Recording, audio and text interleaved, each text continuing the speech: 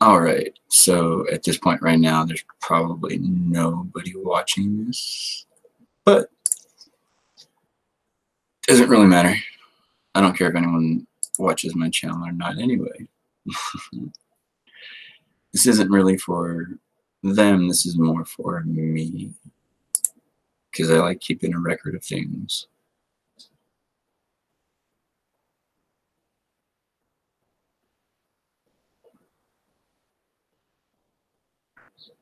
So let's get this rolling. What was I going to check out today?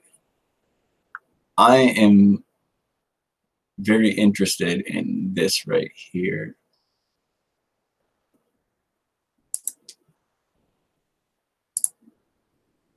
Let me get to my call screen so I can screen share. There we go. And here we are.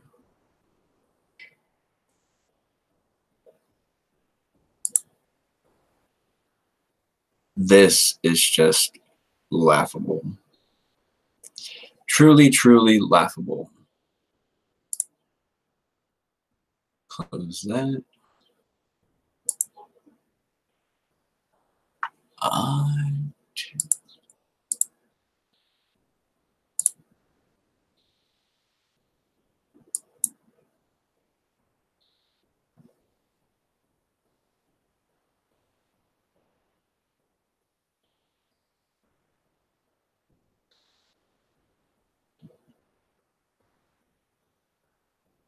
What is happening?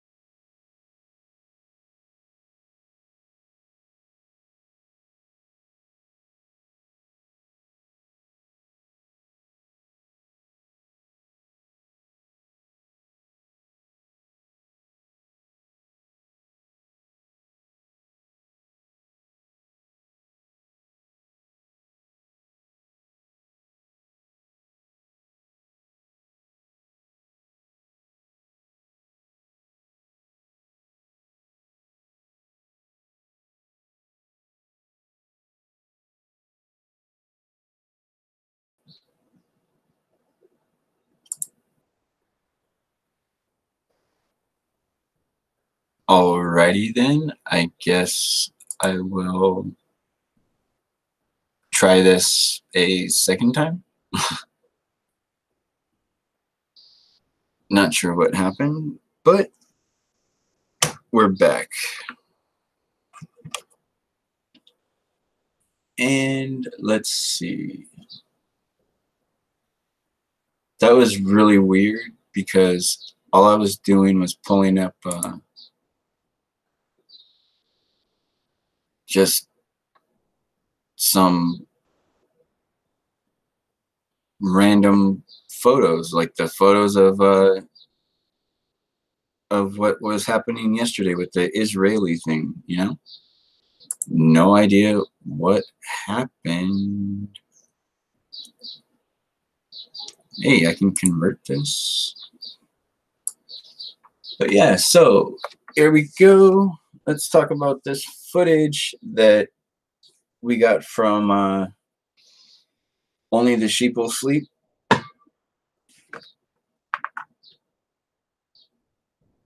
He was actually on here yesterday.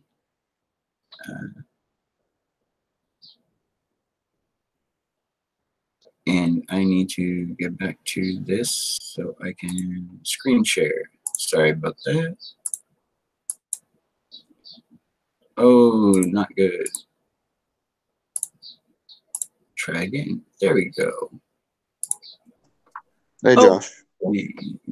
Yo, what's up? Oh, wow. Hold on 1 second, dude.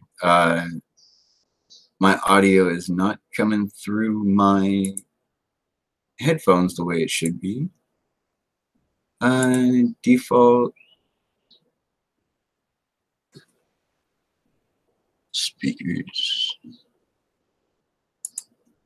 What in the world?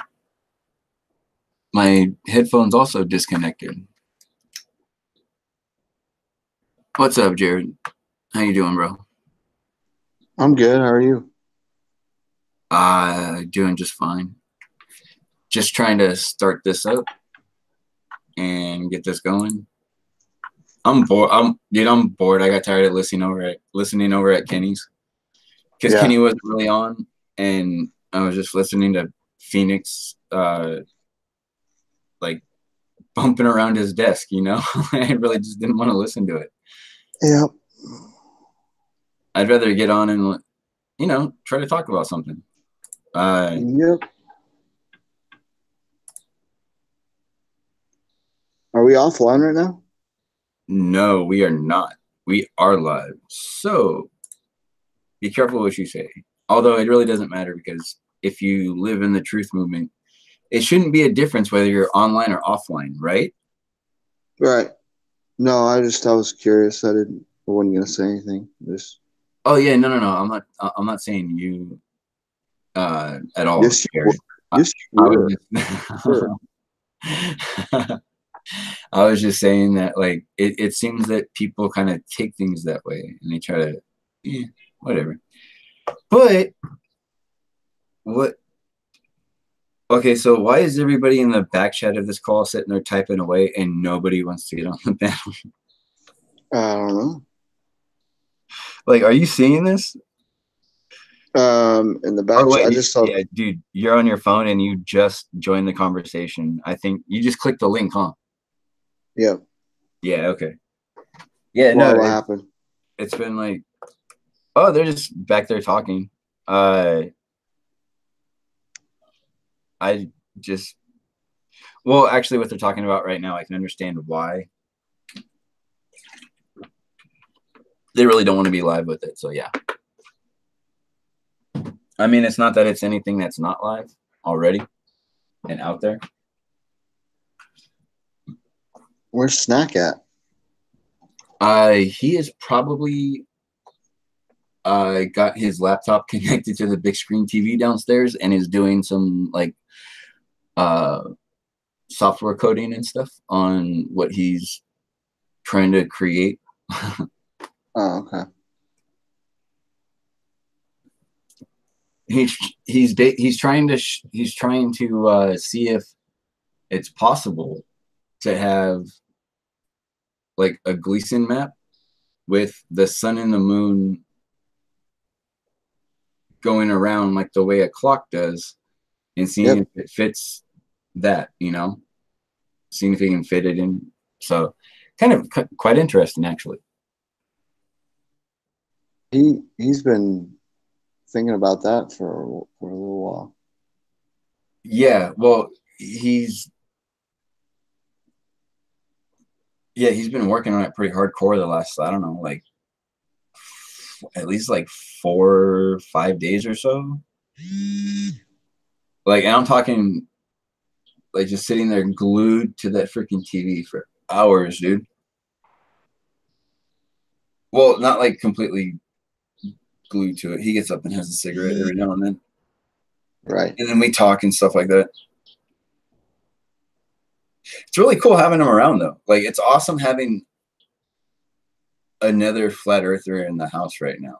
Like, that is I actually bet. really cool, dude. Like, because there's nobody else I can really, like, or I've ever been really able to talk to about this. Like, my whole family isn't flat earthers. Now, granted, they don't think I'm nuts. And a lot of the stuff that I tell them, even to this day, they tell me they still struggle with every now and then. Like, it still fucks with their head. So, like, that's cool. Like, my roommate yesterday actually gave us a really good compliment. Like, the whole show, and not even the show, but, the group, because we're all on different channels and stuff now. Mm-hmm. He was telling me that in between the times where he's sitting there listening to a string of like F words and curse words that's like 30 words long, uh, like in between hearing that, and some wild out there, uh, just wondering about stuff, he said that we hit on a lot of subjects and we make a lot of sense about a lot of the things that we say. Like, he's even told me that he goes, I've heard you guys bring up things that would definitely be considered proofs and evidence. And he goes, the only thing I see against that is the fact that the other side also has answers and evidence. And so that's really what we're fighting, Jared. Like, but if you Yeah. think about it, it comes down to who's got the best evidence, right? Well, it's who's backing the truth. I mean, you can have evidence all day long, apparently, of a ball in space that's spinning, and that's good enough. And we all know that's wrong. So it's like, True. I don't care. I don't care how good their argument is, they're still wrong. Hey, Yeah. vehemently flat. What's up? How's it going? Sorry, vehemently flat showed up in the. Hey, what's up, guys? Jared and Josh here for another YouTube video. Remember to smash that like button and subscribe.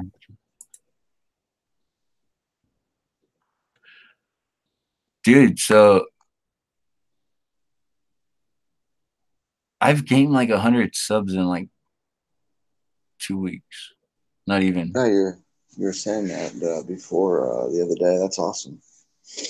Well, It's no, good the other stuff. day when I was talking to you, like Yeah. I had like 100. That was like what, 2 days ago, maybe, and I have like over 140 now. Interesting, cool. Yep. Yep. Yep.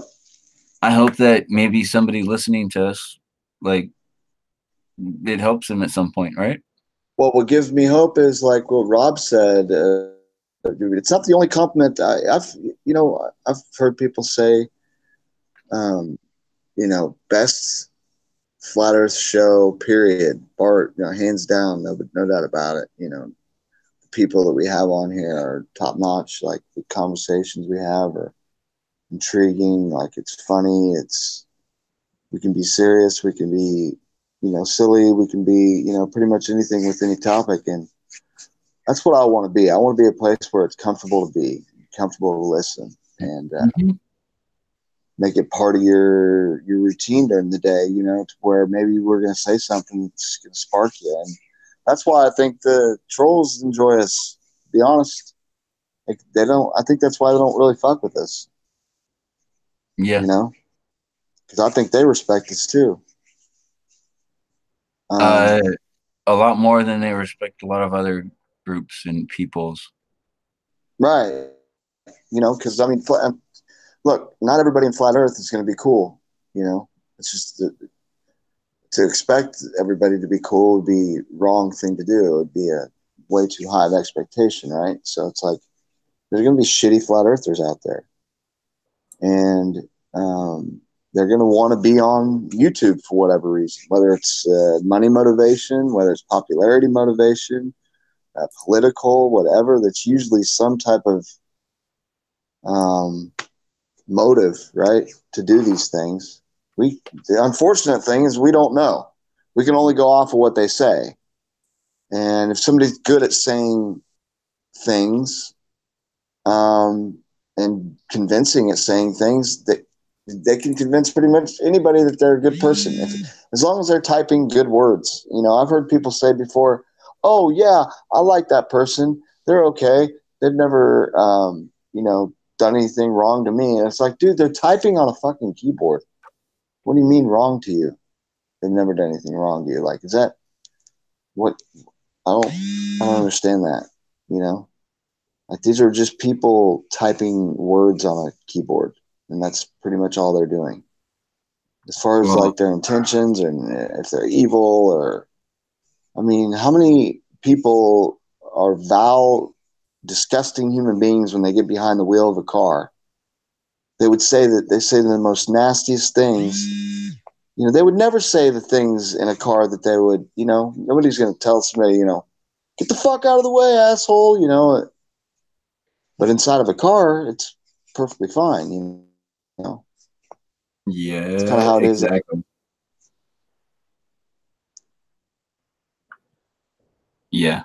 So it's all a facade of because that's what people do. They debate other people into their emotional heartstrings, so to speak. They get somewhere where they know that they stung somebody, right? They just keep at it. It's like nonstop. And I've always said from the jump, don't read it at all. Like, don't even get in. Don't even give them the opportunity to get mentioned. You know, let alone get a part of an emotion out of you.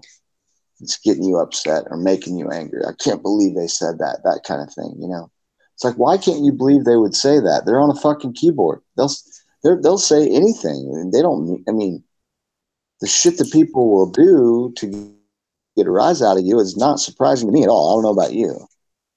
Are you surprised with some of the shit that you see on the No, screen? not surprised. I think uh yeah, definitely not surprised, man. Because I've seen things for a long time. Uh, just paying attention, watching everybody.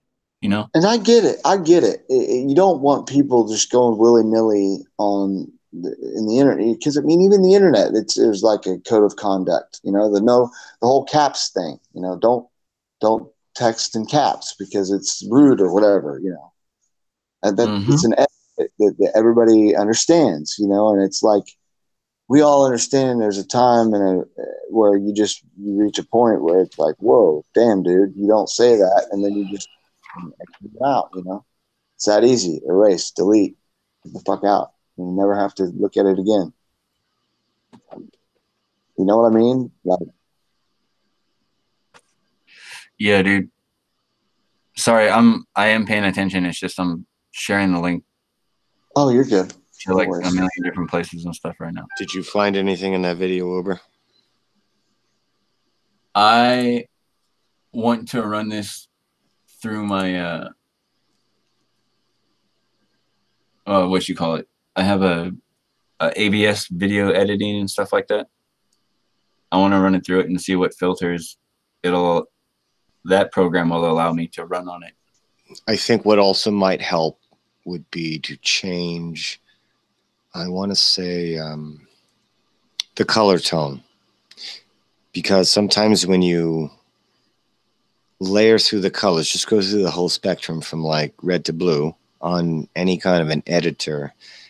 And sometimes when you're doing that, two colors will overlay and it'll reveal something behind it that you didn't see. So if the glass, you know, is kind of a blue, and then you shift to the blue spectrum, it'll kind of cancel it out, and then you get to see what's behind that blue. See what I'm saying? It's another method for lifting things, is a color cancellation. Okay. You know what? Let's try that. Let me put it this way. If I had really hard nipples and I wrote a word on my chest, right? And I'm wearing a blue shirt, and you took a Photoshop program or whatever, and you went to the blue, you might be able to pull the word under that shirt and see my hard nipples. Ooh. You know what I'm saying? It's kind of like that. Like, write a word under your shirt. Write a word under your yellow shirt, like on your stomach. So, take a picture. And like, then, are you talking about like the colorize or the color balance? It depends on the program. You got saturation levels, which will make it weak or strong. And then there's it's colorize, or it's a different word for a program. This color balance right here actually gives me a hell of a lot of options. I can choose either shadows, midtones, highlights. Yep, I'm just talking about the long band where it starts at like red and goes to blue, not the individual red, individual green. I'm talking about the band where you just kind of move the slider across. Oh, okay. Let's see. I think I know what you're talking about. Like, try it. Write the word hi, you know, on your stomach in a black marker on a sunny day. Take a picture in a yellow shirt, and then change the color scheme to yellow. See if you can pick up the word under the shirt. Well, this is what you can do with these videos. And just take the video or take any photo and slide the color scheme back and forth, and you'll pull things you didn't see. It's interesting. Hey, Nathan, what's up, buddy? I was fucking talking about you the other day. What's going on? How are you? Hey, what's going on, Mike? Hey, what's up, Nathan? How's it going, sir? Chilling. I'm at home with the kiddos. This one isn't doing anything. How you guys doing? Yeah. No, talking about this NASA video. Real good, man.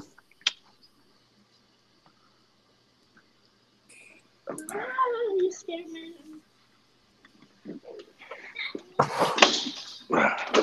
It's kind of weird that when you invert this, it doesn't really show anything. You just reminded me. That's another thing. Invert it to the negative image. That pulls things up too. Oh, yeah. I busted Alex Jones doing that back in 2010. So this, right? Yeah. Okay. So that stupid selfie that they supposedly took. It looks so bad. Yeah, considering the fact that this is supposed to be the legs right here, which means that as it's supposed to be traveling towards us right now. There's a sign up perpendicular, like that's laughable. You know, they forgot that it glows. Oh, hey Jimmy, check this out. So can you see this right here? Yeah. What am I looking at? Okay. Well, what I want you to see is, so if this was a real picture, right? Then this fade of this black would continue all the way to the ball, right? Because it's going behind the ball. Because you're just, like you're taking a picture. Like, why is there this solid black outline line right here when I sharpen the image, dude? Oh shit, I see it. You got to raise the Like, quality. It'll It's be like pure explained black. off in JPEG artifacts and all this stuff. The quality is too low, and that zoom, they do that on purpose. yeah. So when you zoom in, it's JPEG artifact excuses, because they always do that. They don't want to give you full rich quality unless it's been fully polished and processed, like their new Apollo remastered images. Then once it's been fully polished and darkened and there's nothing to pull, then they'll publish that. But yeah, that's why only Sheeple's pulling of that video was in like 211 by 4 something like just some cut, because they just grabbed the corner and then randomly shrank it down just to make sure it was low quality. They do that all the time. Yeah. And that's what they did with this. This is what's the best quality picture that exists of this photo? And it's not. At best, it might be. What is it? 860 by 640, which is ridiculous. It should be 10K. Where's the 10K, 8K, 4K, 1K quality? No, Enhance. I haven't looked, but you're Sharpen. not going to find it.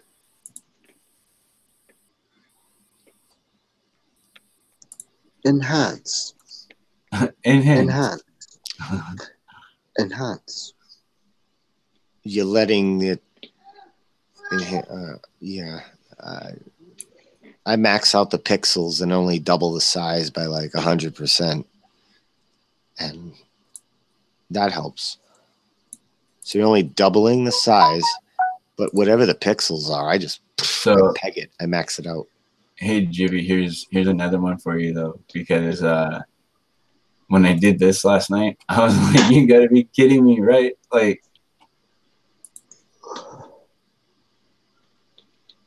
look at what happens when you invert this. That is the only. That's Australia, isn't it? Yeah. Like, but so if the land masses are supposed to be popping up like this, right? Like that kind of color. Where's the rest of them, dude? Like, Yeah. There's a little bit of blue to the left. It's planet Australia. Waterworld. It's a cloudy day on that half of the Earth, it looks like. Where's Antarctica? It would be visible, but there's always a cloud over it. Convenient. Just never have a sunny day, except when there's a photo op. Yeah, dude, I'm trying to find the other picture that that only sheep will put. Hey, they're supposed to be coming back from the moon when they took this picture? No, they're going No, to it. Yeah, they're going to the moon. Okay, they're going to Yeah. the moon. And somehow And it's when did taking they- like 7 weeks longer to get there. 7 weeks longer than Apollo? It took 3 days with Apollo, and now Yeah. it's going to take like 7 weeks to get there. Because I guess they're going to say, oh, we got a loop-de-loop to slow down. And, it's Solar Probably running, winds. What day was this picture taken on? what's that? What do we know? What day this picture was taken on? It Uh, launched last week. I March pulled up 4th. the article. It was, as a matter of fact, I took screenshots of it. Let's see.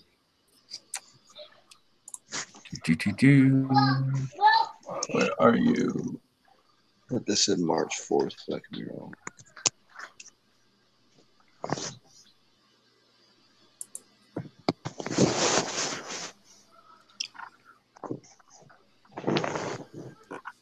Any objections of anything I said in the back chat, Uber?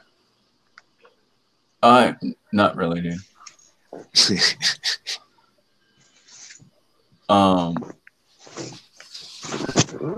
I just want to make sure that it's true and accurate. That's all. I'm going to go with 101%.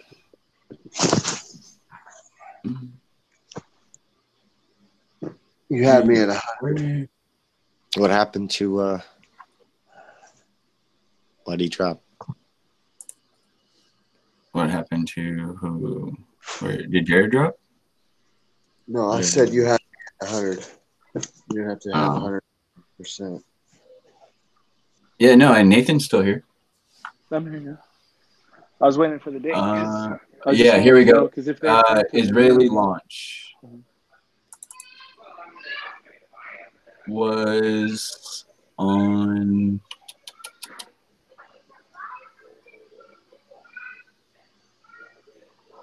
February 21st, 2019. So like 15 days ago. I thought it was a week ago. That's hilarious. Like, February 20th? In all actuality, they should have been able to go there, come back, go there, and come back at least.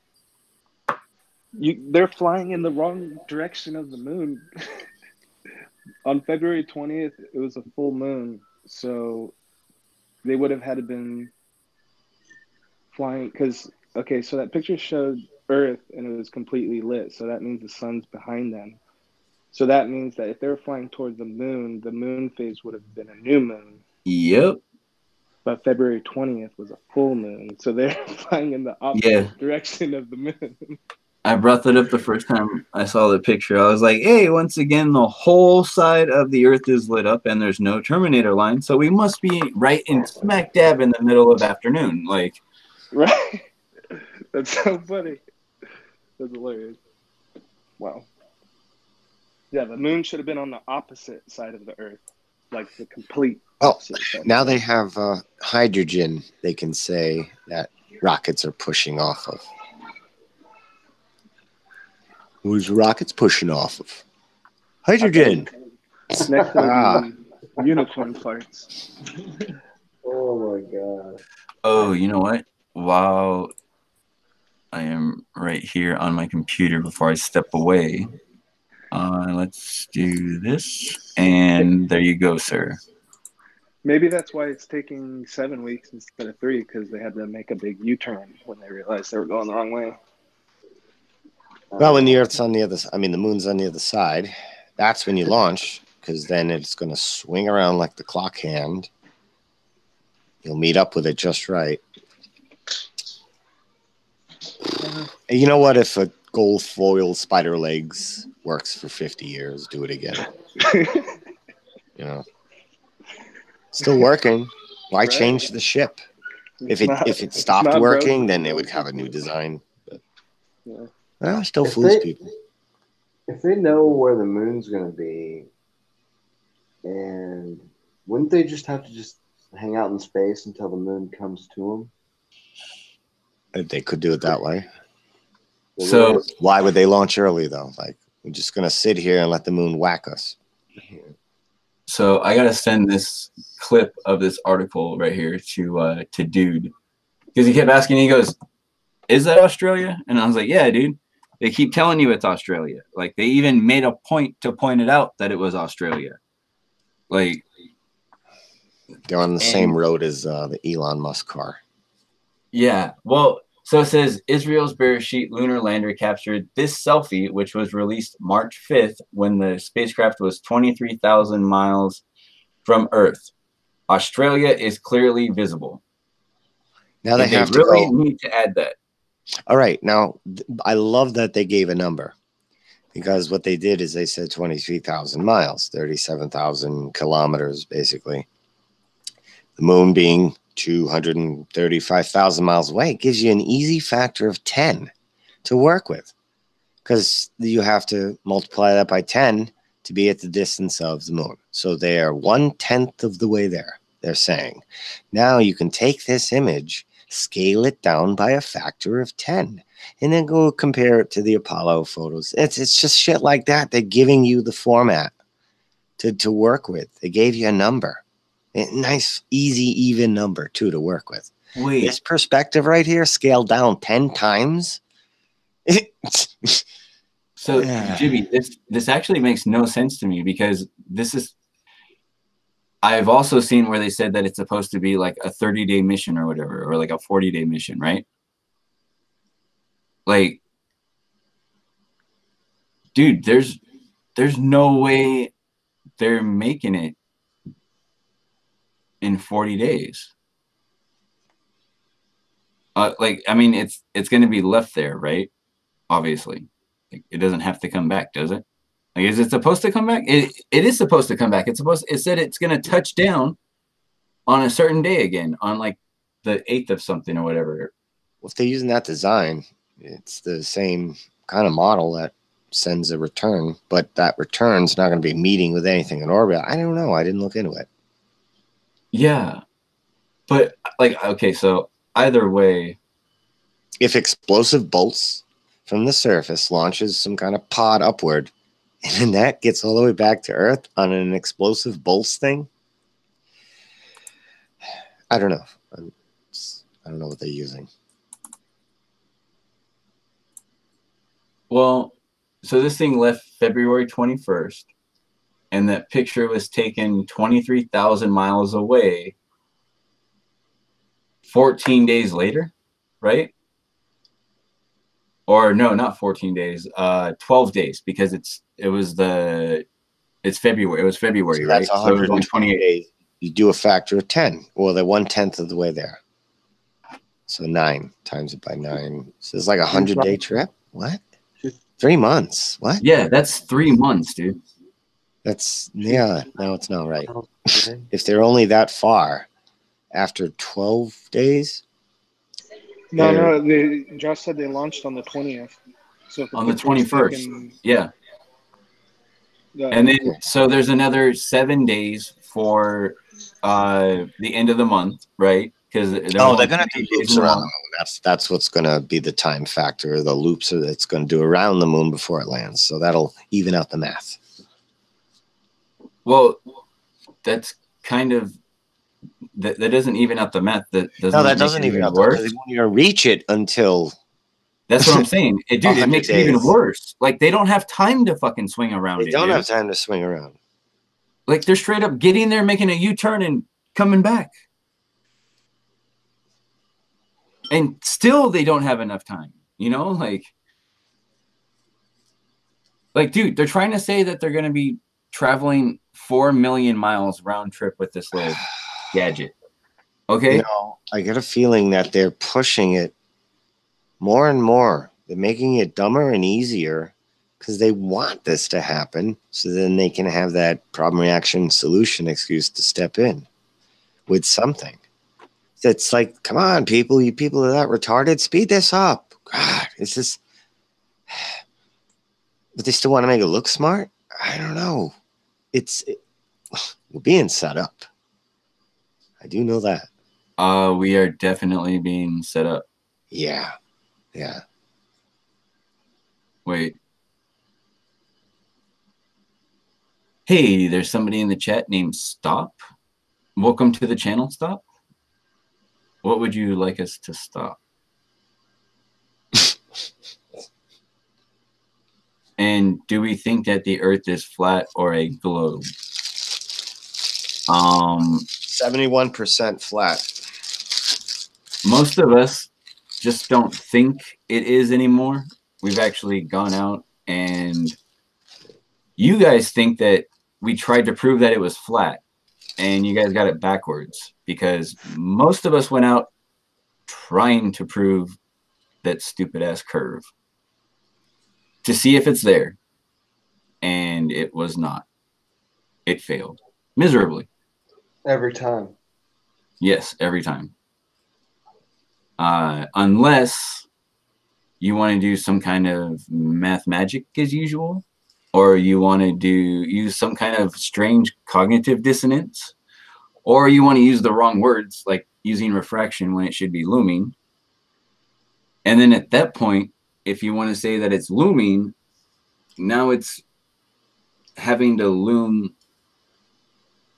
like hundreds and hundreds and hundreds of feet in the air sometimes with some of the objects you guys are trying to talk about against us.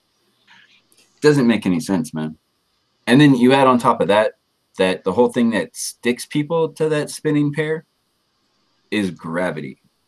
And as we all on this channel know, because we've proven it, I don't know with how many people now, and they've actually admitted they themselves cannot tell the mass of something just by looking at it. And then they will still try to skirt around the fact that the gravity equation works. Josh, look below What's the up? surface. Always look below the surface. Yes. And that's all I'm going to tell you right now. Stop, because you have stopped chatting in the chat since I started calling you out. You see, hey, Jibby, I've noticed that these people in the chat room, they are more than willing to go off and type all kinds of bullshit until they get called out and pointed out. And then you just watch them shut up and disappear until you stop paying attention to the chat for a minute, and then they're back in there typing away because they don't think you're paying attention again. Josh, have you ever gone in like down like the toy section, toy aisle, and you see a lot of push here and try me's? What do? You walk down the aisle and you push all those buttons, and then you can hear them going on and on for like 30 seconds or a minute in the next aisle. That's all they're doing. They come by and they're pushing buttons, and then they walk away. True. And you know what? I need to run this through the video program that I have, dude, because is that the footage? Yeah, no, actually, Carlos, this is footage from a friend of ours named Only the Sheep Will Sleep. Oh yeah, okay. Yeah, I was talking to him earlier. Yeah, the guy that you were talking to last night. This is footage that he passed out the other night. That did he say where he like got it from? Or that doesn't even matter. He had it from a NASA archives page that's been deleted, and it was 530 something meg video that he downloaded, but it was very low quality, low frames. He added like 48 frames per second and increased its size, resolution, and lightened it up and blew his video card out. Just trying to raise the quality of it. Great job, great effort, great work. We need 1,000 more people like that. Yes.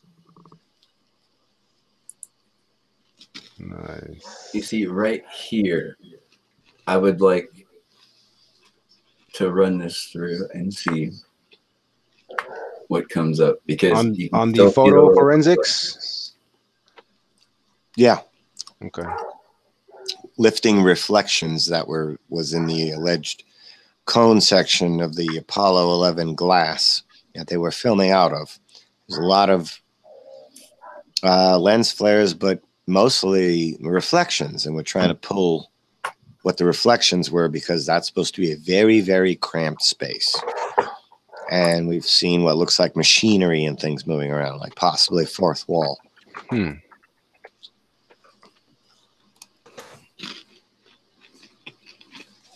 No, you gotta keep your eyes open, because you'll probably come across some stuff that they probably missed. So you gotta keep your eyes open. Well, they purposely darkened it so you couldn't see. I was going to say, Carlos, technically, all of this is missed. Yeah. To be honest, like, yeah. Well, no. Okay, so Carlos, you're not understanding, bro. Right. The video that was out there was like if you were watching like any other like NASA fakery, okay? Like they'll show the rocket, they'll show the lander, they'll show whatever, and they show black behind it, right? Right. Or they show black around it.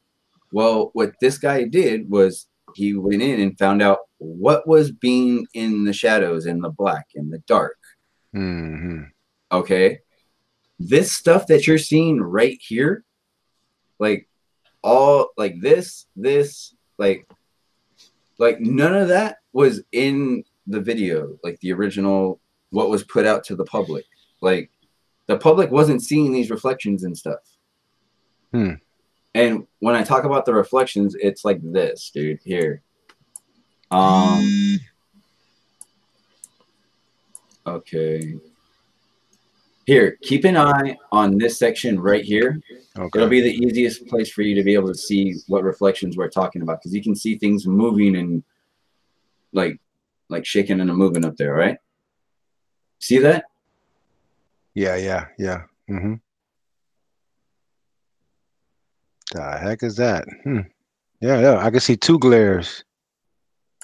Well, yeah, there's a glare right here, and there's a glare over here. Right there, you yeah. can tell that this is on the inside of the window because as this moves across it, that stays the Still same. there, This, right? Yeah, and then this right here it's still purple blocking this. So,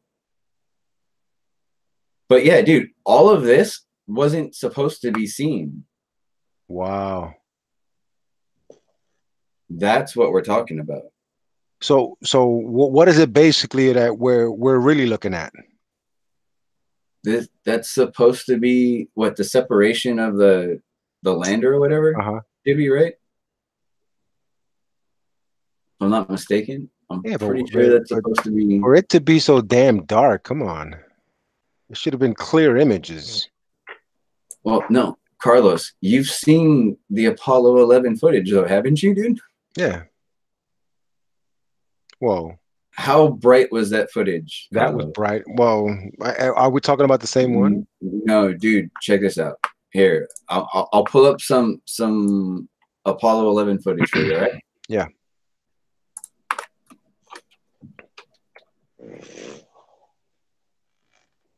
I love the middle finger every time.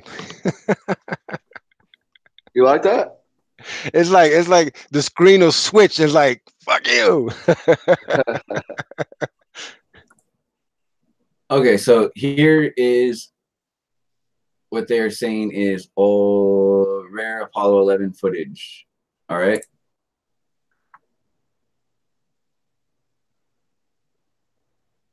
From Smithsonian.com. Smithsonian? What the fuck?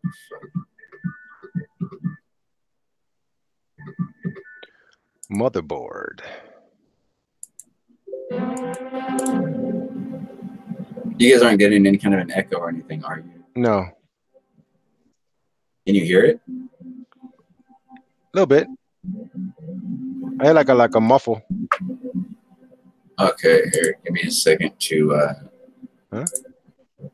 Let me know when you can hear it. Go get it out, get on the pen.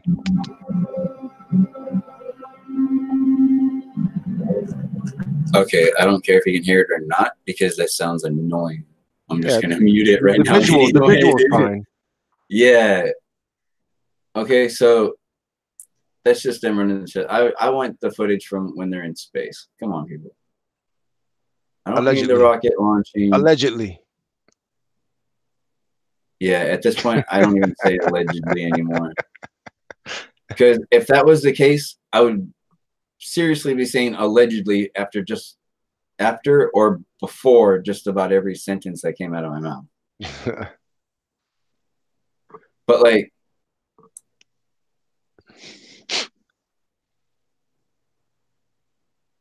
but you see this? This is supposed to be rare Apollo footage. Mm-hmm. I wonder why there's a big box over here. I just realized that. It's like a marker or something. Dude, they're seriously not showing us, and they didn't show one single continent. There is no land on this blue ball that they show right now. Look, no land. We're chilling with Kevin Costner on fucking Waterworld. It's exactly what we're doing, dude. We got to watch out for the smokers and shit. Them on their jet skis. That's kind of weird, man. No land. Clouds. Oh, there it is. No. Look at the clouds. That's weird. Yeah, those clouds look like a joke. This is weird. Why is this old Apollo footage? That looks like a burning oil field. You remember the Red Bull guy that jumped? Don't even get me started with that. No. I'm not gonna comment on that. But there's another one that I put on my. There's another one I put on my page from the 1960s that he did a jump. Somebody did a jump the same way. Yeah, this guy was Felix Baumgartner was supposed to be breaking that guy's record. Yeah. But the problem is that within 5 minutes, you can prove to somebody that the whole Felix Baumgartner thing. Right. Well, he went up higher and got down quicker. Carlos, Felix didn't go anywhere. Is well, my point. Yeah, you know what I mean. Yeah, he didn't really go anywhere, but they made it seem like he went higher, but he landed faster than the other guy. Yeah. Which is impossible. Well, not only is that impossible, but hey, Carlos, you ever seen a farm? Like a animal farm? A farm that grows cabbage, a farm that grows carrots, an animal farm. Okay. Doesn't matter, right? A vegetable farm. I thought like an animal farm. I don't know. Dude, even an animal farm, because it doesn't matter what's on the farm. I was going to talk acreage with you. Yeah, go ahead. Yeah. Okay. You ever seen a farm that's like 20, 30, 40 acres? Yes. No, I can't say I have. Not in person. Okay. They're huge, dude. What's the biggest farm you've seen? About 60 acres. I've been on a farm for like almost like 20, 30 acres, but not that big. Okay, so even at 20 acres, okay, how big was that land? Could you see from one side of it to the other? No. Okay. So if I tell you that I made a weather balloon that if I spread it out would cover 40 square acres, how big would that fucking weather balloon really actually be? That'll be huge. Okay. So keep that in mind when you check out Mr. Felix right here.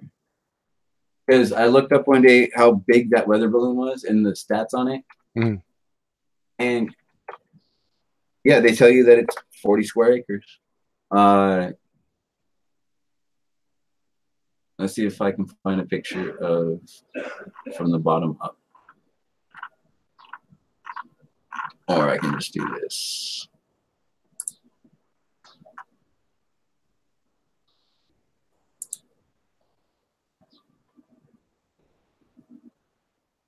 Come on, I just want a YouTube video, damn it. I don't want a website.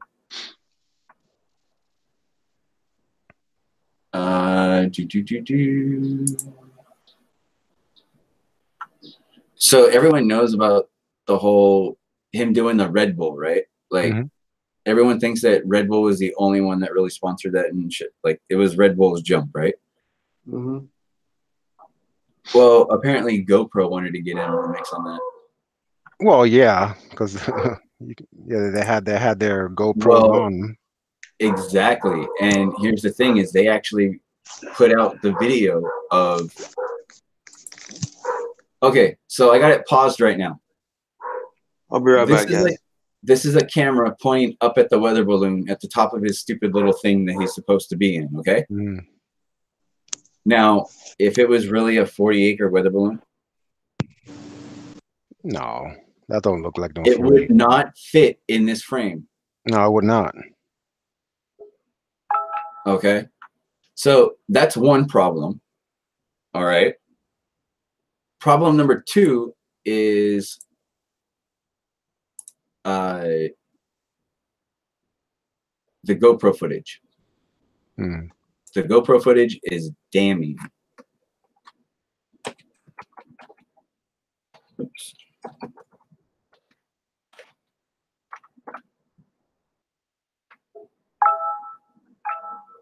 Here we go. And here's GoPro's version of it. You see right here, GoPro actually shows Joe Kittinger Jr. He was the guy in the 60s you were talking about. That's the one, yeah. Yeah, that's the one. Yeah, that's the one I got on my page, yeah. Okay. Well, check this out, man. There's that damn weather balloon again. But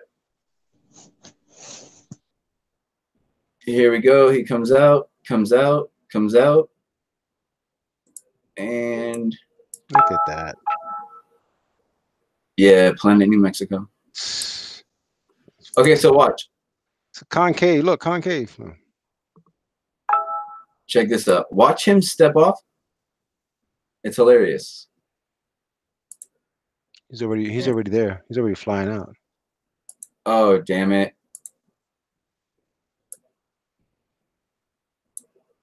Okay. Okay, watch.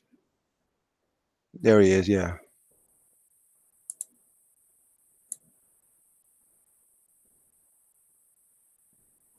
Oh, I need to press play. Duh. Okay. Uh-huh. Look at how he's dropping. All right. Like he's holding on to something. No, he's not. Because No. watch this. Now they're gonna switch to the GoPro footage in his helmet, and it's gonna show his hands out in front of him. Okay. Look, dude, he's not moving at all. That is a mannequin. Look at that.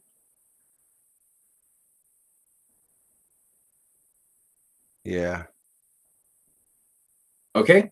So Yeah. Wow. see, it gets even better. Oh, here's another part. Look. Wow, that's so fucking fake. Well, I'd be moving. Look at that. It's just nothing's happening. Oh, there it is. that looked like animatronics. If you've ever seen the stupid things at like Disneyland and stuff. Yeah. Is his suit even inflated with pressure? No, it's not. It looks skin tight. It is. You know, it's not even like blown up. You have to retain a pressure in there. Right. Does that look like it has any pressure in there? Bunch of fakery shit, man. Well, the guy in the 60s had more pressure in his suit than this guy. Yeah.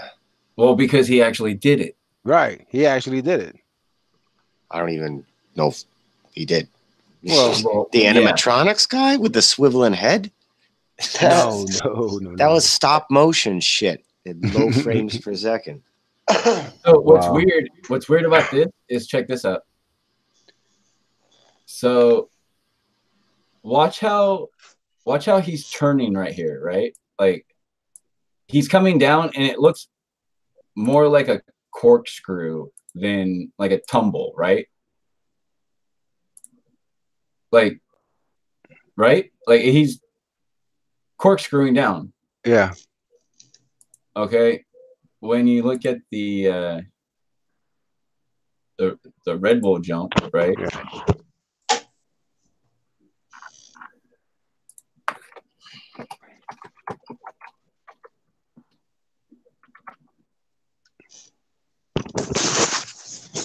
Here is the messed up footage that they give you for the Red Bull jump. He's there. He's there. Right. And then, right. That's it. Oh, okay. Right there, he jumps. Okay? All right. Free fall. Now watch this. Let's bring this up. And let's slow it down.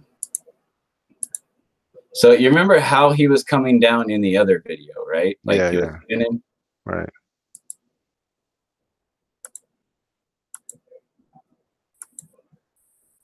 Look at this one. He's tumbling head over heels. Like,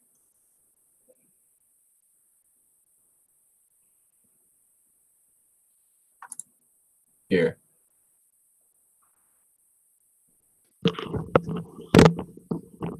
That's tumbling head over heels. That's not spinning the way that he was in the other one.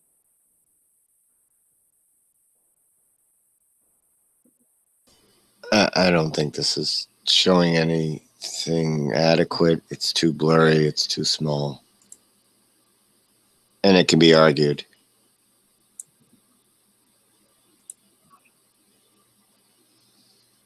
I would like to see how they argue the point about the weather balloon, though. I mean, that's just size and fucking physics. Like, let them try to tell me that's 40 acres. Yeah. I think that would have been very noticeable in the sky, like an asteroid. Just 40 acres would be pretty big in the sky. but like I was telling you, Carlos, as far as the shadows and stuff like that, man. Like, so look at this image right here. How dark it is everywhere. Like, this is the kind of footage we're used to getting from them. That really doesn't show anything. And Carlos isn't even there right now.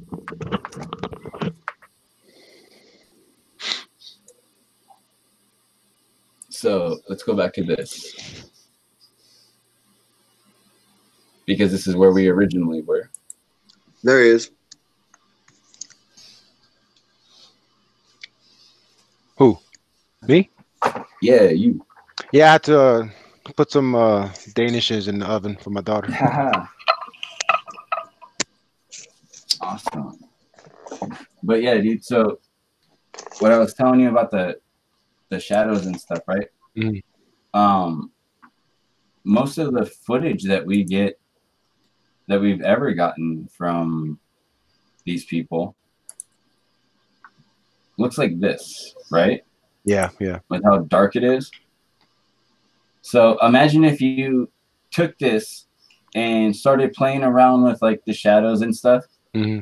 and you see somebody's thumb right here. Yeah. And really all they were doing was they had a little model in a dark room with a little bit of light on it, and they were, you know? Right, yeah. I got you. They were simulating a flight. Yeah, that's all. Well, I mean, they just,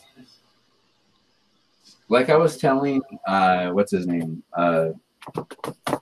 Only the Sheeple. What I was telling him last night, because we were talking about how people say that there wasn't CGI and stuff like that back then. And like I told him, that's bullshit. Like, it wasn't called CGI because we technically didn't have computers. But there's no way you can tell me that we didn't have the technology to... Photoshop's been around for a long time. Do you, not only that, go watch 2001 the first Mary Poppins. No, even and better. How beautifully they blended cartoons with Dick Van Dyke and whatever. And Bugs Bunny, old Bugs Bunny cartoons from like the 40s, 50s. They were overlaying real people with cartoons beautifully. It had me convinced that I could actually like hang out with a cartoon for real. They did it really, really, really well back then. One of my favorite blends has to be Darby O'Gill and the Little People. Go watch that now. You'll have to do like double takes. It's like, what? It's so well done. And that was, I believe, the 60s. And that's kind of what they did with nukes, is they would have a cold smoke mushroom cloud and then add a cartoon ring of fire. Yep, that's it. It was an overlay to make it look hot. And then you adjust the color, like I was telling Uber to do before, do the slider scale on the color. And now it looks like everything's being incinerated. Nah. You just changed the color. That's all you did. That's what they do. And when you look at all of them together, you can tell they can't get the same recipe right.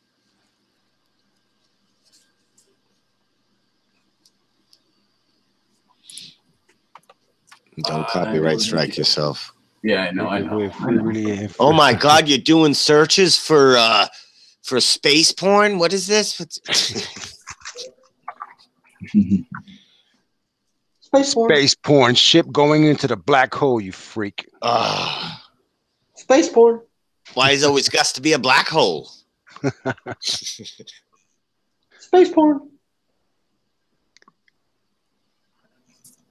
But yeah, so Carlos, 2001: A Space Odyssey, right? Still to this day revered as one of the #1 classic sci-fi movies in history. All right.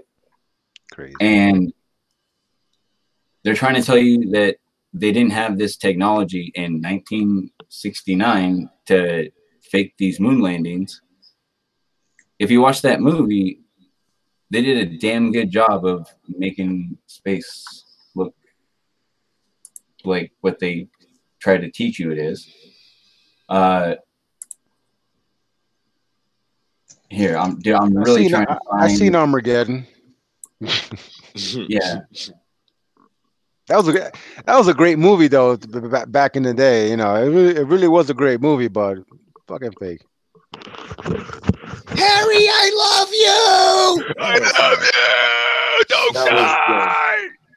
That was the most awful. I can't love you, They get you with that sentimental shit. Oh, and then chuck in some Aerosmith. Yeah, with his daughter. Yeah, with his fine ass daughter in there. Yeah. Oh, they don't go anywhere without each other. I know. That's probably him. I don't know. Freaking. You know what? That's going to be the joke, I bet. And they just CGI aged him to look younger, like they're doing nowadays in the movies. I'm telling you. You ever see Steven Tyler without a shirt on? He's got tits. I mean, There like, we go. Fuck, yeah. Really bad. He's just, go look it up. You're gonna laugh. Be surprised. What is that? That's one of the satellites going over us? No. Is that from the movie? Here we go. This is what I was looking for. I was trying to find footage part from of the that video. movie? Yeah. Oh my gosh. Here we go. This is from the movie. That looks exactly like what they show us now, except they're not leveling it out. See, now is where they would flatten it. The shadow's not even moving on the ship. Look at that. Hey, you know what, GB? I don't feel so bad because their clouds aren't even moving.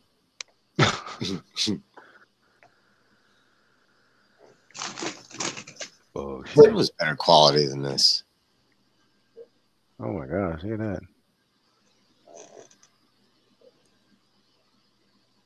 Like, this is just no different than the crap that they've still given us, you know? This isn't from the movie, is it? Yeah.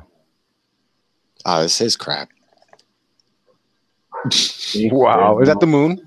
Yeah. I thought the movie was better than that. That might be. No, even that looks like crap.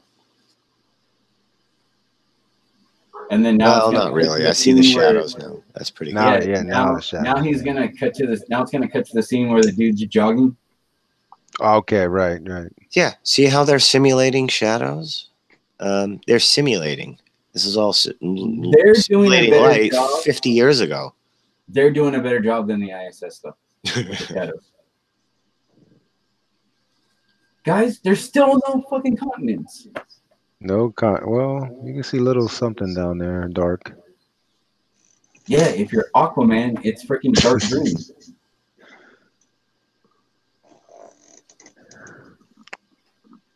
That looks like. Oh, that's right. Hey, don't copyright yourself. Well, there's you don't want to do sound, that. no nothing. Where yeah, they catch the video. You don't need sound. You think you have to have sound to get the copyright? Not at all. They detect video. 1968, that thing came out? Damn. Yeah, that was released in 1968. Oh, think about this, though. How long does it take for them to make movies, though, man? Like, back in the day, they used to film movies, and then they would be released, like, a year and a half later. Really? Like, if you were lucky, and they were quick about it. So, that means that they basically had this technology in, what, 1967? Yeah. Can't open the stove because then smoke's gonna come out and it's gonna go. Oh, it's not so bad. Where did it be coming out? Smoke's only gonna come out if it's on fire. Just let me go out there before she burned the kitchen down. Yeah. Come here, back. Yeah, dude. Go handle that, man. Dude's gonna have his child burning the kitchen down. So, no wonder why they would hire Kubrick to do the moon landings, though, right? Like, who else are you gonna do that? Who else was putting out quality film work like that? Well, he's also part of the, the gang.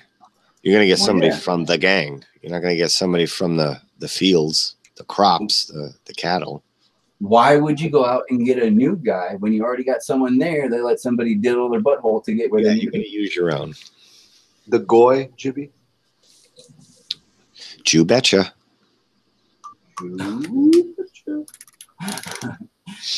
Jimmy, you sound like a Jew. The other night. And he was trying to be all hardcore with his sunglasses on. Where's my bread bags? Like, I gotta put my socks in bread bags because I gotta go shovel snow. I don't like when my socks get wet.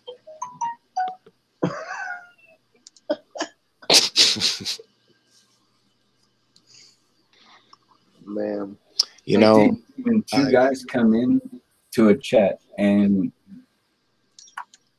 like they just, dude, that was like rehearsed. Like, you know, either that or not even rehearsed, but something that you know they've done like 24 times already, trolling people and fucking with people. They go in groups. Shit, I've gone in groups. Yeah, you always go in groups. It's more fun. Well, that's like last night. What you call it? Somebody. Who the hell is Bob? Some dude was in my hangout named Bob. Kicked his ass out. I was like, who the fuck is this? I think that's Bob the Science Bob, right? No, dude, his name comes up as Bob the Science Guy. Like, here, watch. Am I still presenting you? Yeah. I don't know. Let me see. Dude, I Not anymore. Can't believe I've never seen Thor before.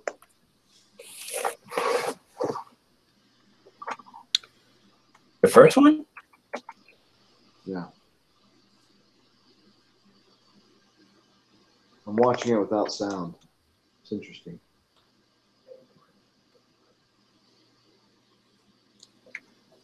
Wow, he has some nice abs. I wish I could have abs like that. Oh wow! I'm gonna have to. Is that somebody moving? Oh, you haven't seen this yet? I gotta represent you. Yeah, I see it. Yeah, it looks like machinery, not so much somebody moving.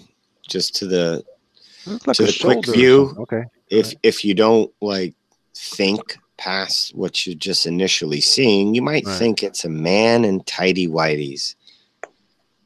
Jibby, as I watch that, you know what I can't help but have run through my head of what it looks like? Well, of course, but you think past that, don't you? No. Hold on. Dude, it seriously, it looks to me like, you remember Willy Wonka? You remember the everlasting gobstopper machine that made the gobstopper? Yeah, that's like, what I'm saying. That's it's like what one of it those looks machines. like in the shadows. Like, hey, do you see that little dot? The little clear dot? That little dot is a reflection of light off of the Lem's leg. Because when they landed on the moon, they have those long poles that supposedly go in to hold it. Yet they said that the moon dust is only like a couple inches deep. Which, have you ever tried to stand up a flag in burned wood ash? You know what I'm saying? Like, all right, just make it 6 inches of ash. Stand the flag up. Like, you know, what do you call that? The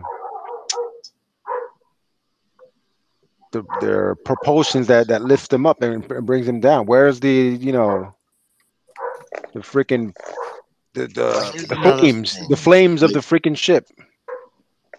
Those poles that come out from the feet of the Lem, they don't look like they have an adjuster to them. Like it's a one size thing. Yeah. How do they know how deep it would be where they're landing? True. So if it's really solid, those things would snap and the friggin' craft could then go off centered pitch and crash. You don't know. Like, I haven't examined those little poles before.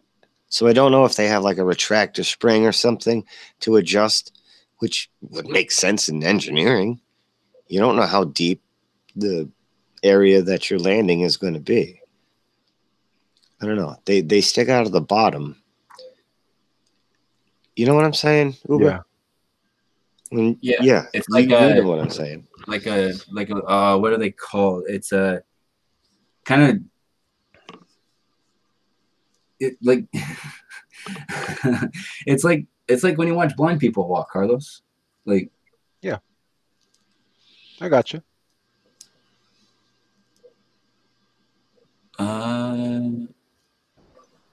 Is Trouble having problems in the back chat? Oh, that was like an hour ago. Yeah, I didn't see her message till 20 minutes later. Okay. And so I've figured out the way that they're running Hangouts now, Jibby. And you're right. They did fix the problem of being able to be sniped. No, I can still do it. Yeah, no, Jibby. That's because I've given you controls. The only the person's channel or the person's call and whoever he passes controls to can take somebody out of a call. If you don't have controls, when you click on people, there's no X's near their name. Like here, I'll show you an example. I'm gonna test that right now. Nope. When I'm in the flat reality Earth back chat of 21 people. I don't. Yeah, no, Jibby, that's not a call though. But it was. No, that's never been a Hangout call. That's a Hangout group that we call from. This is a Hangout call that has a group chat. It was, I thought originally it was someone's Hangout, and then you can just repurpose it and linger forever as like a message back chat. Watch here, I'll show you. The one-time only kind of go live thing, and then that's what all the back chats are. Were once calls, were once Hangouts. Yeah. This was once a Hangout. Originally. No, this was never a Hangout. Like this right here was nothing. When I started it, it starts out as a blank slate. All it says is call and then me. And then I have to add people now. And then like it starts stacking up and then it becomes like a group conversation, but it's still under the call. Pretty sure it was a Hangout though. Okay, so here, check this out. I'll show you an example. I think it was Salt and Sea related. So this is this one right here. Okay, this call right here, that's Sean's call. Sean never passes controls out to anybody, which he really should, especially when he's drunk. And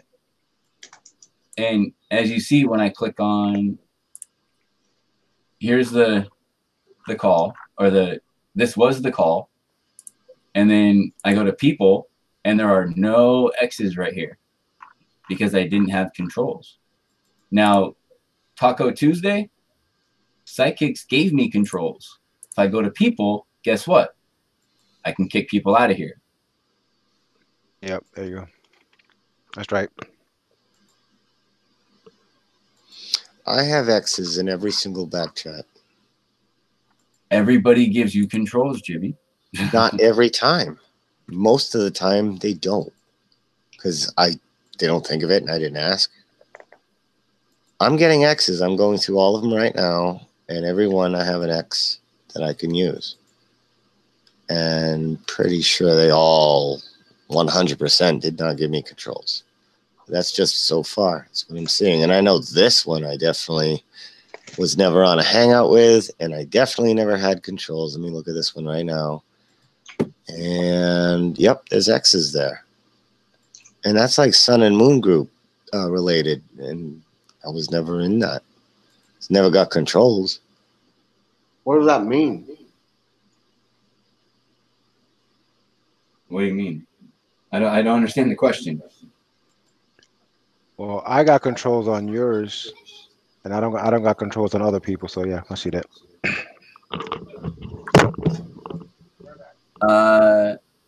Here's one I know I definitely didn't have controls. Yeah, I have X's in them all. I haven't come across any. It's almost like sometimes I don't see an X on all of them. Yeah, so it's something like that. It's not necessarily the controls related to it. Maybe it's they want it to be, but it's not fully glitched out yet. Well, you know what, JB? I also noticed that for some reason, when you send me the link every now and then, over the last few days, it worked. But if somebody who didn't have controls were to send you the link, like, it wasn't working. That sounds like they're adding a whole lot of plumbing to stop up the drain to get that intricate. And by the way, Carlos, you don't have controls, man. He doesn't have controls, but he can see an X.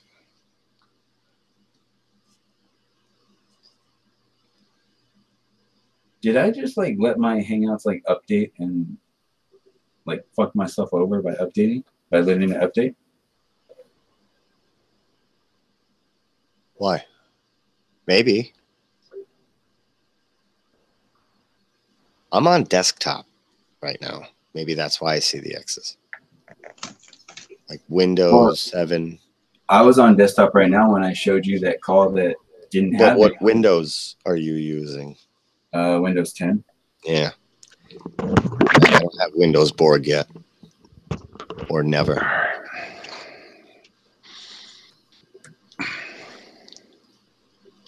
Who is that? Is it Carlos? Yeah, I just got back. I'm upstairs now. What's up? Hey, believe it or not, there's actually 12 people watching this train wreck. Well, you got a really attractive title. I'm bored. So they're like, is that a girl who's going to get naked? Or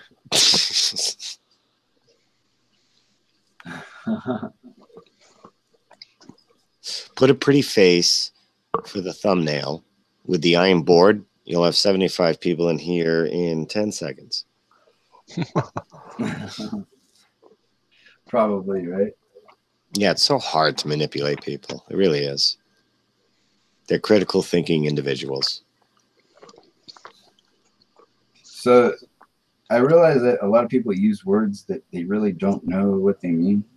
Like, I saw this guy on a YouTube video. He's got. Are you trying to experiment me?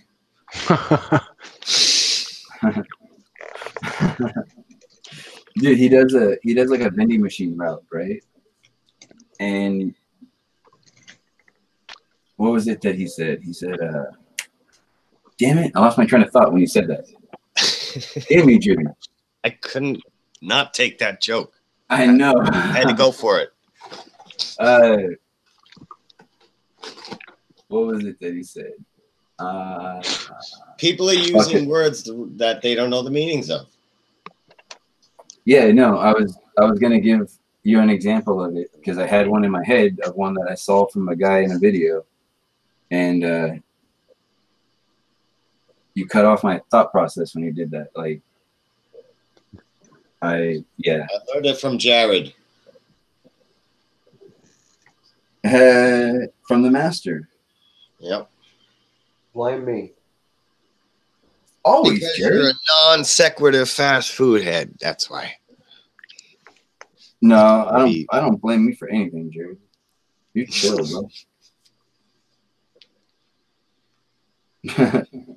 Own it, Jared. Own it.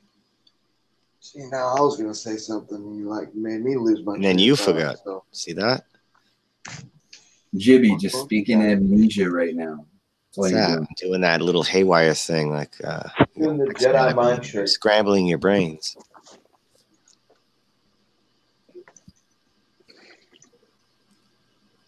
It's the Jedi in me. I can't help it.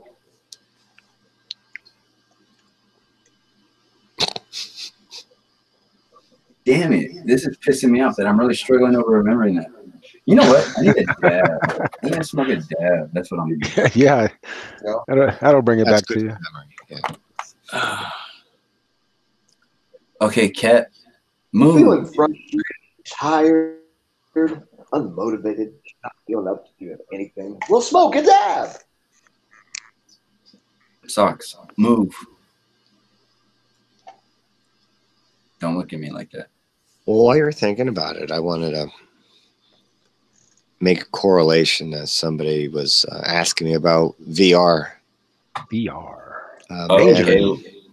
And then I made the correlation. Well, you ever play like Grand Theft Auto or something? I just use that as an example. Do you ever jump in the game? Yeah. Do you keep going? No. There's a software built in to create gravity. When you drive the car over the ramp, it does its projected software arc based on speed and all of the factors, except weather. They don't get that detailed, but you know what I'm saying. It's the basics. Car goes up, they simulate gravity. You can play a lot of video games and you will feel under the inundation of gravity. You fall out of a tree, you fall off a building. I was playing Fallout 4 the other day and got too close to the edge. You know? It's gravity in games. You okay? You could do the same thing here in a VR. You could program the physics here to have the atomic weight thing, which they're calling gravity, but whatever it is, the atomic mass, electrical weight, density scale, layer cake. It's just a program. Technically, flat earthers are the only ones using the right vernacular. We say things are falling. Globe believers also say things are falling, but that's not correct. Technically, things are being pulled together, right? Nothing's falling in their world. Everything is being drawn together. Isn't that what they fucking keep saying about gravity? I guess drawn towards each other would be the better, if we're going to do terminology, Nazisms. Yeah. But basically, everything falls towards a larger object, that being the Earth. So technically, everything's falling down toward the Earth. Really, technically, nothing falls on the globe. Everything just goes where its atomic weight equilibrium is. The balloon, you throw a balloon at somebody, and it's going to go up, and you have just a dry sponge and you throw that at somebody, and if it doesn't reach them, it goes down. You know what I'm saying? Like that kind of thing. It goes where it belongs, where its equilibrium is. Based on whatever the hell it is you want to call it. Atomic density, weight. It's a semantics game. I'm waiting for the business card so I know what to call it. It's a layer cake. That's it. It's not a gravity force. It's a layer cake. It's a force of weight. It's a force of, I don't even know if you can call it a force. Could you? It's just going where its equilibrium is. When you swirl around the bathtub water, you wait and you wait because it's waiting to establish its balance and equilibrium, and it just goes level. And a fart goes up. Go watch it on an infrared camera. You see the gas come out of somebody and it rises upward. It's going where it belongs. And then heat rises. Cold settles. Right now it's winter here. If I stand on my couch, it's nice and warm near the ceiling. And I get down to the floor, it's nice and cold. And that's exactly what's going on in the atmosphere. That kind of a distribution. Well, why doesn't that hot air that's coming out of my stove go to the floor? It's going where it wants to be at an equilibrium. It rises. Mm-hmm. And gravity's not pulling my heat. Why not?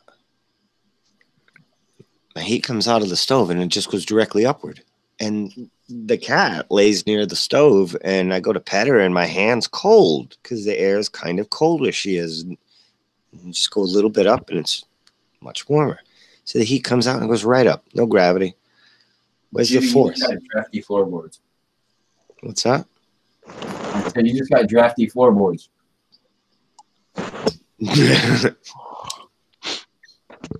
Nope. This place is packed like Teddy Ruxpin.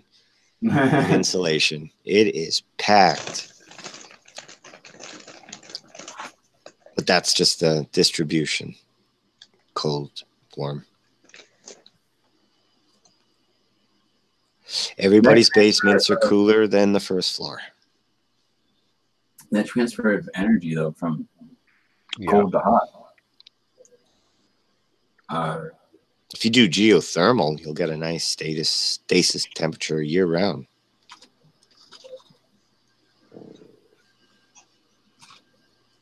I don't know. That's a huge thing, and how I guess they they kicked it in Tartaria.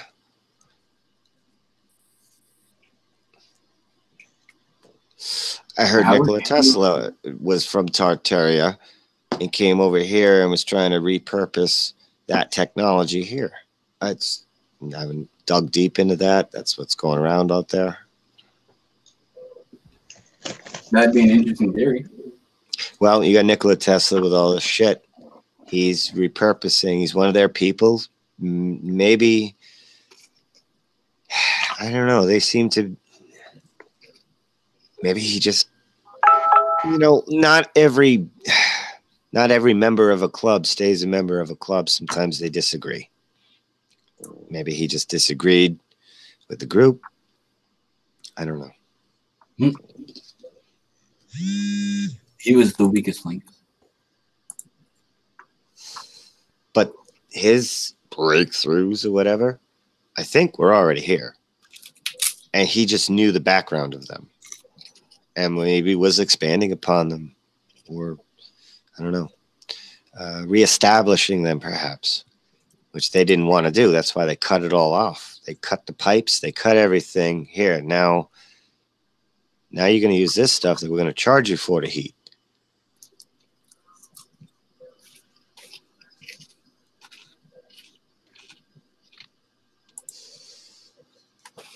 UAP has a friggin' brilliant video up not that long ago from an engineer who specializes in old structures and all of the old piping and works and heating systems and all that. And he uses clips of this guy's talk. He's from New York, and he shows pictures and everything like that. And you'll learn a lot from this man. It's not UAP talking. It's this other individual that he's highlighting. It's really good. It's like a local thing, though, that he found a video of. This guy's got like 30 years experience and he knows about the old equipment and how it's used and and he tells you how it was done and how it was all free. All the heating and everything. Wow.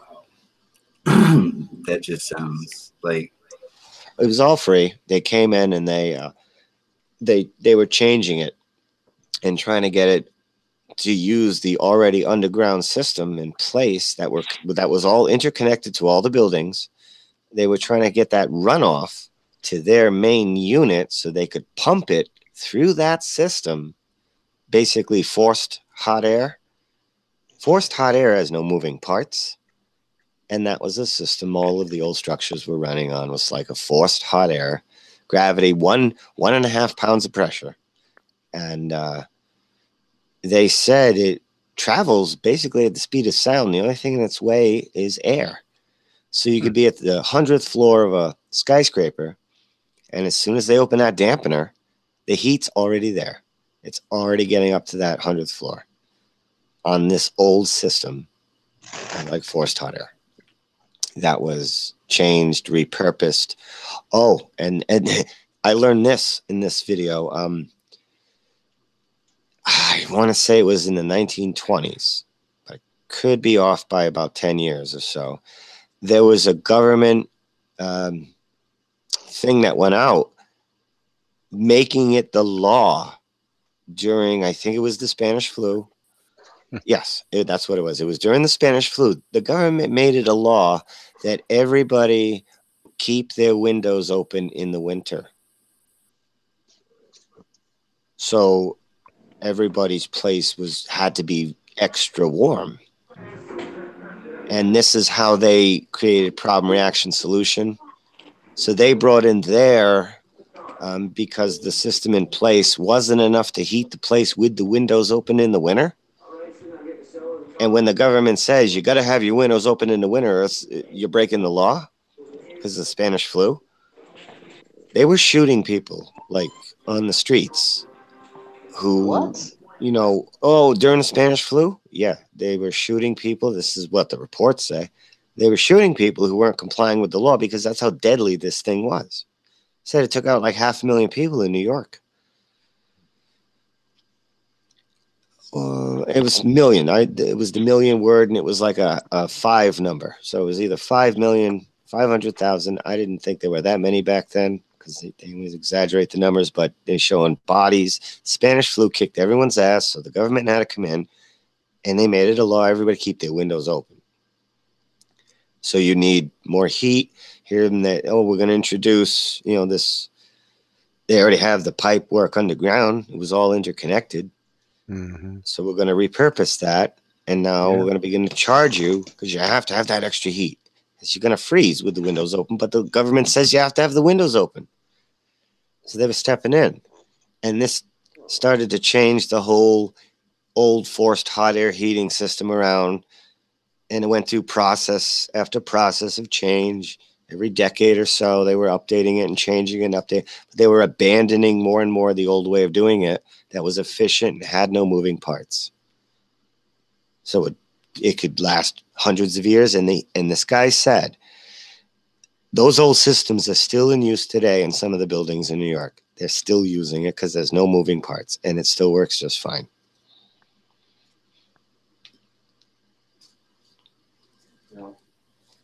It's a great video. It's in UAPs. It's probably less than a week or so ago. Maybe UAP. That's what it's called. UAP. Just put in UAP, mud flood, something. You'll see the channel because he's specializing in the Tartarian mud floods and all the stuff. And I think he was on Glowbusters with Martin Leakey that day.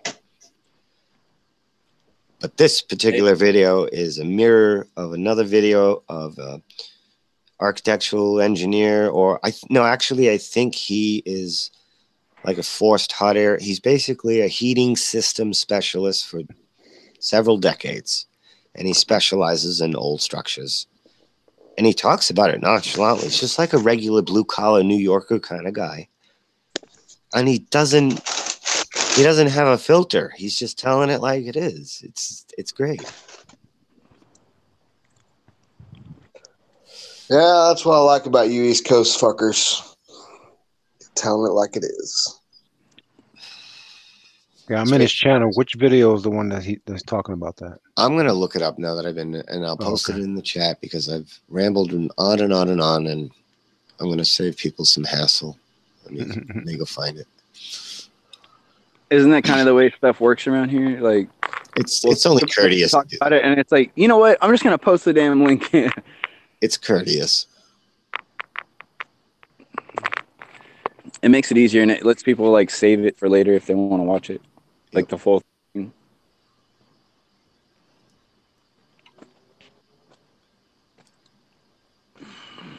What's really weird is on my camera, this looks nice and blue. Like, even though there's clouds and stuff over there. But, dude, that is not a light blue color right there. Like, behind the street light right there. That's not a light blue color at all. Like, it's dark. Here, what? I'm going to try to take a picture.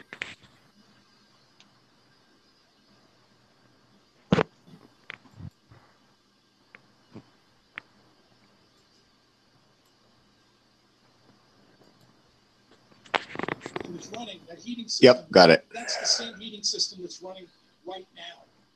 It's a landmark building. They don't get to change it. So that's the amazing part about New York is that you can have a building like that filled with people that are so rich. It's scary. Which video is it? Work with a heating system from 1884. These are the guys that built it. I think we can share this excerpt. I don't think this is like a super copyright kind of thing. It's this particular thing.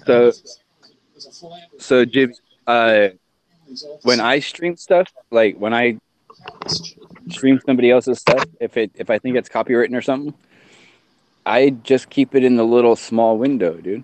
Yeah. So that way it looks like I'm just streaming a web page, you know?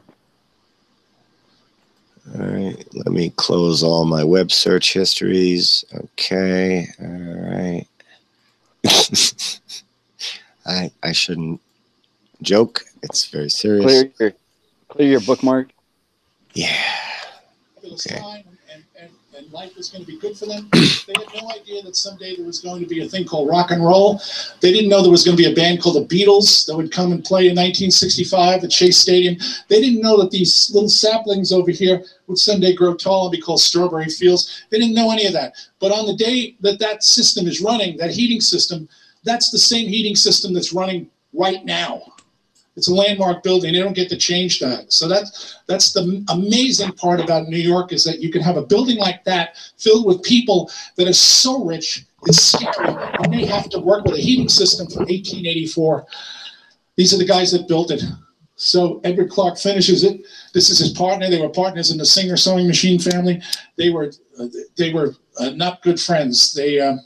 Isaac Singer was a philanderer. He had 5 families all at the same time here in New York, and countless children that he didn't know. And when he died, all of that came out. And his widow, there was a famous battle. This is the stuff you find out when you're looking at old radiators. But his widow was Isabella Boyer Singer, and she was considered to be one of the most beautiful women in the world at the time.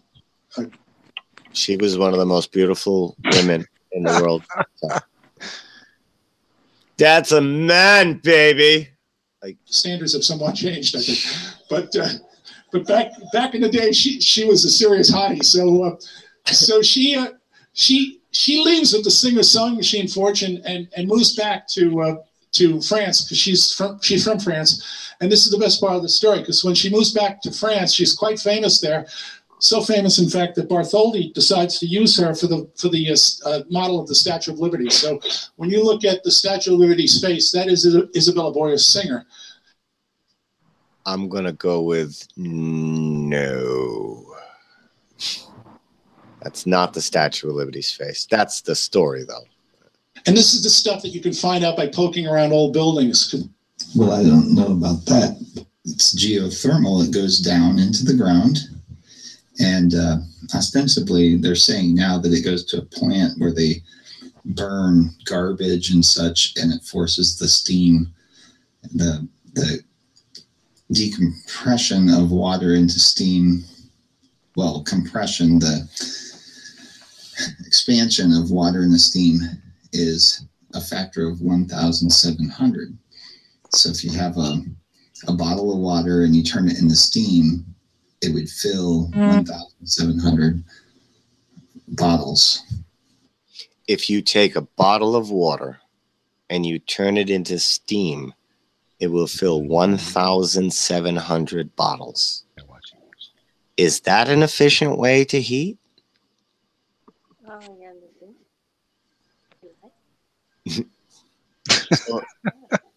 So anyway, I don't want to play the whole thing. It's on UAP's channel, premiered February 26th. Mud Flutter, HVAC. Yeah, I guess he's an HVAC specialist, and he does a speech. I'll just, I'm skimming through here. You see him in the lower right corner, and he's showing the old ductwork and everything. And we've all seen these things like that, for instance. How many have you ever seen that at like your grandmother's house or something? This is all the old system that they abandoned. Yeah. And it was extremely efficient. They got rid of it all. I had one of these things, worked great. They're showing you kind of how they do it in the bigger buildings here. And there's the Spanish flu pictures right here. Spanish flu. Mm-hmm. And it was a big deal. And they made it law. You had to keep your windows open all winter. Because they were citing the blame as this, that, and the other. You're trapping the germs in, it was something like wonky. But then it was a justified law. Now, what if they created the Spanish flu? Of course. Now you just created the thing that causes the problem. Now you present the solution, and there you go. You just abandoned all the old free heating systems. Simple thing like that. Formula works. So basically, they're blaming the Spanish flu on the old heating systems? Well, no. The Spanish flu, the windows, keeping your windows open, the old heating systems wasn't adequate. Right. If your windows had to be open. So they have to introduce new techniques. So I don't know if you see, I have memories of my grandparents' place being 140,000 Kelvin when I walked in. And it was always like that. And they kind of got used to it. Because it was, they were, because the windows open, and it used to be really hot in there, and the windows would be open. A lot of the old Depression era folks, I think it was such a traumatic time. They got locked in so many routines that they just carried on for decades. It's very traumatic back then in so many ways. There's so much shit going on. So my grandparents kept a lot of the old traditions and ways, and they say this happened in the 1920s. I'm like, shit, I saw that in the 70s. A lot of the old equipment too, all the old plumbing and everything. I was watching them destroying it, and I'm like, that old stuff. Let's get something new and pretty. And you don't know any better, But the Spanish flu, there was big problem reaction solution event. It seems it's a good video. I suggest you guys are bored, give it a watch sometime when you got free time. Yeah, I'm watching more of that. Yeah, because if it happened then, it can happen again. Yep. If it happens to any one of us, it can happen to all of us. Yeah. So always look after your neighbor. Because one day you might need your neighbor's help, and they're all gone. Metaphor. Yeah, that's true. That's true. That's true. When this shit hits the fan, they're gonna look at you like, yeah, fuck you. Yeah. I see during crises, though, real crises, people tend to just not think, and then they just act, and it's for the greater good. It's the good guys come through, like they just shine. They shine through, right? And it's not what Hollywood wants us to think it's going to be, and it might be with a few people, but not the overall. Nah, they're just teaching us, about survival with all these freaking, shows about surviving, like Walking Dead or, all that bull crap shows. Yep. That's all they're teaching us. Learn how to survive. The Walking Dead would have been a cable show when I was growing up. You would not have seen that even after 8 o'clock at night on any network or, cable channel, regular cable channel that wasn't a pay cable channel like HBO, Showtime, or Cinemax. Yeah, maybe. Yeah, no, you wouldn't have seen that on like TNT or TBS or anything like. Well, those are more modern.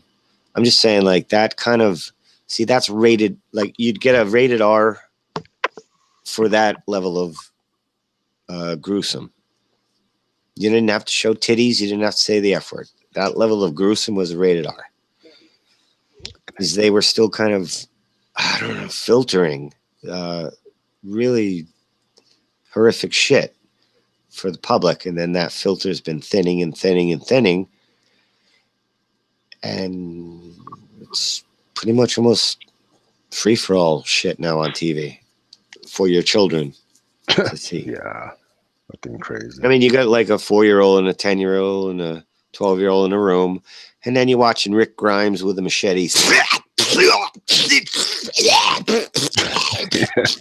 I know. Pulling faces off in the last episode. They got a knife going under the skin just to carve the skin from the skull so they could pull the whole mask off and wear it. It's great. And then what did the kids tell you? If a zombie comes here, I'll take a knife and I'll stab him in the head. The fuck, man? I know people that just, they don't think a thing about it. Letting their, 8, 9, 10, 11, 12-year-olds watch Walking Dead. Whenever. Oh, because it's on TV. Yeah. And if it's on, like, if it doesn't say this is rated R, right, like, they don't know what MA means. They're like, Ma. They don't know. It's just they know G, PG, and R. I tell you, for instance, when we were growing up, we used to watch Mr. Rogers. right? Did you know when Mr. Rogers how he got his show started? He went to Congress and spoke like he spoke on TV, and he was talking to the most biggest asshole there, and he sat there and listened to him and didn't say a word to Mr. Rogers. And Mr. Rogers, he said, "You got 10 minutes," and in 10 minutes he got $20 million just by speaking to this guy in Congress. And it's basically you have to treat kids with love and respect, and that's how you get a loving child, a respectful child, blah blah blah.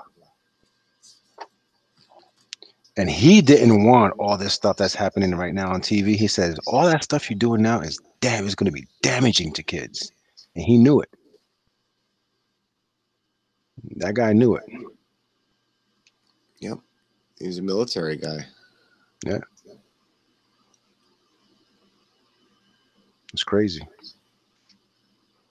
how society is raising our kids. Social media and society is raising our kids today. It's not you, it's not me, it's the culture and society. And if you let them raise your kids, then you failed.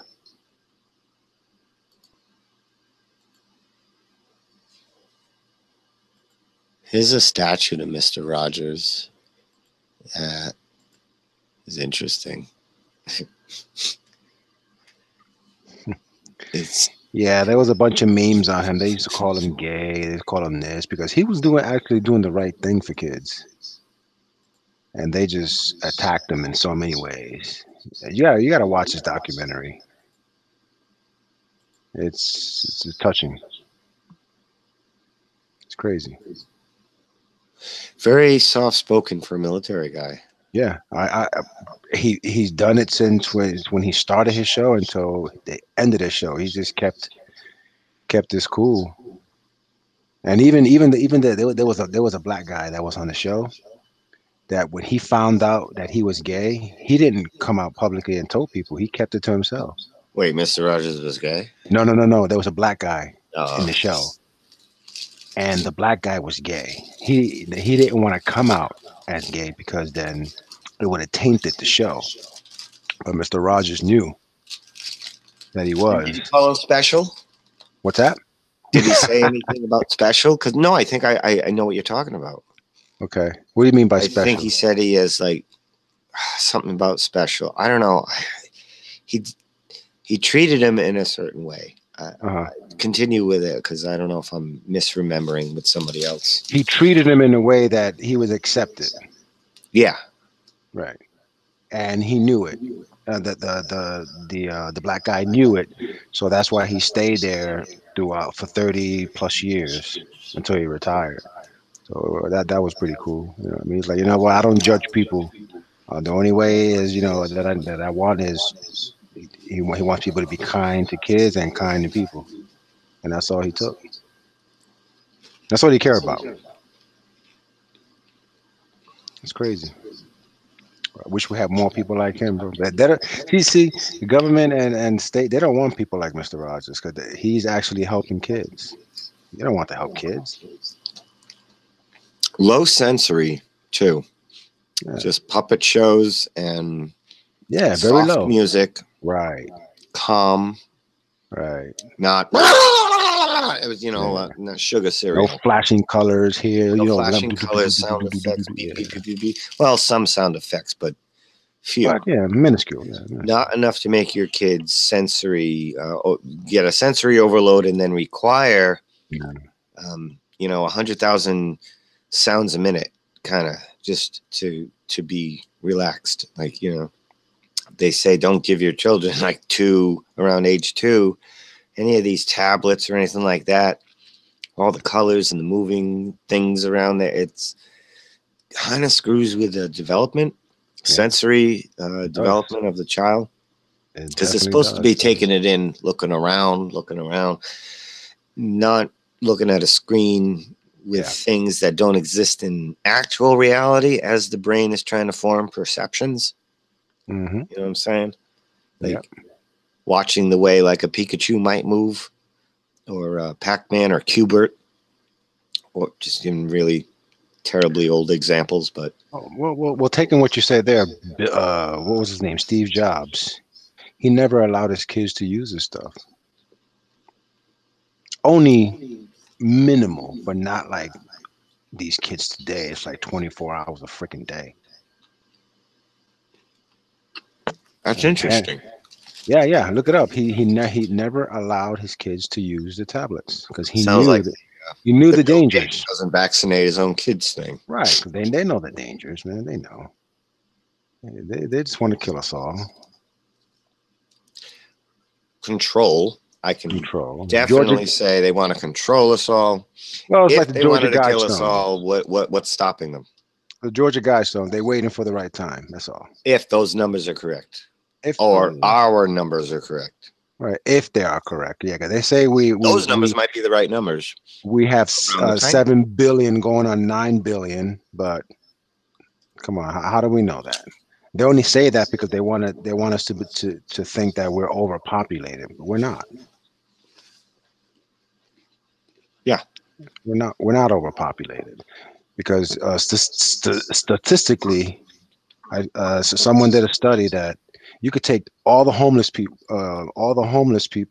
in the United States, or everybody, you can move them to Australia, and then they all can fit. Texas.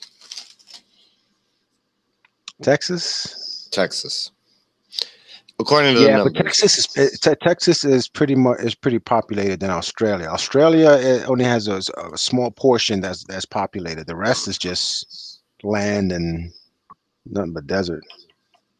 I think it's why are they colonizing Mars when you got the whole outback and everything there? Yeah, I think it's cheaper to colonize Mars than it is the outback. Yeah, it's bullshit, man. Mars. Yeah.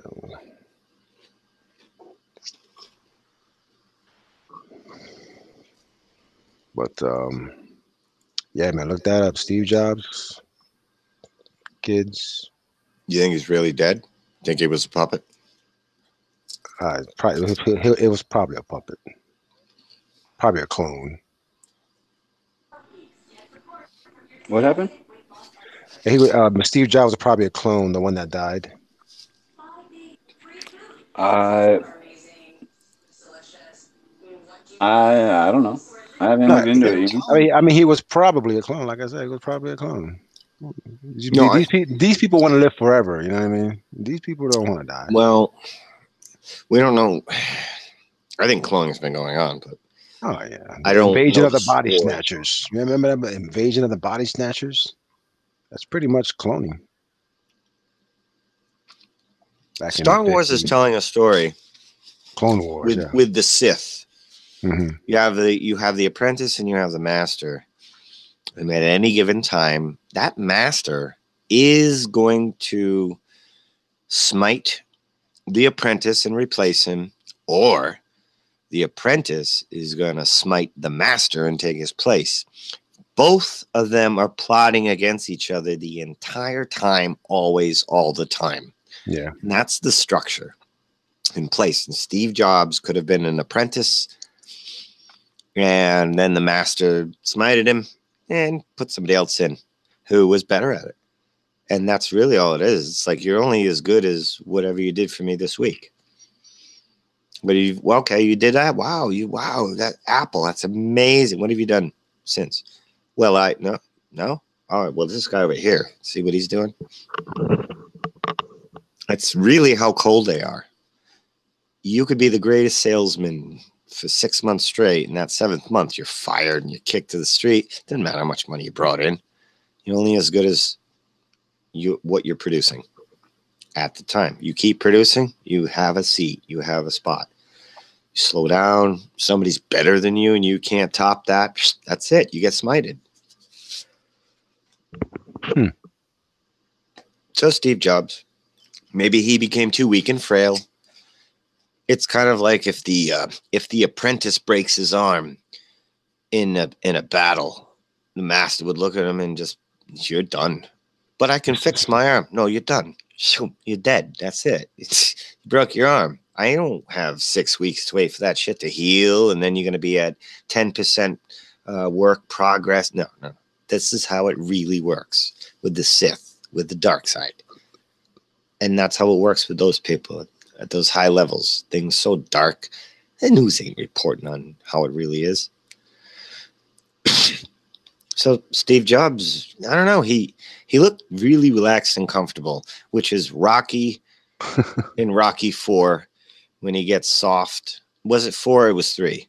Rocky 3 when Mr. T beat him because he became too soft. You know, Mr. T was working out. So Mr. T came up and Steve Jobs being Rocky 3 Rocky. Was it? It was 3. Yeah, it was Rocky 3. Yeah, it was 3. So that's probably what happened. Same with like Ted Kennedy and all the people that you think are juiced in forever. And they're like, oh, he died? That's strange. Huh, I thought he was one of them. Well, it could have been just a case of he broke his arm. Nope, you're done.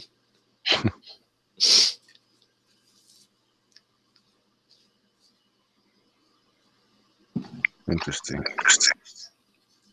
You've changed, Rocky. You've changed. You can't win. You can't win. I just want to do it one more time. Him was me. I didn't come here. And it's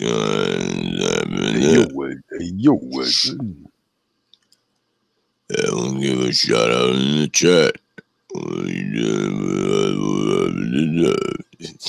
Yeah, pretty much. It's almost like Ozzy asleep.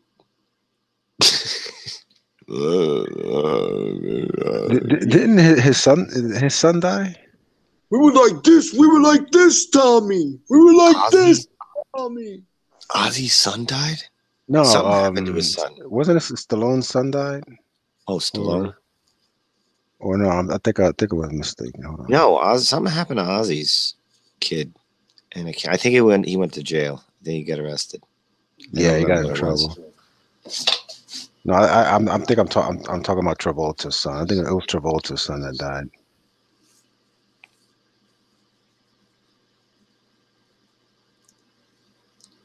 Cause there's something. Yeah, it was Stallone's kid that died also. Dude, they've been doing Rocky movies for 32 years. I know, man, so damn long, and they're still going with the Creed crap. Yeah, I haven't. That's where I stopped when it started to turn to Creed. I want to watch them. Did you see the cameo? Did you see the cameo at the end? Creed 2? No, I didn't see them. The guy from This Is Us. He's going to be he's Rocky's son in the movie. The guy from This Is Us. So he's going to be continuing on the Rocky franchise with Creed. So Rocky's son is going to be yes. Yeah. Rocky's son is going to continue it. Yep. Why not? As well as Creed. Yeah, why not? Yeah, like they're going to keep brainwashing. Might as well keep going with the Rocky stuff.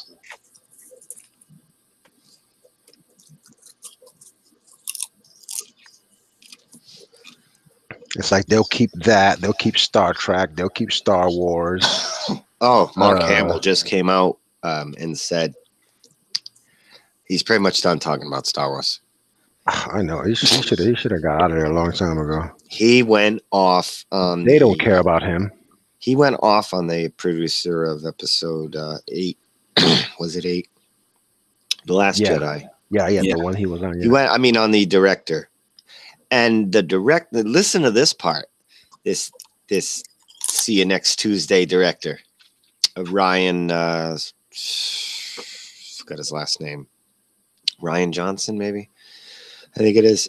He tells Luke in that scene where Luke and C-3PO see each other for the first time since yeah. the 80s. The director says to Luke, just walk by him. And Mark Hamill stops him and he says, no, I can't do that. You cannot do that. Like, I mean, this is the end of the movie. He's been putting up with that throughout the whole movie, that kind of shit. You know, like, hey, just do this. And Mark Hamill's like, that's not Star Wars. That's not Luke. He's saying that throughout the whole friggin' movie. And at that point, he kind of flipped out on the director. You cannot have Luke just walk past C-3PO and not even acknowledge. You can't do that. So the director just said, all right, fine. Do whatever. So Mark Hamill says, all right. And that's when he does the winking at C-3PO, walks by and winks at him. But it acknowledged him. And it was kind of like a soft compromise, I guess, between the two of them, because Mark Hamill wanted to do, I think, more than that. But at least he let him acknowledge C-3PO. This is what this prick director who ruined Star Wars was all about, though. Like, doesn't give a shit about fan lore or any of that. It was a total Disney corporate matter of numbers and statistics and regiment following, and that's it. It's cold. It's completely machine cold. And everybody can tell, you know? Everybody can tell. It's like sports, man. I don't know how many people are sports fanatics, but that's another thing that's keeping people blind to what's really freaking happening around here or around this world. Keeps your attention wrapped up. Pretty much like the Colosseum, you know what I mean? The Colosseum. What happens when people start asking too many questions? Like, you know, hey, people are asking too many questions. What's going on? Just like back then, the Romans, the games are open. Kill the Christians. Yep. And when one season ends from one sport, the next season's picking up, so you don't have any time to focus on anything else. Exactly. You don't have no time. So and there's so many numbers, statistics, trades, news to keep that active brain occupied in all those little areas, which is a full attention grabber. And then you're competing with others doing the same thing, and it's just nonsense. And then you don't know what's really going on with anything. They make it seem like it's such an accomplishment that this one player is making $2 million a year. This one player has the greatest record on, you know, there's so many shots, there's so many balls, so who cares? Really, who does care? Like, really, who cares? All right, good for him. Move on. Good for him, and I'm going to now worship him. Yeah, exactly. Buy his shoes, buy his gear. Yeah, that's exactly what they do. Why don't you want to be you? Because I'm a piece of shit Goyim. Oh, yeah. Yeah, you are. You might as well be him. All right. Seriously. We have a psychological battle ahead of us. Oh, man. Well, not ahead of us. Scotty. It's right here. It's here already. And ahead of us. But yeah, it's already here. It's like you know, it's like the Kingsman. No, was it the Kingsman? Yeah, the first Kingsman. Remember the first Kingsman when everybody was being wired with the chip on their cell phones, and everybody was going apeshit because they don't know what the hell is happening. So everybody was fighting amongst each other. Remember the Kingsman? No, but I'm gonna watch it. Oh man, you gotta watch the Kingsman, man. It's like Samuel L. Jackson's in that. Every time Samuel L. Jackson's in a movie, I think that guy's a clone. That guy's in every damn movie. Nope, he's just a useful apprentice. Yeah, pretty much. He's in freaking Captain Marvel. He's in this. He's in that. Which is nonsense. It's kind of like, okay, we have the fake world. Like this is the top's perspective. You got the fake world, and then you get the real thing. And somebody wants to be top dog in the fake world. Okay, go ahead, compete for it. And if we like it, sure, you can have whatever you want. They don't care because it's fake. It's all the fake world. Oh, you want more cars? Yeah, go ahead. Oh, you want bigger houses? There you go. They don't care. They really don't care. It's not like Sam Jackson's working for them either, or any of these people. They're just useful apprentices doing their job. And then there's the real stuff, and you got to be really standing out for them to pluck you out of that world and make you a part of the real one. Oh yeah, and that's not just for anybody in Hollywood. Not anybody. Close. No, not everybody. I know that. But if they like you and they can tell, like, oh, you can entertain for decades, maybe they will pluck you. Maybe they will give you the strawberry or the chocolate shake that rejuvenates you, puts you on Tupac Island for 70 years, and then you come back and do it again for them. And then you're still working in the fake world, though. You get to live 500 years or whatever until you're done being useful, but that's something to look at. Yeah, it's logical. Logical, and likely. Very. I mean, based on everything we're looking at and debunking, why can't that be logical, right? Well, I think they're going to study the mating habits of pandas after they've solved, dying, living. You know what I'm saying? Because that's the priority. Okay, everybody's got their white coat and your microscopes. All right. Let's start with pandas. I want to know which way dogs face when they shit. Can we do a study on that? Well, what about living longer? We'll get to that. We'll get to that eventually. Yeah. It's not a priority right now. You don't want to live another 100 years. I'm sure we can crack that. It's probably just a hormone that, our body stops making around 27. Maybe we can replicate it. The chromosomes, yeah.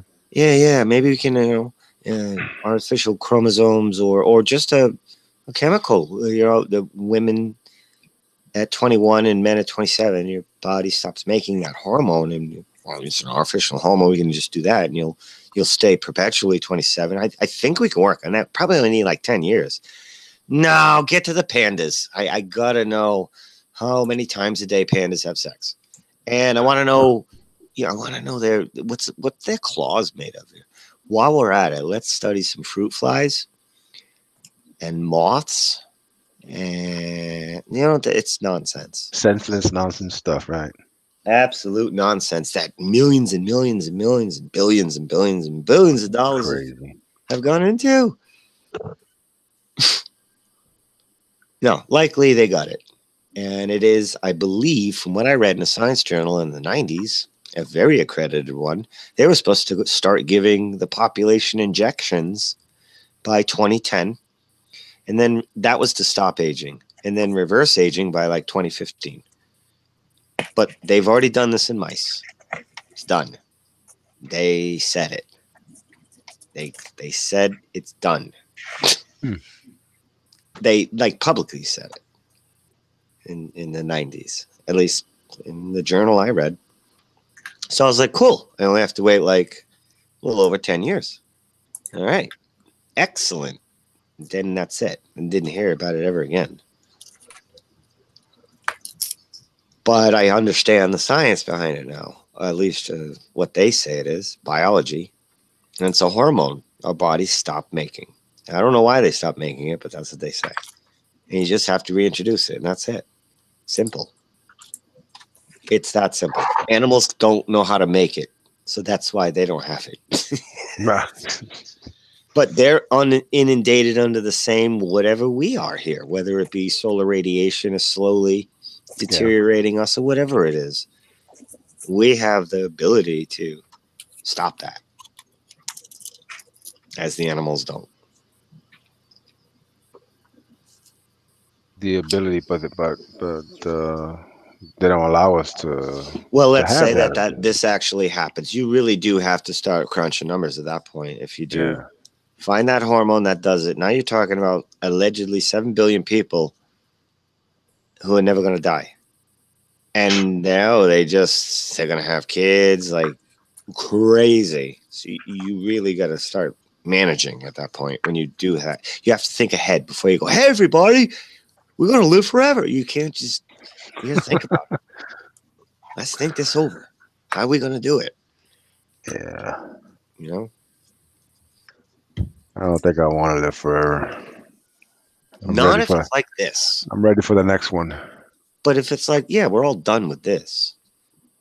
I mean, if it was, you know, a beautiful vacation every day, yeah, you'd want that to keep going.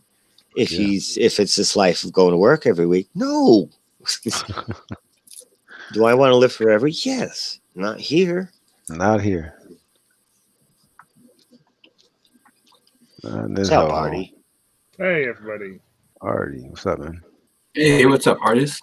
Hey, man. Are we on? This is a safe place, Artez. Offline? This is a safe place. No. We online? Yeah, we're on air, but we're discussing content and okay, cool. Actual reality, kind of. I don't know. What's up? I was doing some research and I couldn't find actually when or where was something live, so I thought, well, let's join it like this and listen in. Because I always love an interesting discussion. And I know when you are around and Uber is around, and I don't know the other guy that is new, FE, that's always an interesting discussion. So, artist, let me introduce you to Flat Earth Disciple, aka Carlos. Okay. Wait, I think I did that backwards. Hello. Isn't it supposed to be? I'd like to introduce you to Carlos, aka Flat Earth Disciple, right? I said it backwards. Hey, dude, you're sharing your back chat if you didn't know. Hello to you, man. Carlos. What's up, artist? Artie. How you say your name? Artez? Artist. Artez, okay. Yeah, it's cool. All right. I'm writing it down, otherwise I forget your name. I'm at the age that probably I don't remember all the names. I write them down, and after a while I remember them. But it takes technology today is keeping our memory down. Well, and I also write a lot of stuff down still, just on paper, because when you actually physically write it down, you remember it better. For me, it actually works true. better. I remember in the 90s, before cell phones, we had beepers. Yeah, we can remember 30 different phone numbers. Yeah. Now, 0. You know what's funny is I still remember those numbers from the 80s and 90s. Really? Yeah, me too. I know all the addresses and phone numbers still from that, because you often, especially also, I lived at home, so you called your parents, so therefore you rang your own number basically a lot more. And of course, when you were on holiday, you sent a postcard to your parents where you lived there. So therefore, the addresses, but phone numbers, you know how phone numbers change nowadays. Oh, I'm getting a new plan, new number. Well, actually, over here you can actually take your own phone number with you. You could. So if you move to another location, you can just take your old phone number with you. That's very convenient. I don't know. Don't get AT&T, because AT&T you're getting a new number. Fucking AT&T sucks. You about to present Uber? No, I was gonna tell artists, it's my channel. Oh, okay. Oh, all right. The watch page. Yeah, thank you. Thanks, baby. Yeah, we're on Ubers.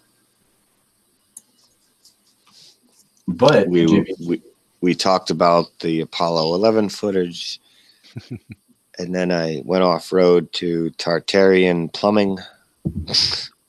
That was good, and that's what I just posted in this panel chat. Artez's UAP's video that contains an HVAC expert's just conversation about the old. Oh, it's excellent. You would love it. Okay, cool. It's good stuff. It's up your alley. I posted it in the panel chat.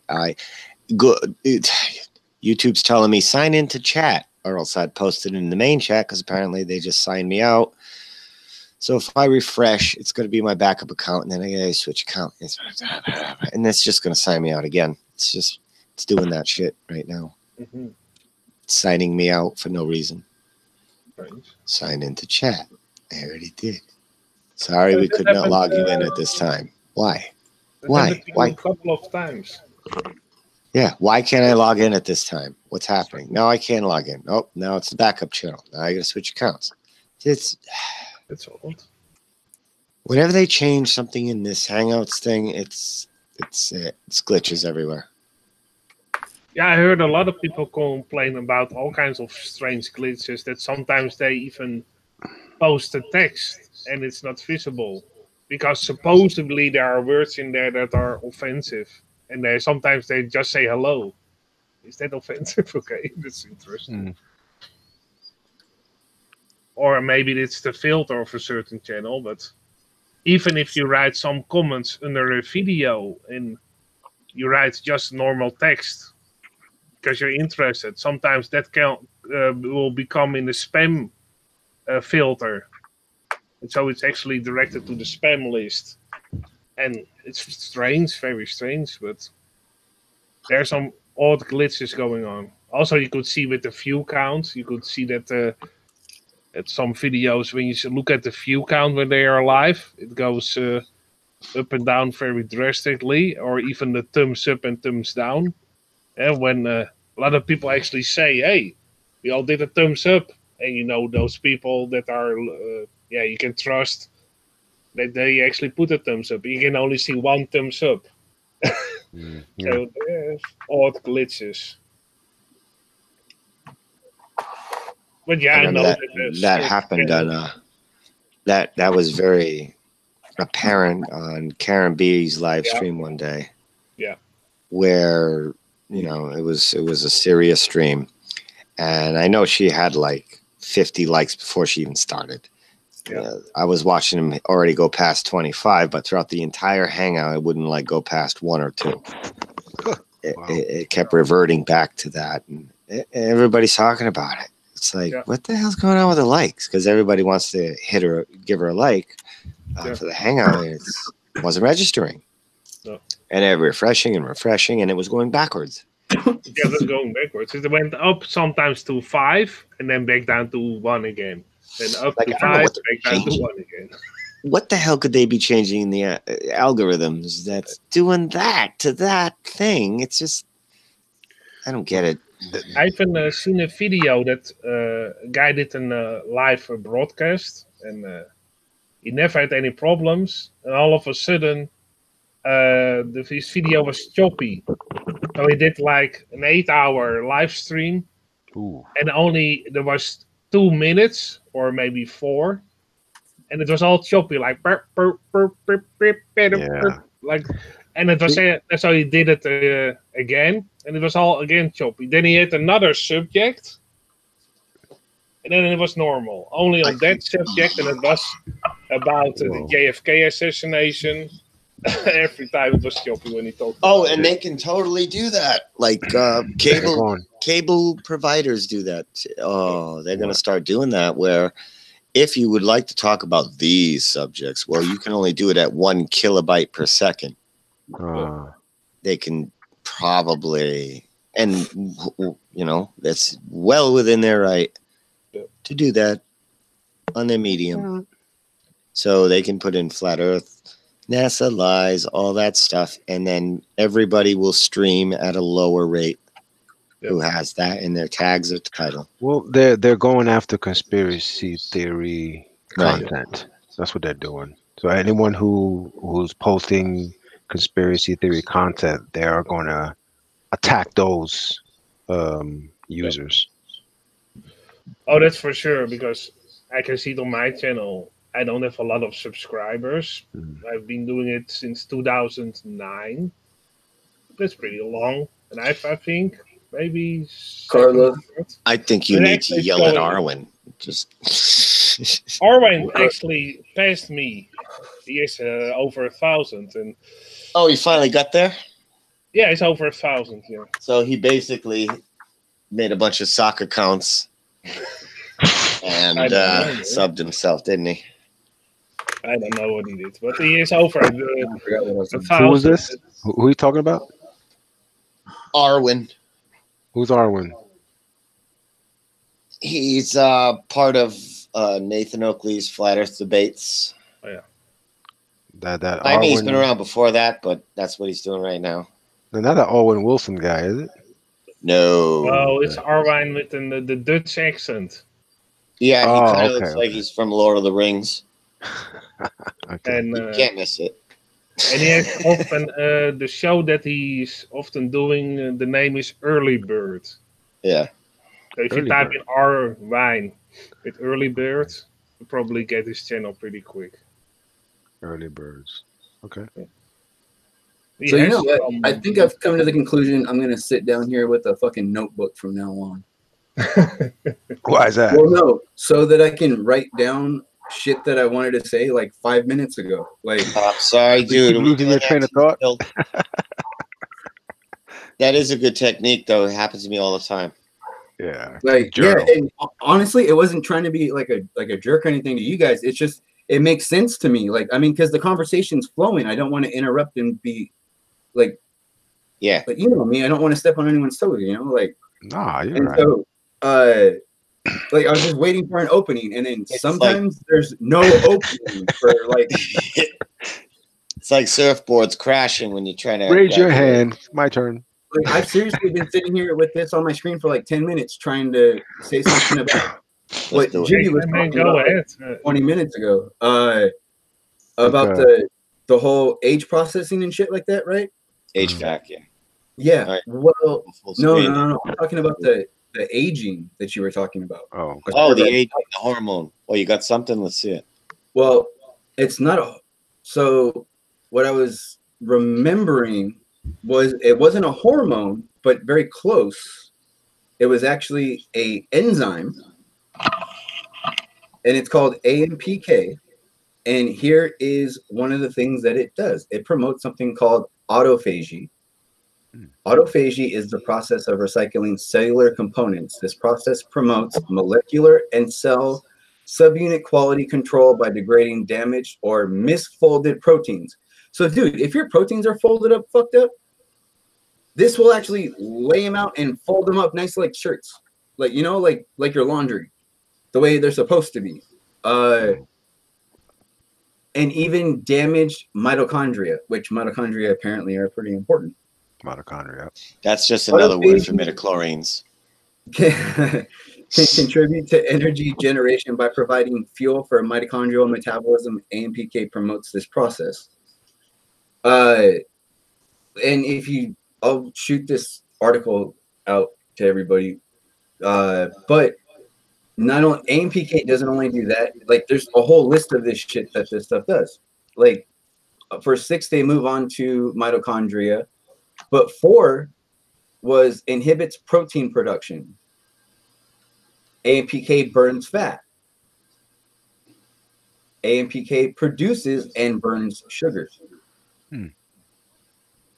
It promotes glucose production from the liver and glucose uptake into the muscles. So this little enzyme is what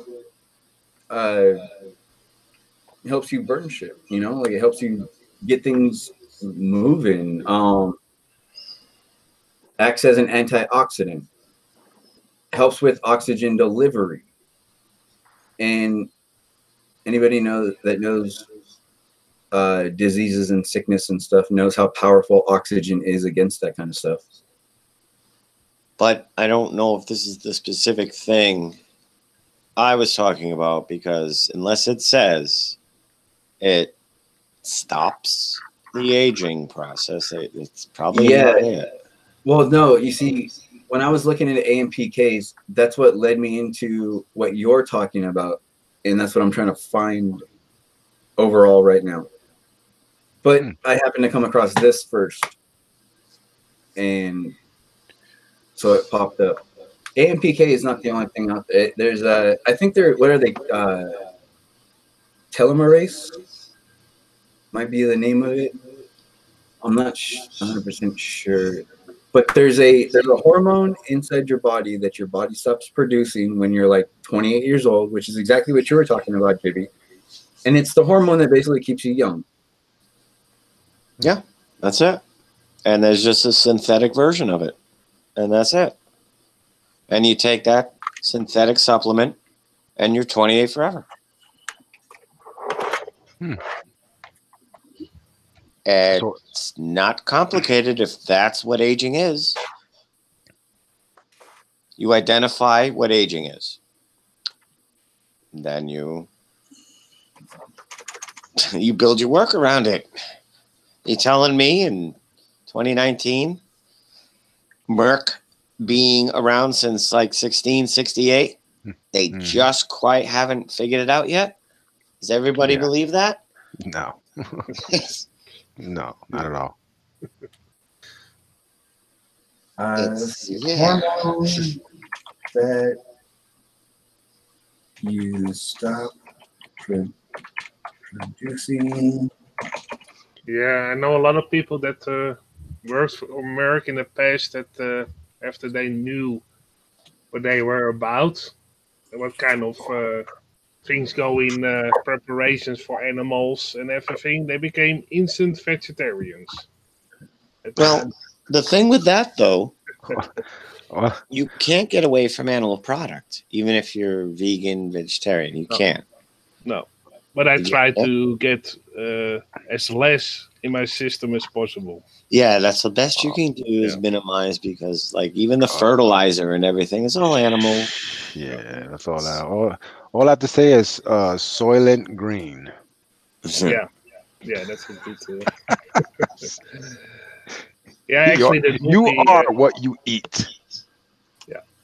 That's what I believe, because I you know what, people are like they don't like demons. I say I think demons get a bad rap. They just come from a bad neighborhood. So I say, come and eat me. You are what you eat. So, that's how you infect the dark side. You let them eat a piece of the light. That's it. Huh? That's it. I don't know. I'm being stupid. Or not. No, man, it's just mind-boggling, man. It is some of those things. Yeah, you got all these restaurants. I don't know how many McDonald's, how many this, how many that.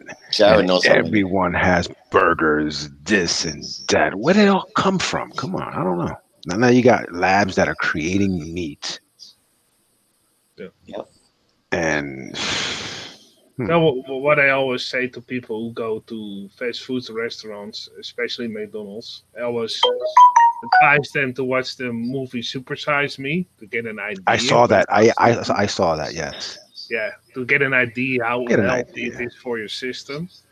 And then the second thing, I often tell them that on the McDonald's site itself, I don't know if it's still there, but there are a lot of other sites. They copied it. The 19 ingredients in McDonald's fries. Oh yeah, and that's all like liquid. Yeah, some people that's enough for that to think. Oh wait a second, 19? Shouldn't that just be oil? It's supposed to be a cut potato. Yeah. Well, actually, some people say jokingly under those kind of sites, "Oh, it contains actually potato." Wow. Nah. But it's what I always say to people, and people who know me already know this. That's what I also do on my channel. Is try to make people aware of what they eat and make them. I think they in the mud flood research, I think they dug up the old McDonald's fries from the last Tartarian era, and they still looked fresh. Yeah. Like they were bought yesterday. Yeah. Crazy. So that's where those foundations were built from. Those fries from before the mud floods.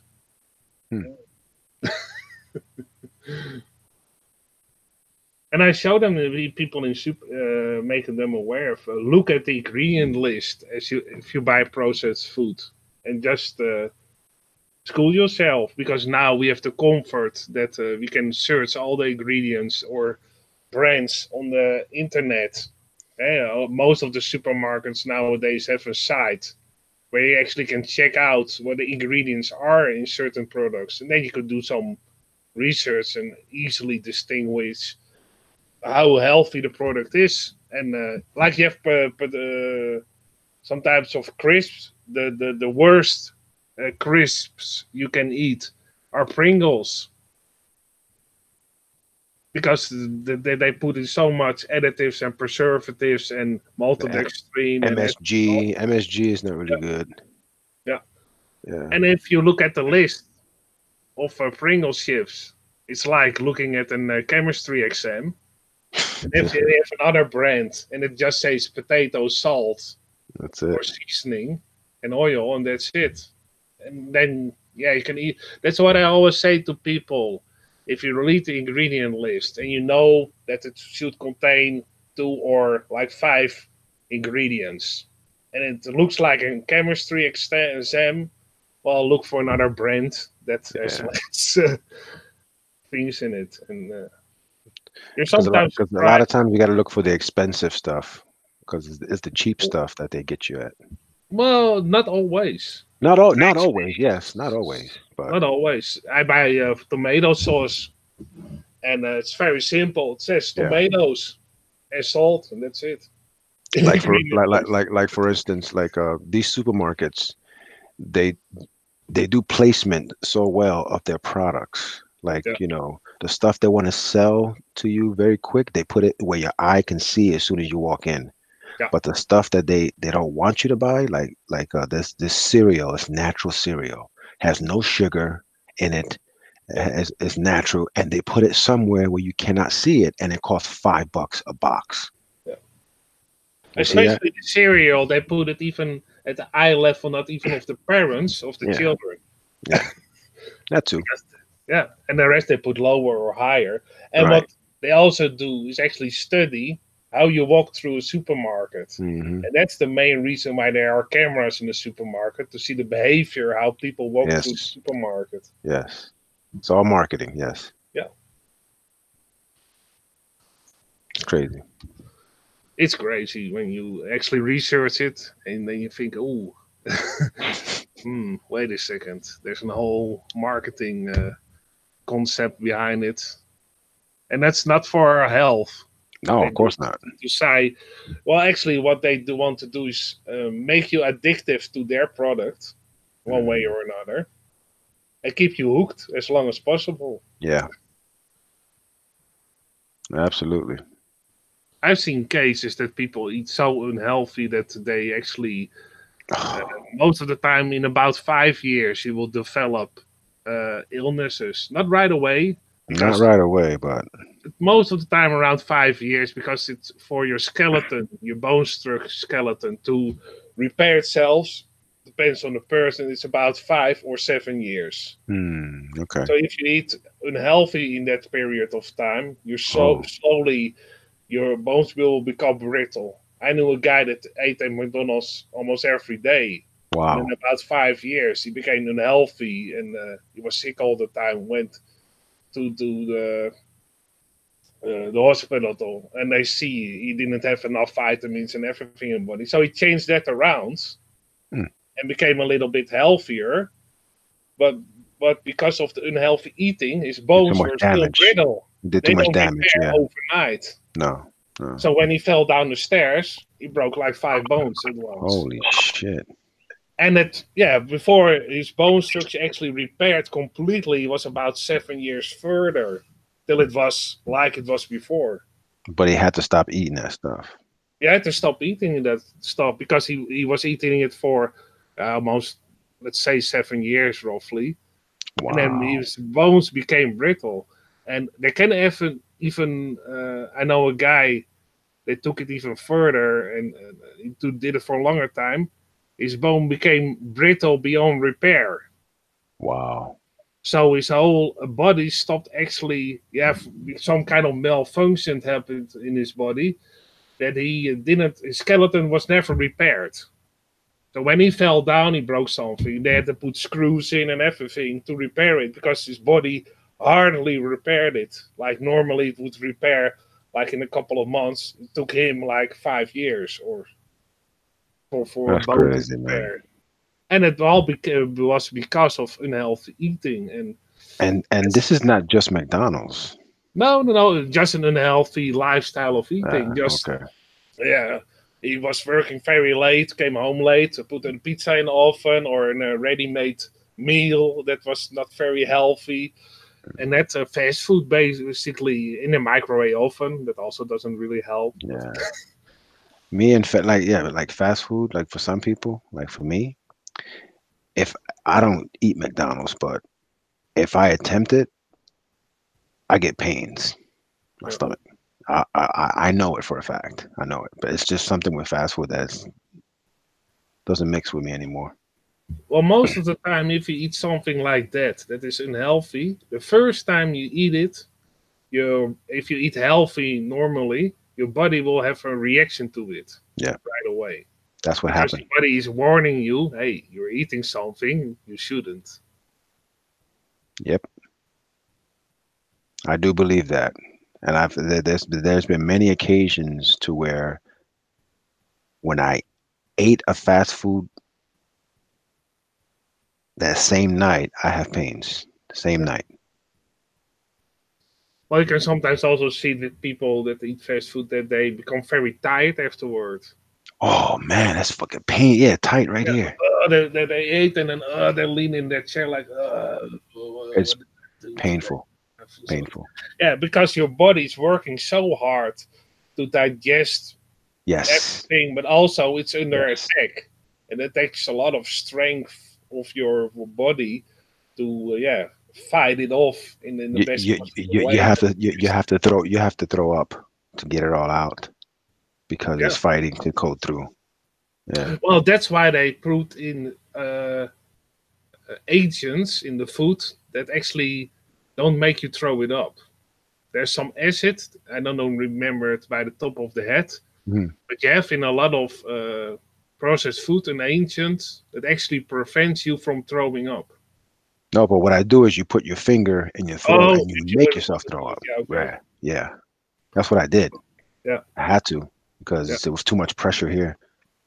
And normally you should have a reaction that you would throw it up, but probably in that food, like they do in a lot of food, they put in an additive that prevents you from throwing up. That's how sick they are getting already. Wow, man, that's fuck. Yeah, to fool your system that you're actually eating healthy, you should throw up. They put stuff in so you don't. Some kind of acid, I don't remember at the top of my head. Yeah, and this is why with the stuff they're putting in the food is attacking the appendix to certain people, and that's why when they remove the appendix, you know, the appendix is your microchip to your brain. Okay. Well, research it. Look it up. I've researched it. The appendix supposed to be because when you think about something, you have a gut feeling, right? Oh yeah. So that's your appendix connecting with your brain. It's interesting. That's why doctors, they say, oh, it's just a piece of skin. It's not worth anything. We just remove it. No, they're removing it because it's very important to your body. Okay. Yeah, it's crazy. Actually, everything is important to your body. When they remove it, it doesn't matter what. So mine is still there, and I try to eat healthy. You know, I see 45-year-olds eating steak every day. They go to the emergency room because their appendix burst or is inflamed. And I heard it's very painful when that happens. Okay. Yeah. Yeah, that's some fucked up shit. It is. And they try to take it at a very young age from kids. You know, kids eat anything. Yeah, also when they clip they called it amandles here. I don't know what's in English. Tonsils? Tonsils. Yeah. They never removed my tonsils ever. Me neither. Me neither. I didn't need to. I've also all my how do you call it? The tooth that come in later. The wisdom tooth. The wisdom tooth. I have all of them still. Yeah, I have a few. Yeah, sometimes they pull it out. Yeah, because maybe it's a little bit crooked. Nobody can see it because it's all the way back. Yeah. So, and my dentist was actually a little bit honest, and he said, "Well, they look fine. We will leave him there." I said, "Okay, cool."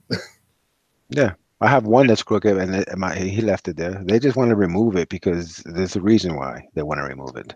They don't call it a wisdom tooth for nothing, probably. Mm-hmm. Yeah.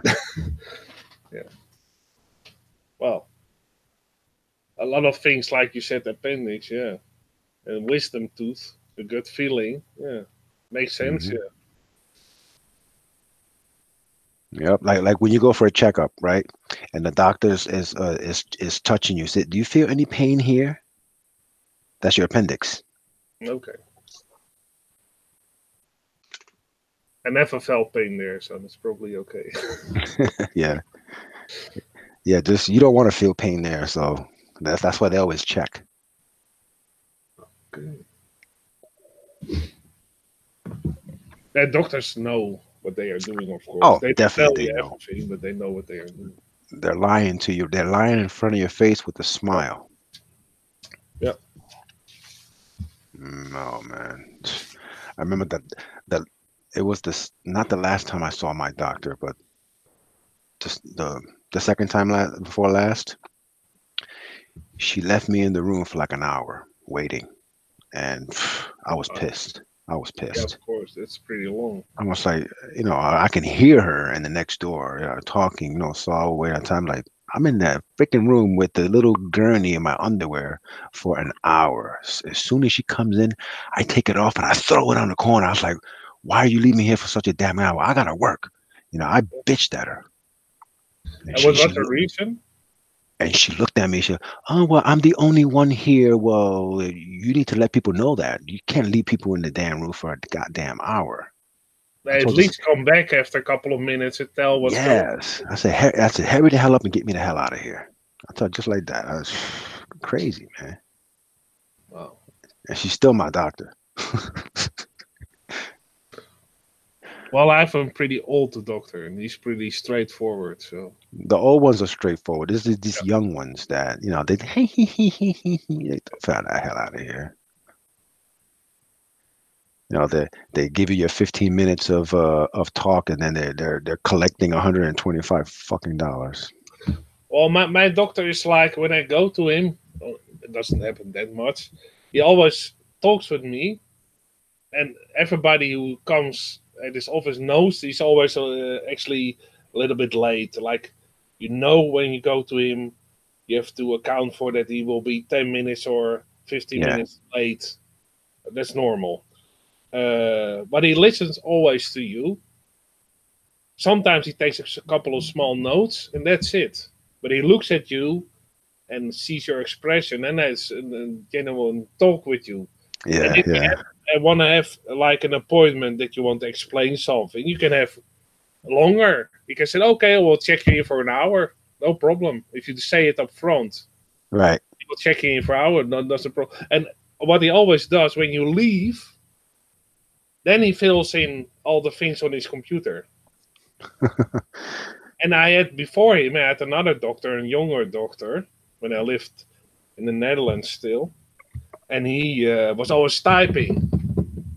And not looking at me, only at the screen and typing, and I always thought, and often he didn't really hear what I was saying because he was busy typing on his computer. And I think it's also a little bit rude when you do that. Yeah, right. You could have been just like, a number. You could have been like, and then I chased dragons, and he'd have been like, yeah, dragons, okay, cool. And unicorns. Yeah. Okay, unicorns. Yeah, okay. Then I went to the moon. Oh, the moon. Okay, cool. We don't have any space medication. Sorry. Okay, next question. That's it. Next question. Take this. I like it. But we also live in a country over here, and those doctors are a little bit different because people in the country they don't complain that much as people in the city. Oh, of course. Because they are like farmers, pretty well built, most of them. A little bit stocky built, but pretty strong. But they don't complain that much. Like when I pull my finger, It hurts. Yeah, stop pulling it. That's kind of stupid things, but yeah. And it's sorry. Hold on, guys. I'm gonna use the bathroom real quick. Okay, yeah, that you have to do that sometimes. I see Josh is still researching all kinds of things. Oh no, dude! Actually, I just stepped away from my desk. I just got back in here. Okay. I always just poop like without you guys knowing I'm pooping. You know. Are you pooping, Jared? I won't even tell you I'm going. I'll just like try to sneak it. Okay. And then I'll be all sneaky, all happy about it. I don't even know. What, Josh? I'm sorry. Oh no, I noticed Jibby's message in the chat said he had a call. That's why he had to drop off. Oh yeah, I was wondering. So that's why. Okay. New Perspective says, I like sushi. Makes me feel fed rather than full. I don't get that, Dave, because after I eat sushi, I feel like I want to explode. Sushi, really? Like, what is so good about eating dead fish? Well, like, okay, so fish, I should say. So, not that it should really be appealing, Jared, but like salmon, right? Like when you get like a good salmon that they make sushi out of, it's a completely different flavor and different experience than eating a cooked piece of fish, you know? And technically, it is cooked, Jared. The salt,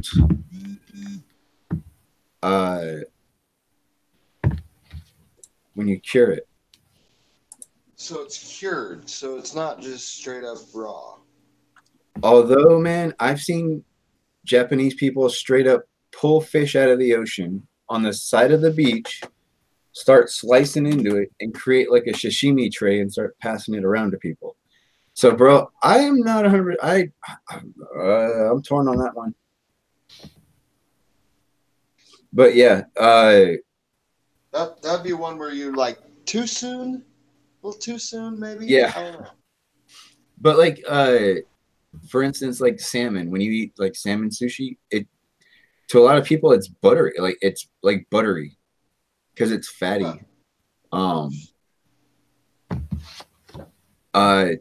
Tuna, same thing.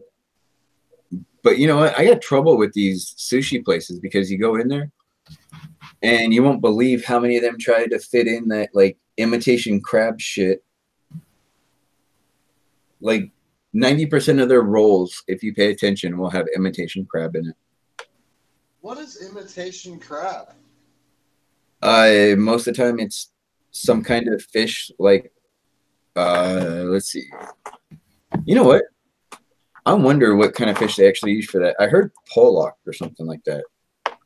What kind of fish is used for fake crab?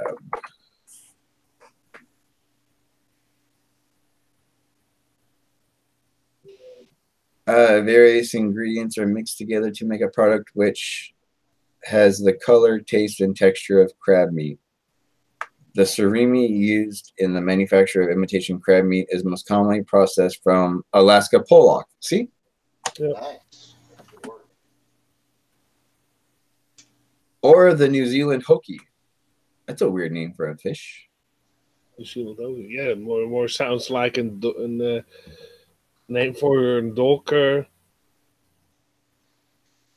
than a fish. The New Zealand hoki, you think of a wolf or a dog or something, than a fish. You know, Josh, you sometimes stumble on to the strangest things. I was in the second hand. I'm going to do research on those stone dolmens in this area. Eh? Yeah. And what do I find when I walk into a second-hand store today? Actually, when I walk in, it was staring me at the face at the first bookshelf. And book about stone dolmens in Dutch. Like with a lot of research in it and a lot of information. Like, I will big are the chances.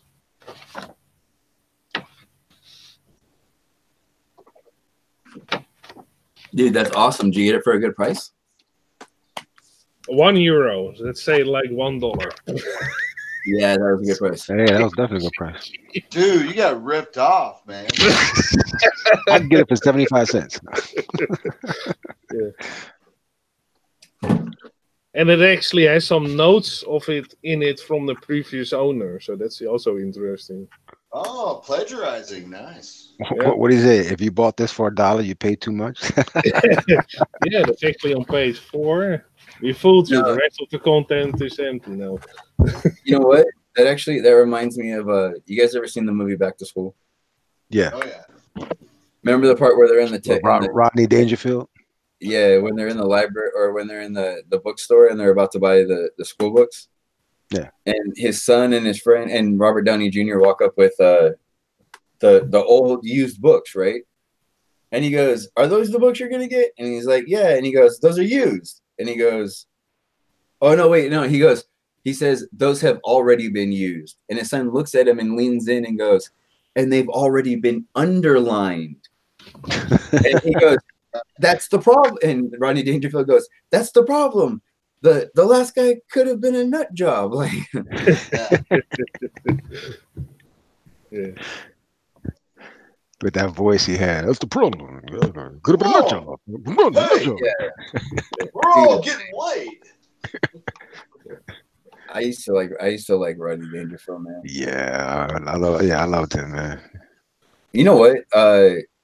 Anybody who likes any of the movies they've ever seen him in, if you've never seen his stand-up, do yourself a favor and check out his stand-up, dude. I have. You know, I think his first movie was Caddyshack, and whenever he came in, he did Caddyshack. He was so upset at himself and just so distraught, and his agent or whatever came up to him and was like, "What's the matter?" And he goes, I'm freaking, I'm losing it out there. He's like, "Nobody's laughing at me." And they go, "Dude, they're not supposed to laugh. You're in a movie." He couldn't understand, like, "Man, why isn't nobody laughing at my jokes?" He couldn't fucking get it. People are not supposed to laugh. You're in a fucking movie, dude.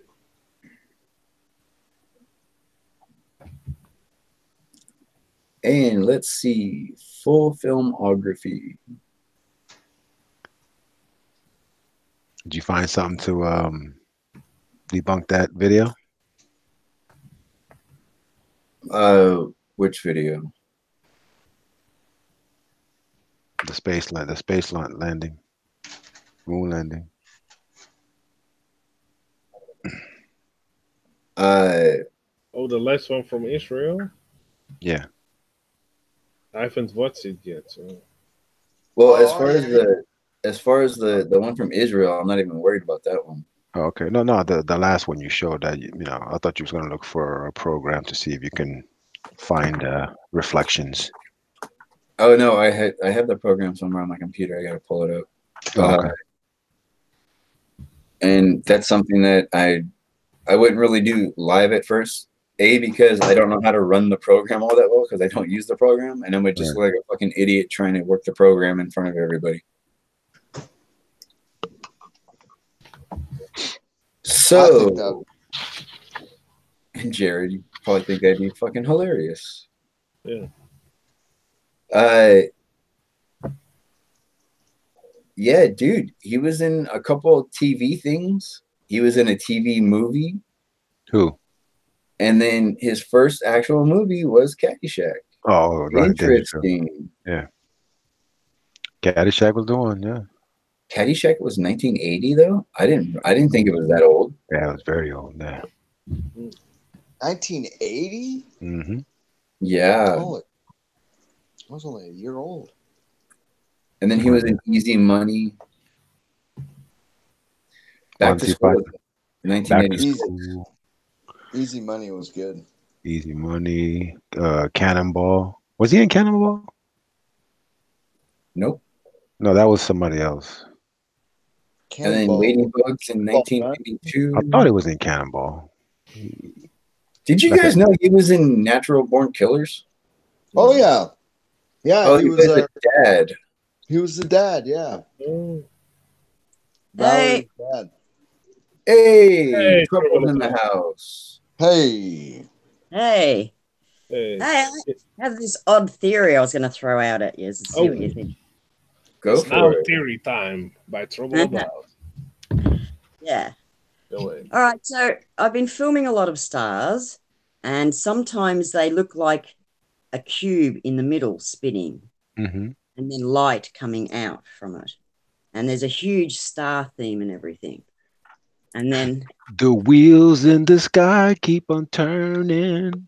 I'll screen share. And hang on, it didn't work. So I've got this cube thing. And I've showed it before, but so you just keep turning it around. So now it's gone inside out and it's gold on the outside where it was silver before. You just keep turning it. But what happens is that it comes apart. Is that the Hellraiser cube? No, I'm just kidding. No, that actually... It will turn back into a cube. That's interesting. And a star. And same with the other piece. Goes to a cube. And then a star. Are you trying to tell me? So this fits inside that one. One fits inside the other. So, and it's a 12-pointed star. So there's that 12 theme that keeps turning up again. Yeah. But then I was thinking, all right, so it's like, where the stars inside the cube, because there's that, theme of us being stardust and 432, all that stuff and speed of light and whatever. And then the universe sort of being a cube that we're trapped in. And I was just thinking, like, there's 4 points on this side, and then there's 4 points on that side. So that's 8. And I was thinking, well, they have 9 planets, but they keep dropping it down to 8, depending if you want Pluto or not. Pluto's not what if these were the 4, with 8 planets? And as it's sort of spinning, but it more looks like a cube to us, a star, but it's really inside the cube.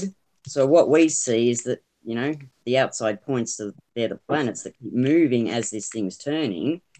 But then from this one, all the other stars splatter out or something. So anyway, it's just my odd theory for the day. Oh, no, that's actually very interesting. It made me think of, like, the North Star right now. Well, yeah. Maybe it's just some of the mechanics behind it, and it shows up in the geometry and things like that, or I don't know. Hey, Felix, how often do you... not Felix, Trouble. Wow, why the fuck did I call you Felix right now? That's okay. I don't really cool. She's equally as nice as Felix. So, Trouble, when was the last time you ate at the Roadkill Cafe, huh? I was looking at that.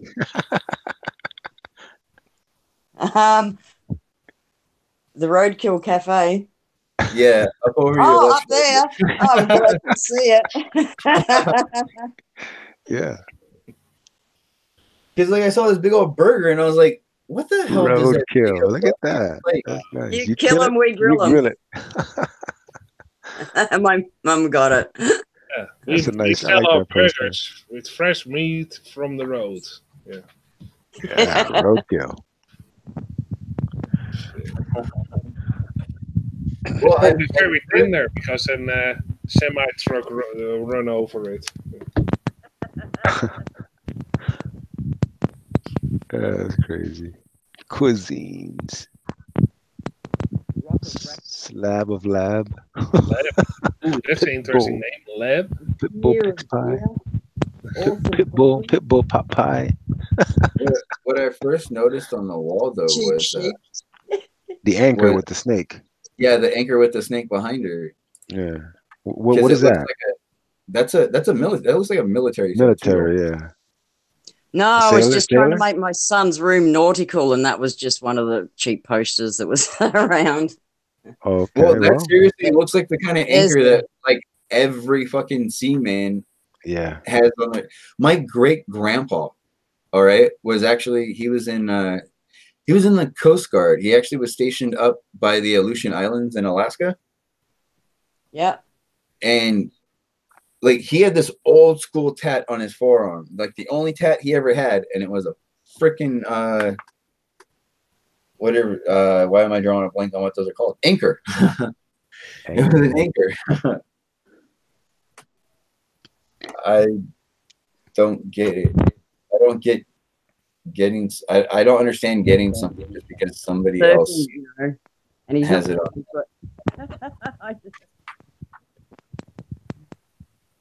He doesn't live with me, so just when he comes to visit. But he's too old now, so I've got to clean it out. He's 19. 19, ain't old. Well, and I mean, he's not a kid anymore. Yeah. So. Yeah. And I filled it full of, just the boy stuff that I could find. So skulls, and now I'm like, oh my god, I gotta get the skulls out and the surfing crap. Yeah. But then my daughter comes along and fills everything with the Marvel posters. So my grandma used to ask me why I never drew anything or did anything artistic that would look nice. Because I was always drawing like gigantic snakes and stuff over cities, like people being blown up and shit like that. Like that's my daughter's Captain America shield. That is a badass shield. Does it feel solid when you pick it up, or is it like? Yeah. That's what I was asking, dude. If it's like an aluminum shield and you pick it up and it's got some actual weight, knock on it. Oh yeah. Oh wow, that's nice. Oh yeah, yeah. It cost her a bit. Oh yeah. Oh yeah. It's nice. Classy. Thanks again. I got these.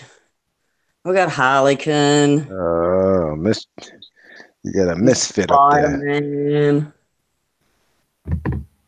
There's not many grown-ups in my house. More Spider-Man. Yeah. Nice. So then your daughter's you said she's a Marvel fan? Yes. Yeah. Yeah. Yeah, and they've got. Oh, so where's the best room? As long as she's not a Star Wars fan. No, there is these bobblehead things, and this one, Beth's a Harry Potter fan. Them are fighting words, Carlos. And these are pretty cool. My house is a bit messy, so I'm not showing you around at the moment. It needs a tidy up. Those seriously look like the little characters that Artist does for the. Those are the characters they make. Yeah, but who's that? Toothless. That's Toothless from How to Train a Dragon. Yeah, that's what I was trying to figure that out. Yeah, because I can see it. I got another Why does he have the Shriner's hat on? The Fez. Because Aaron got it somewhere. He just thought it was great. That's his home. Like he's sitting up there like he's freaking Fred Flintstone at the lodge or something. He has a gimpy tail. Oh crap! I've still got a Christmas star up. Huh? Oh, here's my real boomerang. It's just your everyday star. Yes. Also have everyday balloons. Why not? Oops! What have I touched?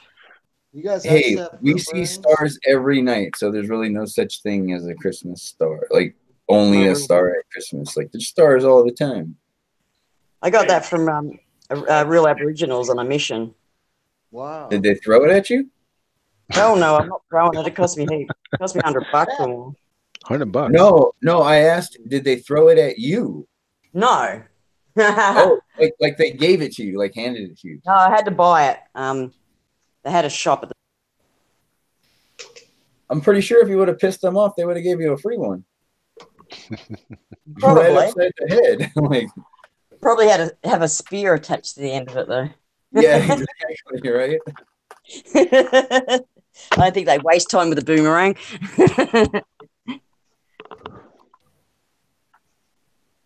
Hey, so we got like 19, 20 people in the chat right now.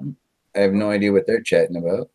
I see Dave new is in there. perspective. Because I put something in there earlier saying that, you know, I had this theory about the stars and things, and New Perspective said I'd like to hear it. So I thought, oh, well, I'll jump on. I'm glad you did. That was actually that was very interesting. Yeah, that's awesome. Trouble, you're awesome, by the way. Thank you. I like turning information inside out and upside down and mixing it all together and seeing what it, you know, tipping it out and seeing what it turns into. But it's just like with that book I found in the second-hand store about stone dolmens. That, like, say,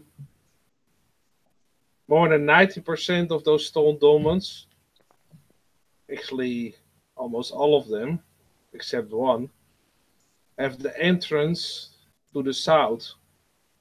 And actually, here's a card in there that actually shows the degree of how they are pointing south. So how many degrees they are off from actually true south. Oh, yes. It's interesting that one of those stone dolmens is actually privately owned. Not by the government, but by the person that lives there, because it's on his land, where his farm is. What's on his land? If you want to go to that one, you actually have to ask the owner, and he has to give you permission to go to that stone dolmen. I didn't know that before. What is it? A stone what? Stone dolmen. Like big stones on top of each other, like a construction. Oh. Megalithic construction. Oh, where's that? They are like in the Netherlands. Yeah. About, let's say, around 40 kilometers where I live. They're about 50. And the longest is like... Have you been to look at them? Yeah, I'm going to the biggest one in a couple of weeks. Oh, cool. I don't have a car, so I actually have to ask a friend of mine to drive me there. Yeah. Because there's no public transport to those locations. I can get there by public transport, but it probably will take me 4 hours or maybe longer. So. Oh, wow. Well, I have to take the bus. Actually. Yeah, I know. It's not that easy. It's a 5-hour round trip to the city for me. You don't have a connection between Germany and the Netherlands. There's no bus. There is a bus connection, but it's actually like almost 100 kilometers higher up. So I have to actually first get a bus 50 kilometers up, then 40 kilometers across, and then 50 kilometers down to get there. And then I have to walk for at least 2 hours. So probably it will be handier to actually have a friend drive me there. Because you also have to take your camera equipment with you to record it. Yeah. Because what I want to do in those stone dolmens is see if they are magnetic. Because there was a lecture a couple of weeks ago about a guy that knows a lot about it. And I went to the wanted to take some other readings too, a different kind of reading, and some other meter thingy. Well, yeah. Is that the same one? I'm gonna bring a compass. I'm gonna bring an old-fashioned, like a fluorescent light bulb. You never know. Oh. And see what I can get. And that's the first test. I'm doing it at the biggest one. That's the most interesting one. And, well, in that lecture that guy did about those stone dolmens, he actually told that he also did compass readings there, and it affected the compass heavily.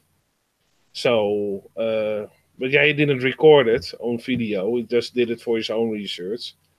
He doesn't really care to put it on the internet. But I thought, well, let's do it myself and see for myself if he's right or not, of course. And I didn't know that there were that many around. I was surprised, actually, how many there were. I'm surprised to learn what's in Australia. Like there are 51. When you take it from natural phenomena of, erosion and things, and then really start to think about, the rocks that you've seen piled on top of each other, or, strange pyramid-shaped hills, and it's like, oh my God, there's stuff everywhere that could be.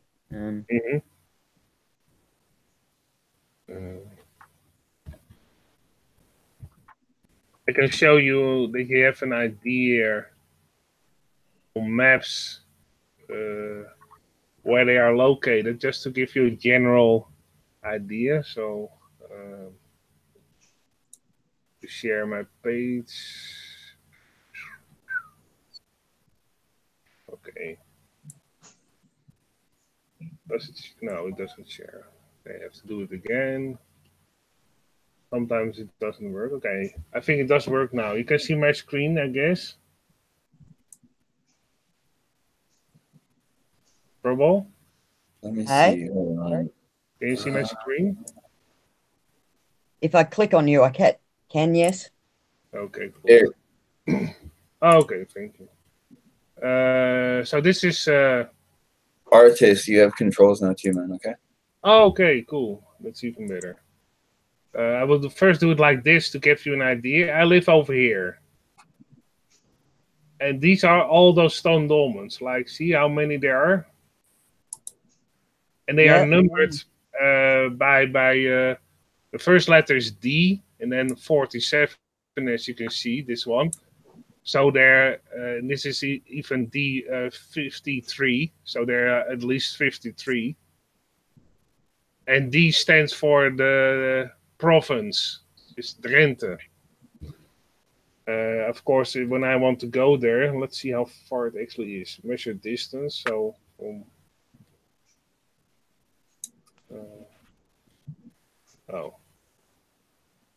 so to the one I want to go is here. It's like 25 miles, 26. That's straight on, of course.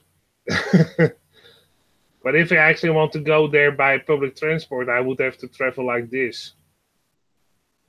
Oh, crazy. Even higher than that. I have to, actually here you can go over here. You see the road over here, and you have to go there, and then to there. That's how you can do it by public transport. And you will have like 100 miles. That's the difference. It's frustrating not driving, isn't it? Oh my God. Yeah, I don't have to, I will be honest to you. I don't have the money to buy a car. That's simply like that. Yeah. And I also don't have the money to maintain a car. No, I have to admit that's one thing, with not being able to drive, I wouldn't be able to afford to anyway. And to give you an idea how those stone dolmens look like, to give a general idea, it's more like this. So there are big stones, and they put bigger stones on top of them, like this. Oh, we don't have stuff like that, I don't think, but we have the big... And then you have like a circle of stones around it. Oh, it is actually visual, it's even better. So this is taken on top of it. See, so these are the stones. So you have two stones side by side. Then you have a bigger one put on top of it. And then you always have like a circle of smaller stones surrounding it. This is the entrance. See, this is the entrance. The stones are cut off for some reason, but this is actually the entrance point.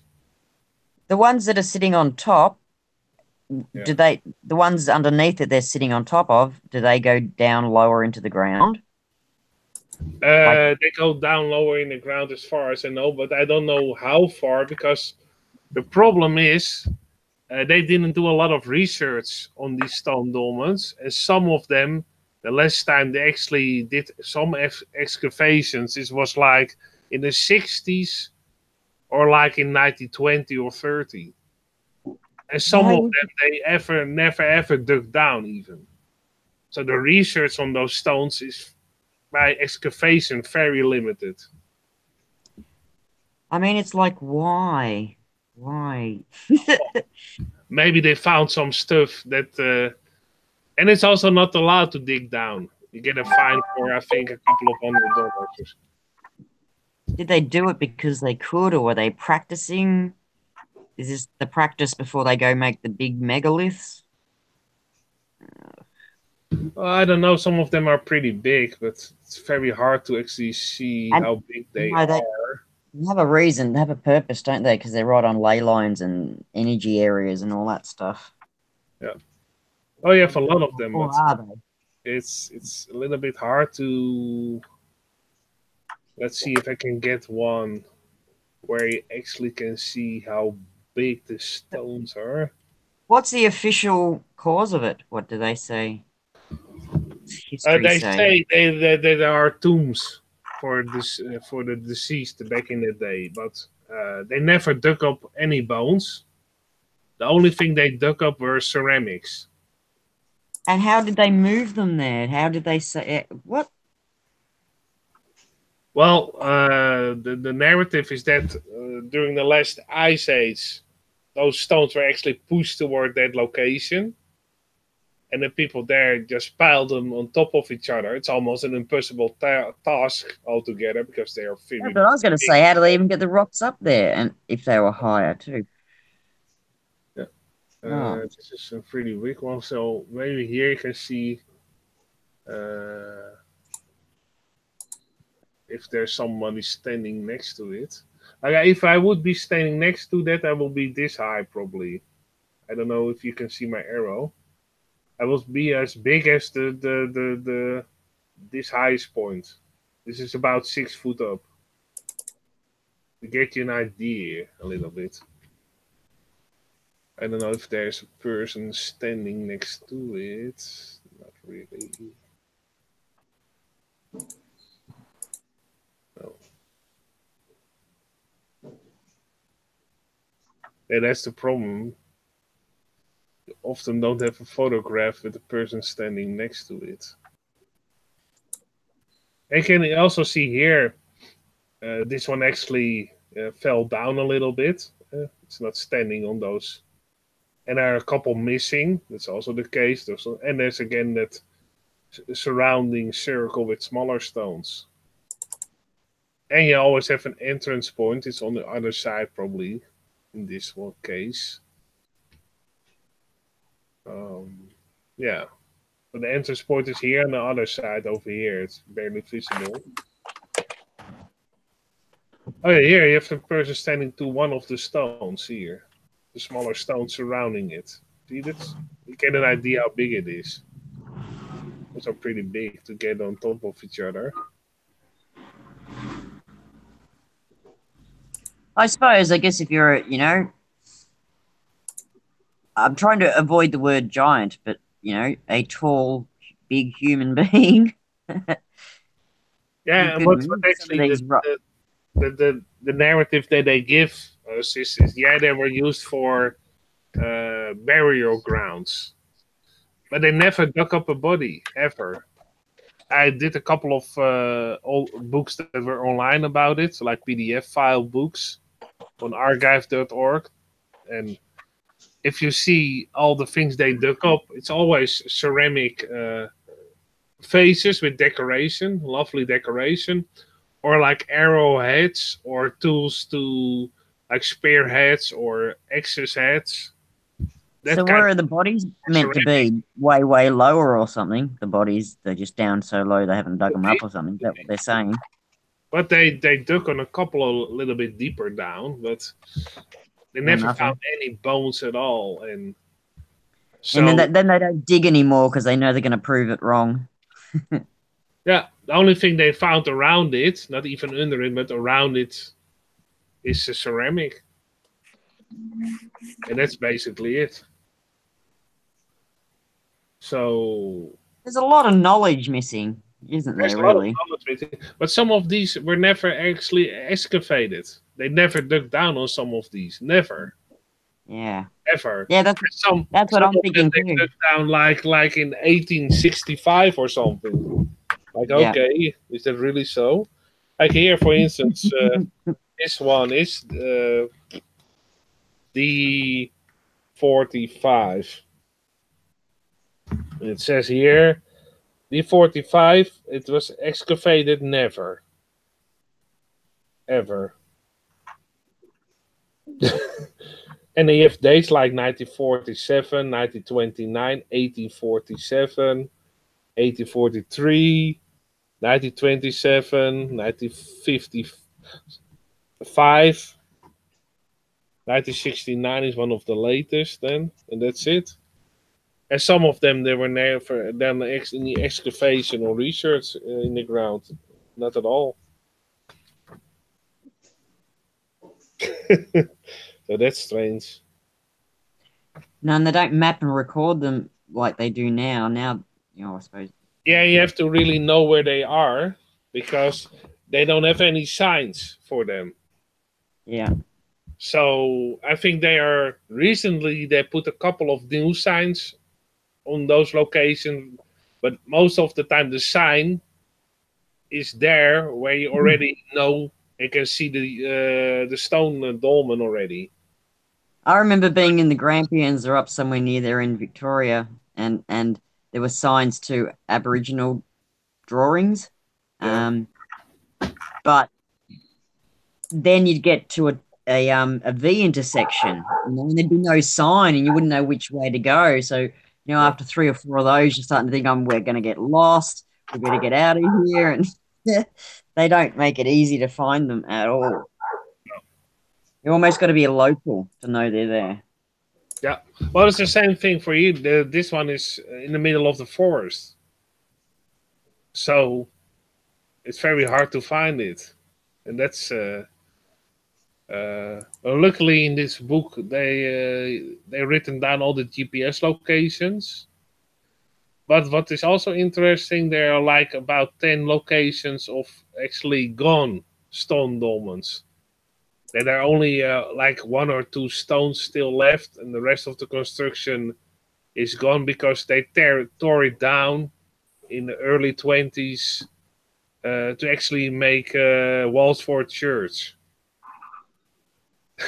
They often drilled holes in it, put dynamite in, and blow those stones to smithereens to use it as for building a wall in the church or in an other kind of house or whatever.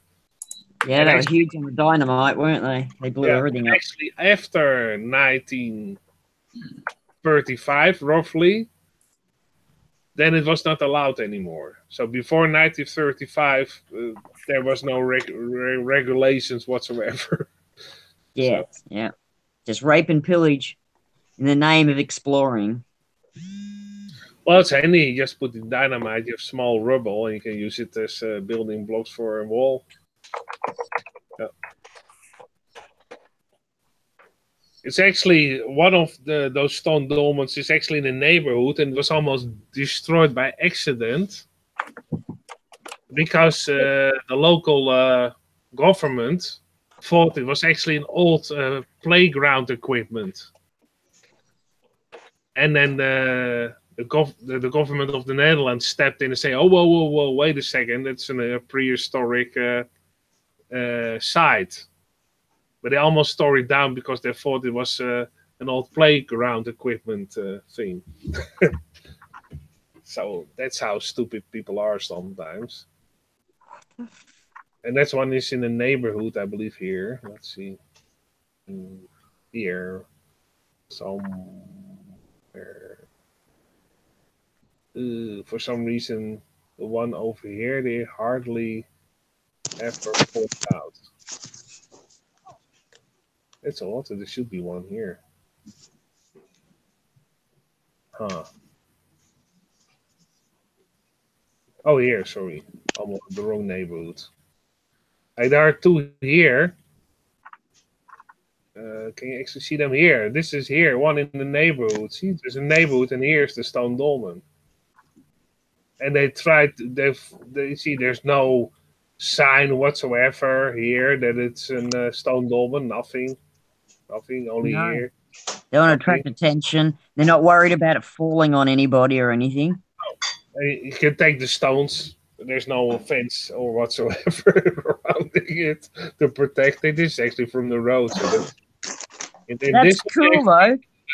It's cool that they don't know what it is. And it's just been left there still. Because if they'd fenced it all off, they would have been mucking around with it, you bet.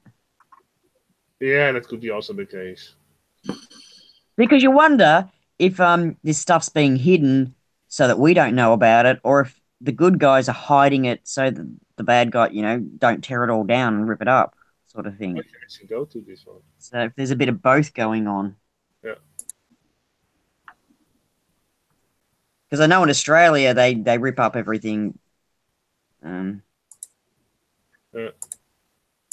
with another excuse for what's happening. Yeah, but then I get on this whole mind screw that they give me, which is if they wanted to keep it from me, they wouldn't let me know that it even exists. You know what I mean? No, that's what I mean. That's why I wonder if this, you've got this heritage listed stuff.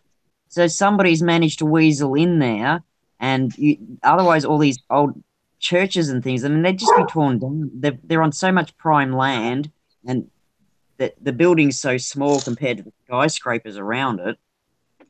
And the heritage listing is what's keeping it looking the same. So yeah, I just wonder if these things have slipped in that they didn't want, but yeah, I don't know.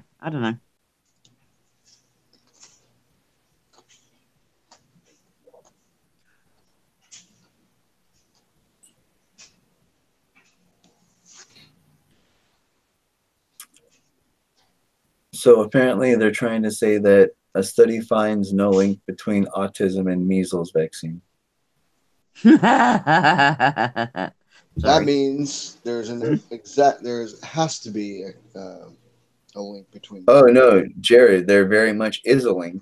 Like, you don't need any scientific research to tell you this. You just have to pay attention to the people that are getting their kids vaccinated and the people that aren't. Yes, and look exactly at how their kids what are I was coming out. thinking. What came to mind was this young lass and her husband. They had their son immunized, drove out of the hospital. He crashed. They drove in. They lost him, and they wouldn't claim responsibility for it because they'd left the hospital. And basically, the baby's got to die with a needle in the arm nowadays. Yeah. And I know all that, and we know all that stats come from pharmaceutical companies. They don't come from science. So Yeah. I think we've got to rescue science. That it's not science. Yep. That's. I just thought it was funny because this guy right here, Tyrone Green, he's a friend of mine on Facebook. I went to high school with the guy. And for a while, when I first got into flat earth, he was arguing tooth and nail with me about flat earth. And he's total science dude, like vaccines work, global warming's real. Like, no, it's not. And then, there's good and bad science, and there's good and bad nature too. Like there's you can go out and take poison ivy stuff, and you'll get sick. So not everything in nature is beautiful and warm. And so I kept scrolling down though, and look at what the next story is. What? Same thing from somebody completely different. Kendrick Brady's got no idea who the fuck Tyrone Green is.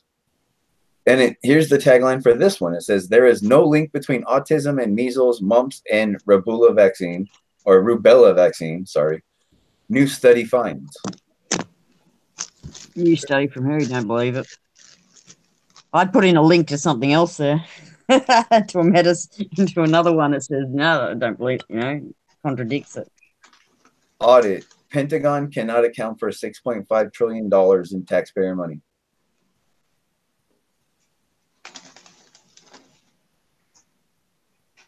That's all right. The bank stole $6 million off Australian bankers in the last 10, 20 years or however long they've been doing it for. Nobody went to jail. They just did a royal commission and then went, oh, okay. One guy lost his job, but he got a nice handshake, you know, like $6 million to walk out the door. So. There was a big crash, George. Wow. Oh, and the dude leaves. What?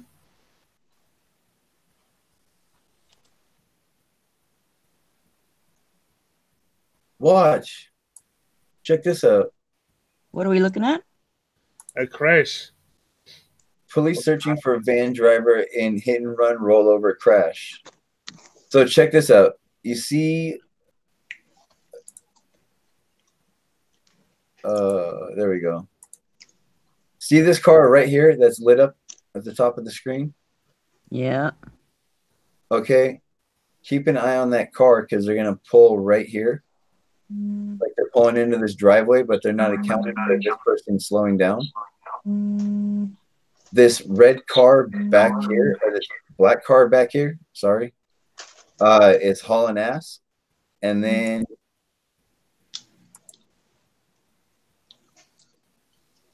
boom. Hit just in the right spot to launch them over like the curb and stuff and flip them over like 3 times. And the silver car that just did that, which is right here in the middle of all this right now, just slowly pulls away and takes off like nothing happened. Ooh.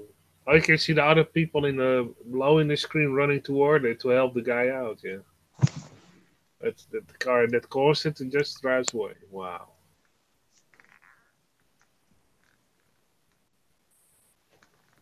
Shit. That's ouch. It's a good thing that there were people there in the below in the screen that run toward it to help him out at least.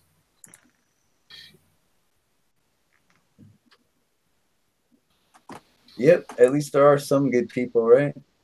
Yeah. Allegedly. Allegedly. Yeah. All right. I'm going to go ahead and stop presenting this now. I thought that was interesting with the vaccines. Yeah. It is.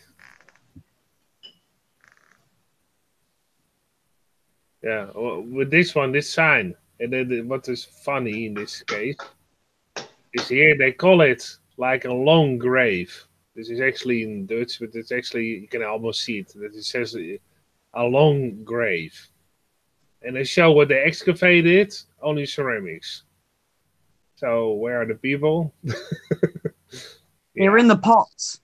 Yeah, probably. One's ashes, one's stew, one. Yeah, sometimes they found like 20 pots there, so that's a lot of people. And tools and everything, and like axe-headed, spearheads, and those kind of things. That's always interesting. They often call places a tomb, and they never excavated the body ever. It's just like with the pyramids. They learn in school that it's a tomb for the pharaohs, and actually the pharaohs are buried in a completely different location, and they never excavated any bodies from a pyramid that were purposely buried there. Makes you wonder. Yeah, it's getting interesting. It's actually also interesting. They call it here chimeras. Can you see that? On top of this sign, chimeras. What is actually is that area, they call it chimeras because schimmen is like a broad word in the sense for ghost. Oh. So it's like they call it ghostly area. That's the rough translation for it. And what is actually the chimeras is actually this part over here where there's no buildings. See this part? Everywhere the city has expanded towards there, towards there. Okay, this is still a very thick forest. Over here they expand, over here they expand, all the way there. but they never built here because for some reason they have that superstition that if you build there, you will be haunted by ghosts. But still, to this day, they don't build in this area. There are a couple of small farms over here, but that's it. And it's called the Skipperess because supposedly a lot of people see UFOs or things that could be UFOs, maybe, but a lot of ghostly-like things or orbs. And so they're using any story they can to keep people away. Yeah, ghosts for the old people. I've seen orbs in my area, and this is not that far away, and there are many accounts for people that see very odd things in this area for some reason. But yeah, you have here a stone dolmen, here a stone dolmen, here a stone dolmen, and here a stone dolmen. So actually, when you do measurements like this, see what happens. You get it now, maybe? Oh my god, it's This huge. area is strange because if you connect the dots, you get this. Ain't that interesting? Maybe that's why there are ghosts there, or strange things people see. Maybe that's the reason. Wow.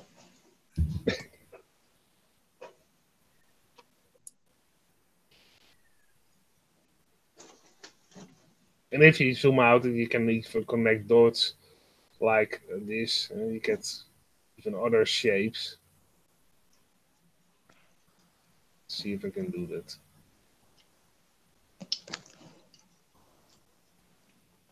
So it's like those star shapes that, when they turn, and then this is just a slice of the picture. Yeah. A 2D slice of a 3D image or something. Yeah, who knows? Well, I have actually a guy that did research and actually put more dots together. I'm just doing with this part of it. I have to clear this one out for a moment. Because that guy that did the presentation about it, he gave me a folder. I was very glad that he gave me that one. Because he did also measurements of shapes, and he often ends the top with a triangular shape. I'm gonna do some things and connections myself because this is already interesting. That when you connect the dots, you actually have that whole field, like I showed, where supposedly strange ghosts are shown. Can you see my screen? Yeah, you can. Okay, cool. Because if you connect other dots, you end up with this pyramid. A pyramid within there, a smaller pyramid. Another pyramid with a smaller pyramid. Pyramid with a smaller pyramid with a smaller pyramid. I don't know what this is. This could be a pyramid and a small pyramid with maybe a star constellation. So, yeah, it's interesting. If you connect the dots between those stone dolmens, because here's one stone dolmen, here one, here one, here one, here 1, 2, 3, 4, 5, 6 on the same line, roughly. And you have to also bear in mind that some of those stone dolmens were destroyed. So this is part of a shape or that you get when you connect the dots. But you don't have all the dots anymore because, yeah, some of them were destroyed in the past. Yeah, they're triangles, they're pyramids, they're pixels. That's what pixels look like. That's how we see. That's true. So this was what was pretty interesting. This is a picture I took myself years ago. This is also a picture. This is the one I'm going through. This is actually where you can see the drill holes for the dynamite. And this is on private owned land. This is another picture I also took myself years and years ago. You can see also by the format of the camera. I scanned them in and found the pictures back that I took. See, that's what gets me. If you're not going to use that piece of land, why even destroy? Like, why blow up with dynamite the rock? Yeah, wanted the they stones to say use they them. use it for like walls of a church. There's one church that you can actually see that's broken up stones they use for the walls of the tower of the church. But if that story is completely true, I don't know. These are the things they found, like these kind of ceramics and bits and pieces with some decoration. Some of them a little bit more interesting than the other. This is also what they found, like eggs heads, or like maybe this could be in a teapot, in smaller pots. This is probably a tool where they did the decoration with. I don't know that for sure. Arrowhead. So that's what they found.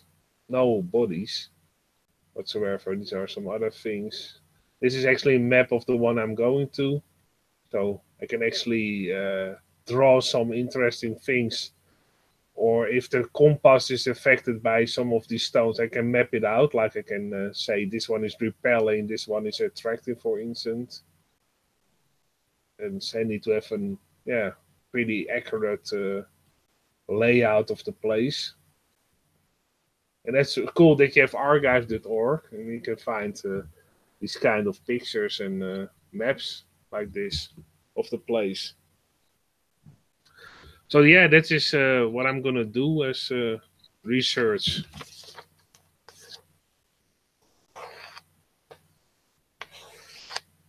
To find out more, because it looks like you're showing my dental X-ray right here. Yeah. Got my baby teeth and then there's top teeth coming in. Doesn't that kind of look like 2 rows of teeth?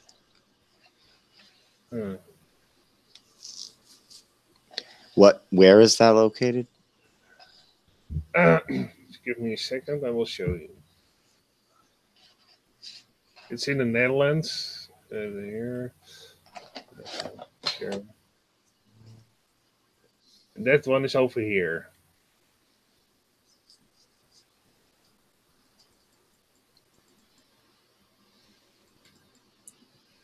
Artest, why'd you stop me presenting you? Oh, did I do that? Oh, sorry. I did it by accident then, sorry. Oh, no worries. Did you take my controls away? I don't have controls anymore. That's weird. Because I was trying to present him before, and I was like, what? I can't?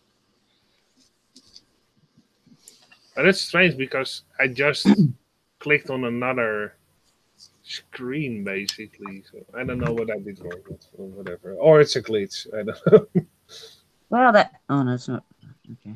So, but what is interesting that actually the area they tell that they witness a lot of strange activities, like glowing orbs going around and other strange things that like the crop circles. They have crop circle formations around there.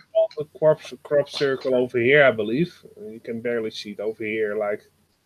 Oh wow!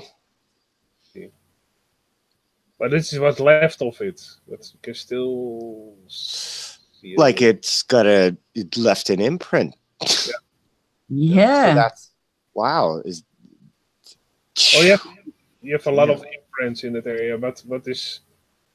Oh, it's glitching a little bit. But what is interesting that if you connect the dots, you have this area is actually like this. So. And there's one more even, I believe, but they make certain shapes, like I showed before, sometimes triangle shapes, sometimes other shapes. I'll be back in a sec. My sister's on the phone.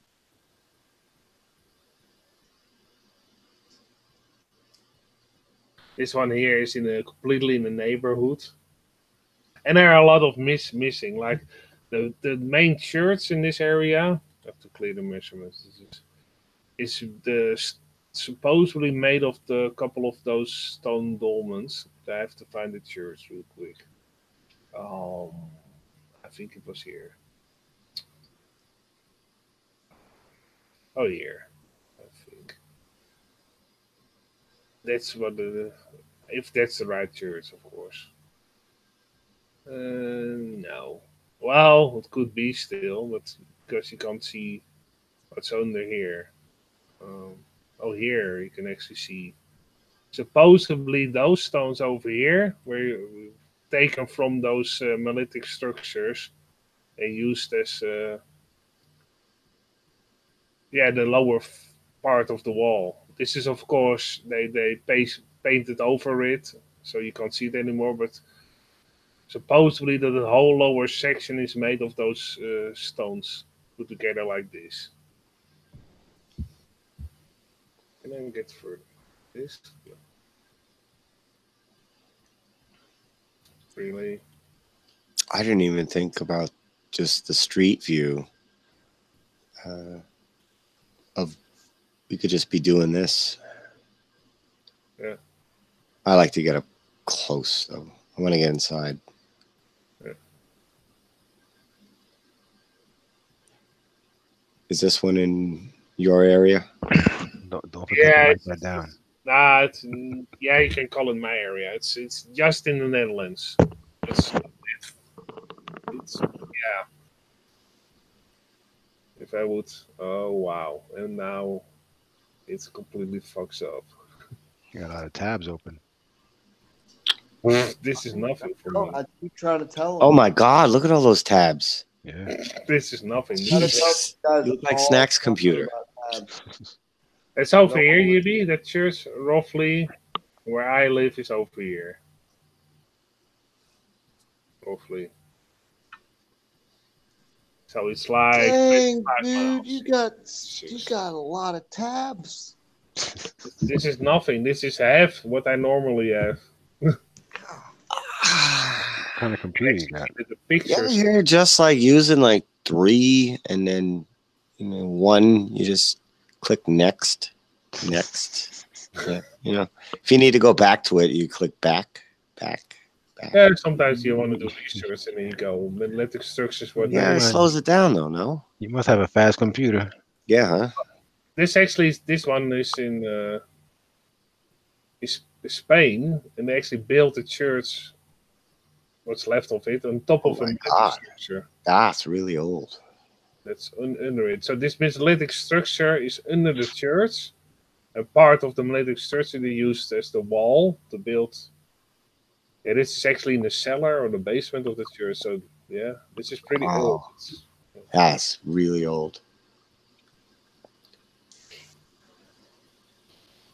Whew.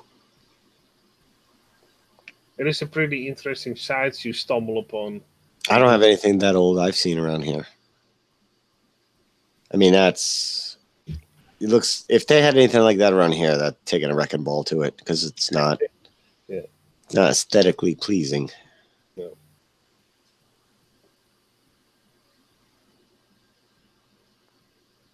Kind of sticks out, doesn't it? Yeah, it's like, oh, what is this, a poor neighborhood? Is that the homeless in there? That's the American perspective. It's also interesting that this pillar is almost like edited later because it's way more fancy. Oh yeah, absolutely. Yep, that's a modern fix for the roof. Yeah. That probably wasn't even there. No. No, the whole roof was probably not even there yet. No, I would assume that's modern. But I don't know. Did you study ancient shingles and how long they last compared to modern? I would like a permanent roof. This discover is that a lot of shingles in the 70s were actually made of asbestos. Yeah. But that's what the rain might rain on the roof and bring asbestos down the roof, down into the soil in your home gardens? Yeah. No. I thought those old time roofs were made out of gargoyle. I can barely hear you, Jared. Can you hear me now? No, actually, it's lower. You have to pull the microphone a little bit further out of your ass. Then maybe. There you go. He'll get it in a couple of years. He'll get it.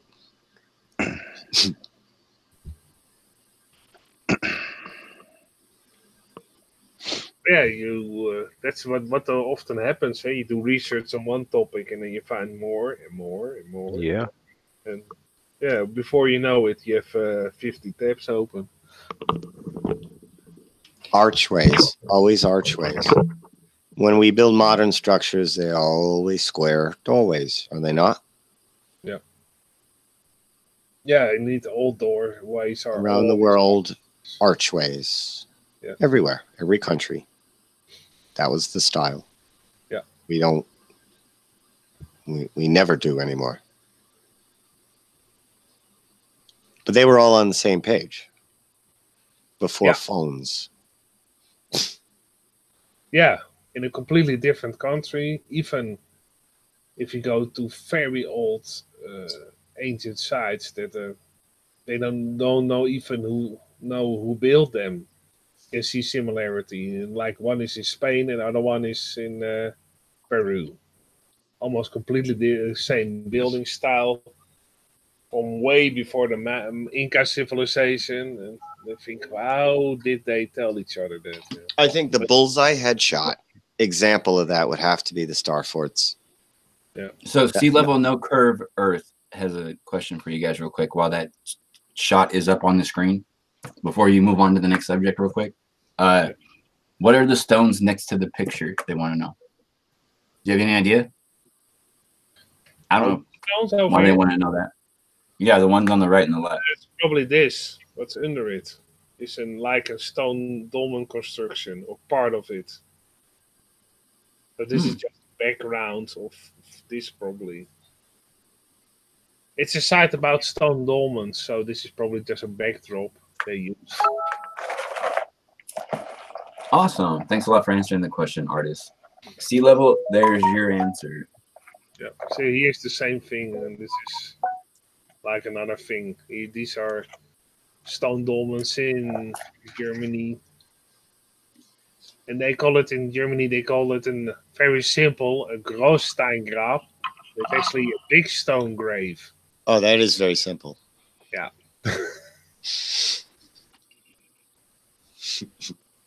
Yeah, and they estimate it 3,000 years before Christ. Okay. Before Christ.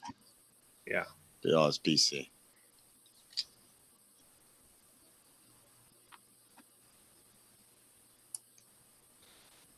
Yeah. You can see how good the condition the board is already. Some of them actually were made of brass, but they were all stolen. What they used to give you that date? Did they carbon date it? Yeah. And the carbon date will always tell you the date of the construction, not like it's always carbon date those stone dolmen construction. Yeah, if you could carbon date it, for instance, if they could, you get the date of when the stone was formed, not when the construction was made. So they don't know shit when they were built. So wait, did they really just prove that the Earth is 6,000 years old? Yeah, like okay. Like, like, yeah, this rock is 6,000 years old. We carbon dated it. Like, yeah, and that tells us how old the construction is. Of course not, because those stones were already there. They just used it to assemble it maybe years and years later. You don't know that for sure. It's like dating your living room. You take one piece of furniture, you take a small part of it. Oh, then the whole living room is the same date. Yeah, sure. Guys, I'm just saying, these people would have freaking destroyed us when it came to Legos. Just saying. Yeah. This looks like my yard. I mean, I don't have the dark colored, but I got stones like that in my yard that I can't move those things unless I get the the equipment. But dating back to the Ice Age, in my yard like that.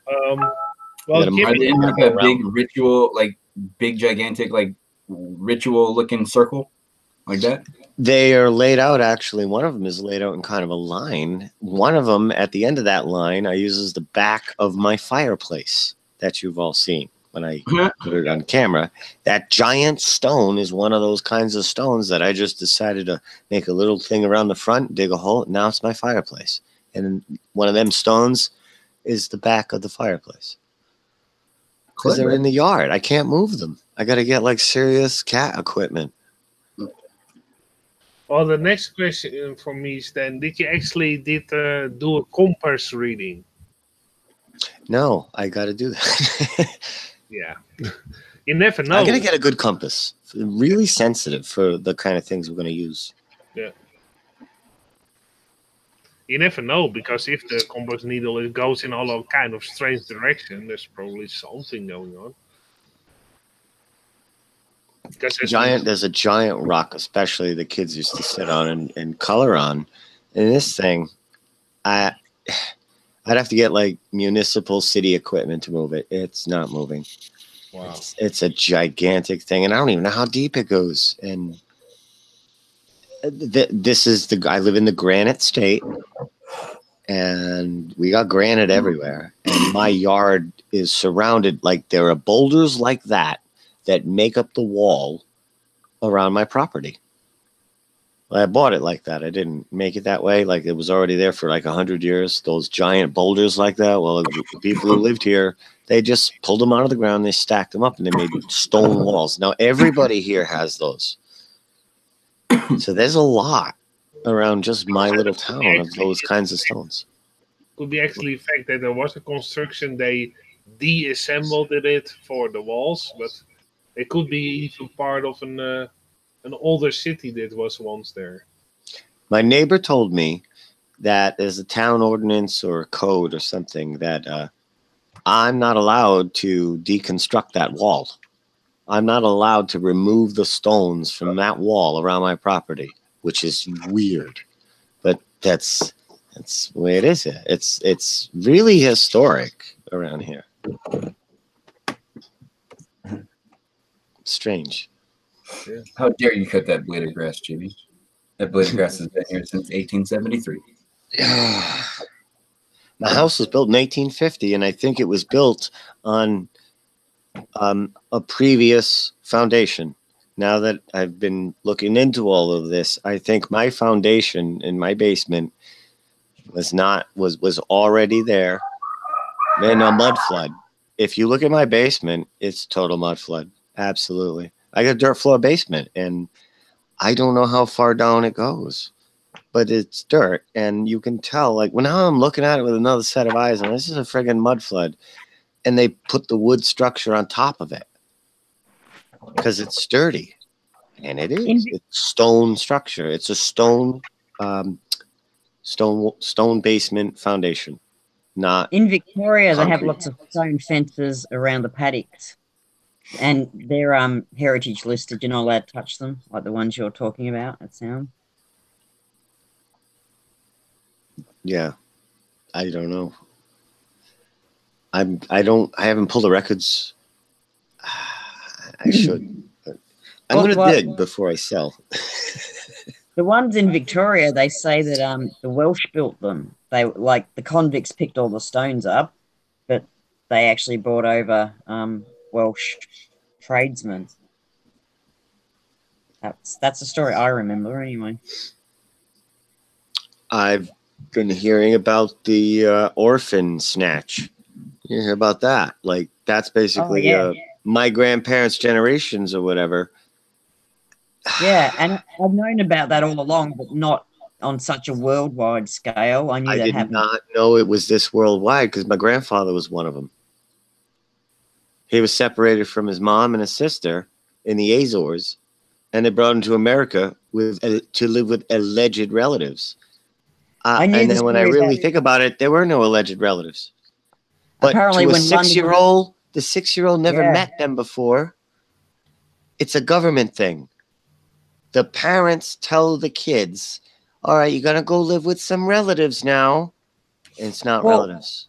The story I learned was that when London was getting bombed, they sent their kids out to family out into the country. But a lot of kids didn't have country, so didn't have family out there, so they billeted kids. You know, they'd have other people's kids. Yeah. Hey, so And what then about people would die, and the place got, you know, and the records would get destroyed, and they couldn't return them. And some of them came to Australia, and you know they didn't have enough people to look after these kids. That's the story I remember being given. And then I found out about the stolen generations, where they, you know, stole the babies off the indigenous people, you know, the Australians, and all the single women. And what about the simple fact that the nursery rhymes that we learned are not about happy little children shit? They're no, about when I some started fucked talking them to up my things. kids, I was like, "This is creepy," you know, that rockabye baby one. Like, London Bridge is falling down. What's Falling a down. baby doing in a treetop? well, I was told that they were because you weren't allowed to speak out about the king because it would be treason. So they were ditties that they made, and it was mainly the king, like Humpty Dumpty was the king. Oh, that explains Humpty Dumpty. Yeah. I think. And so it was their way of singing songs without apparently the authorities knowing, and you know, yeah, like their rebellion way, I guess, like rap, rap songs. So that was India's Stonehenge you were showing? Oh yeah, it is. Yes, they say it could be Indian Stonehenge. Where is it? Oh, this one. Where was it? Oh, here. Yeah. I never seen this one before. I don't even know what this could be ruins of. No. Unless they were pillars for buildings. Yeah, could that have deteriorated.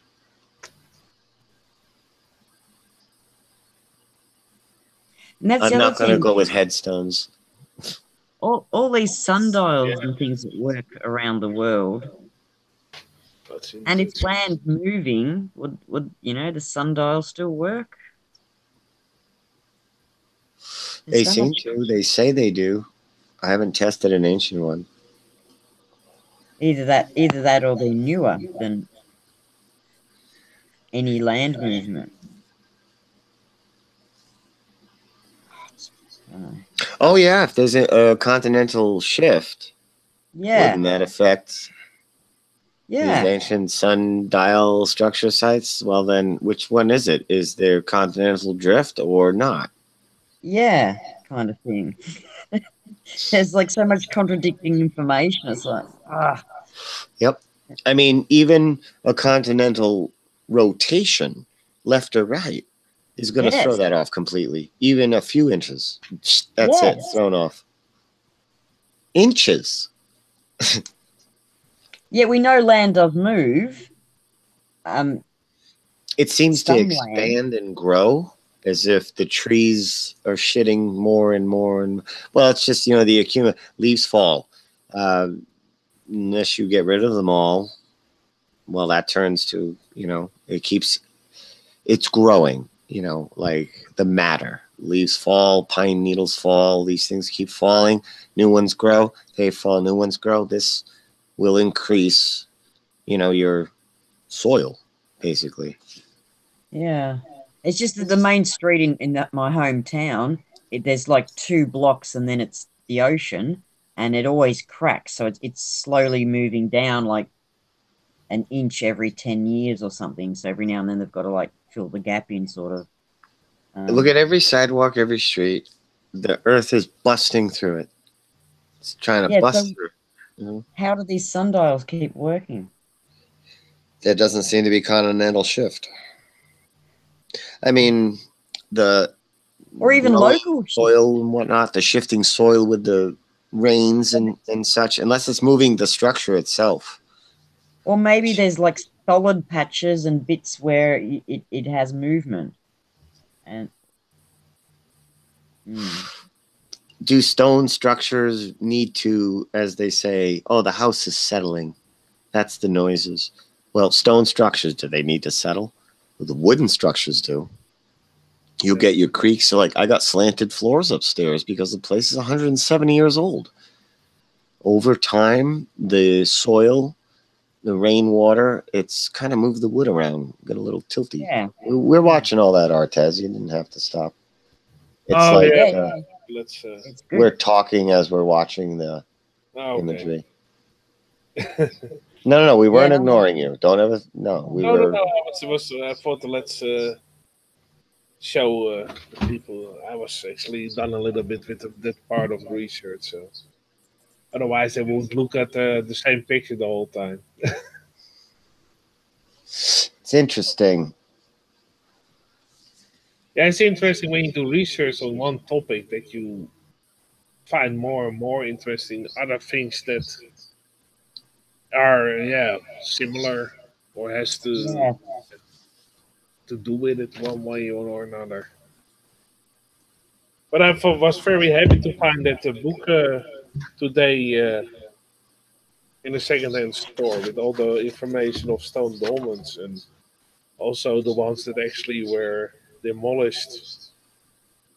Like there were at least 1, 2, 3, 4, 5, 6, 7, 8, 9, 10, 11, 12, 13, 14, 15, 16. Oh, it goes further. Like, okay. Like 30 stone dolmens destroyed. But it's actually interesting. They give let's call it the GPS codes where they roughly were. So I can maybe find the locations where they once were. And it's interesting that some of them were destroyed, says here, in the 1930s, most of them, for some reason. I don't know if you got a copy of that UAP video from an hour or so ago. Are you subscribed to him? Yes. Yep. He's got that great HVAC guy on. I think you'll all learn something valuable from that 1 hour video from this guy who's an expert in it, who's talking about basically the design and how it works and how easy it is, how simple and basic and logical it was, and how everything was just running that way. And then all of a sudden, government policies and problem reaction solutions over and over again, World War I, they still don't even really, like, it's conflicting reports of what the cause of World War I was. Yeah. What? What? Yeah. That's insane. But it seems to have to do with this. All the evidence seems to be pointing at it. It has to do with this free masonry grab kind of thing. You grab it for free. You bring in the orphans and the slaves to dig and rebuild. And now you charge rents for shit you got for free. And you're making claims for your family. Your family comes over here. You're one of the chosen, what do they want to call them? Nobles. The nobles come over with their families. They make their claims. And now here comes the orphan grab with some government reason and story that makes it a law that if you have children and you're a single parent, the government has the rights to, I don't know how many of your kids. This was like policy. If you're a single parent. Especially if your family won't claim you, because it was embarrassing. And then, of course, if you're black and you're a native, then you didn't even have a choice, even if your family did want you. Or if you had mixed children, God forbid, you weren't allowed to keep them. There's your workforce right there that they used. And they brought over to these countries, Australia, America, Northern Africa, that just brought them in. And the elaborate means that they were bringing them in with, I got to go with Titanics, like a fleet of them. This Titanic style electric boats that didn't need coal, steam. They were converted to that. They didn't build Yeah. the Titanic. I've been saying that for weeks and months. I'm like, I'm not finding any. When you're constructing such a masterpiece, you document it. When they had the ability to document it many, many, many years before the construction of the Titanic, and all you find is staging around an already built Titanic. And that's really? the best you're going to get. Yep. You can't find these ships being built because I think they were already built and they were part of that Titaria, whatever shit. And they were used because they're so large and massive and can hold so many. Now here's your troop transport means. Once you complete that task of bringing in your workers and your orphans, your immigrants, your labor, you don't need those ships anymore. I think some of them were repurposed into like Carnival cruise liners, painted. You know how art shows the stone gets painted? Oh, the iron gets painted. New coats, whatever. They could still be being used, or they had to give them back. I don't know. But that's what they were used for. And then that was it. It was like during an era, and then they're gone. Same with the airships, the Hindenburgs and stuff like that. All of a sudden, it's a conversion. Well, hydrogen was more efficient, but they would say it was more volatile than helium. So we had to go with the helium. They always got like, no, you can't use that. That's dangerous. Got to use this. That is less efficient. It's the theme. It's always the theme. Less efficient, but you got to do it. Didn't the Titanic have a sister ship or something? What was it? The Carpathia was that another one? Yeah, they reckon they swapped it. The Olympic. That was the one. It was the Olympic, but then there was like the Carpathia, wasn't it? Oh, that was just another one. That was just another big. I wasn't that kind. I don't think it might have been just a shipping ship. But even these big carrier ships that they use on the shipping lanes, these things are gigantic. Have you seen a sheep ship? Sheep ships are massive. Yeah. We get them in and out of my hometown all the time, and they're pretty. They're like a fairy castle, all these rows of lights, but they are tall, big ships. I think some of these ghost ship stories. You remember? We've all heard the ghost ships. That's just one of these Tartarian things been sitting out in the ocean for years that people come across. Ghost ships. After the mud flood. It's their ships. Yeah. Shit right there. They come across those Jared, you really got to come into the house where your microphone is. You're in your neighbor's house. That's what it sounds like. I'm charging my phone. So I have to be away from something's really not right. That would be fucked up to come across the ghost ship. Okay. Especially a really big one, not just a little sail ship. Yeah, so they were like so daunting. Stories were written. Yeah. And it'd be like, fog, and you set the setting. You come upon this massive, massive ship because they're in little boats, and you got these big friggin' Tartarian monsters out there, just ghost ships. So that's the stuff of novels, Or even the creepier ones. It's broad daylight and perfect day, and they're sailing along and come across a ghost ship. It's like, oh, what? Yeah. What happened? Did it go through a storm? There's nothing around. No wreckage. No sign of anything happening. Just gone. Everybody's. We're getting to our origin stories, and it's kind of like a fractal because we got into a pattern of prequels.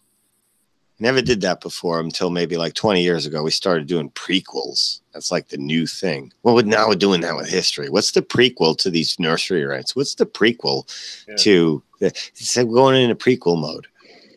It's ridiculous.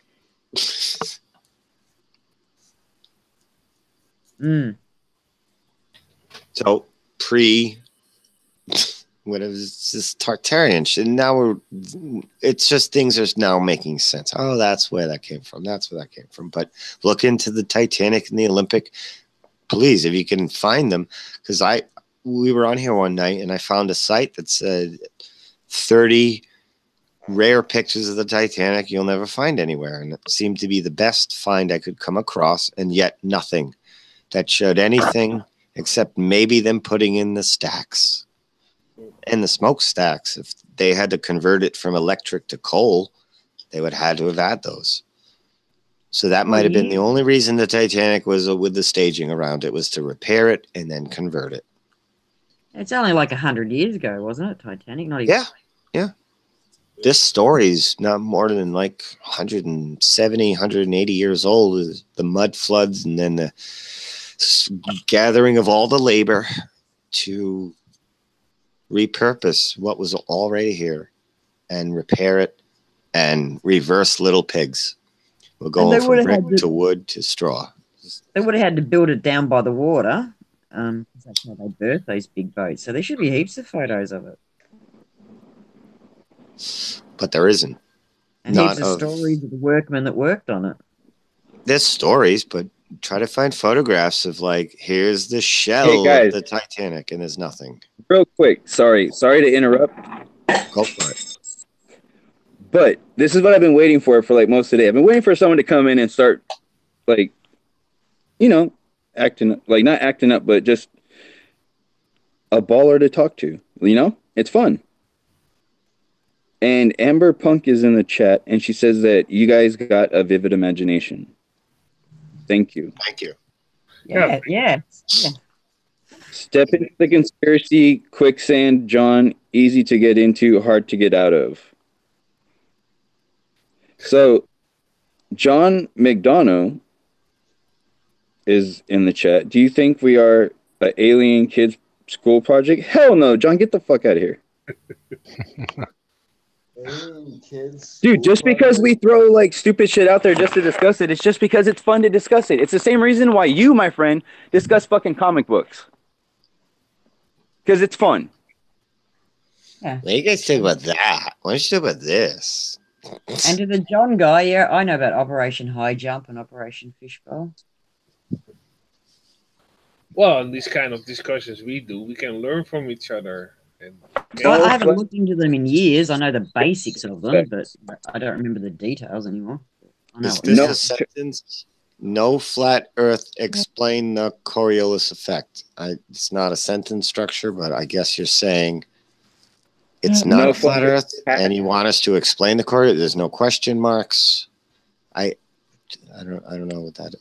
You know, basic grammar of your only language is a good start, and then So Noah, check this out, bro. I used to be a pitcher, right? I used to throw, and I had nasty breaking balls. Okay. When a bullet is fired, it's who's got an echo? That's probably me. Dude, when a bullet's fired, Noah, does it come out of the gun just straight out and just plop out? Like just no friction, just out? Or does it spiral out like a fucking football, man? Or like a slider when you throw a slider in a game?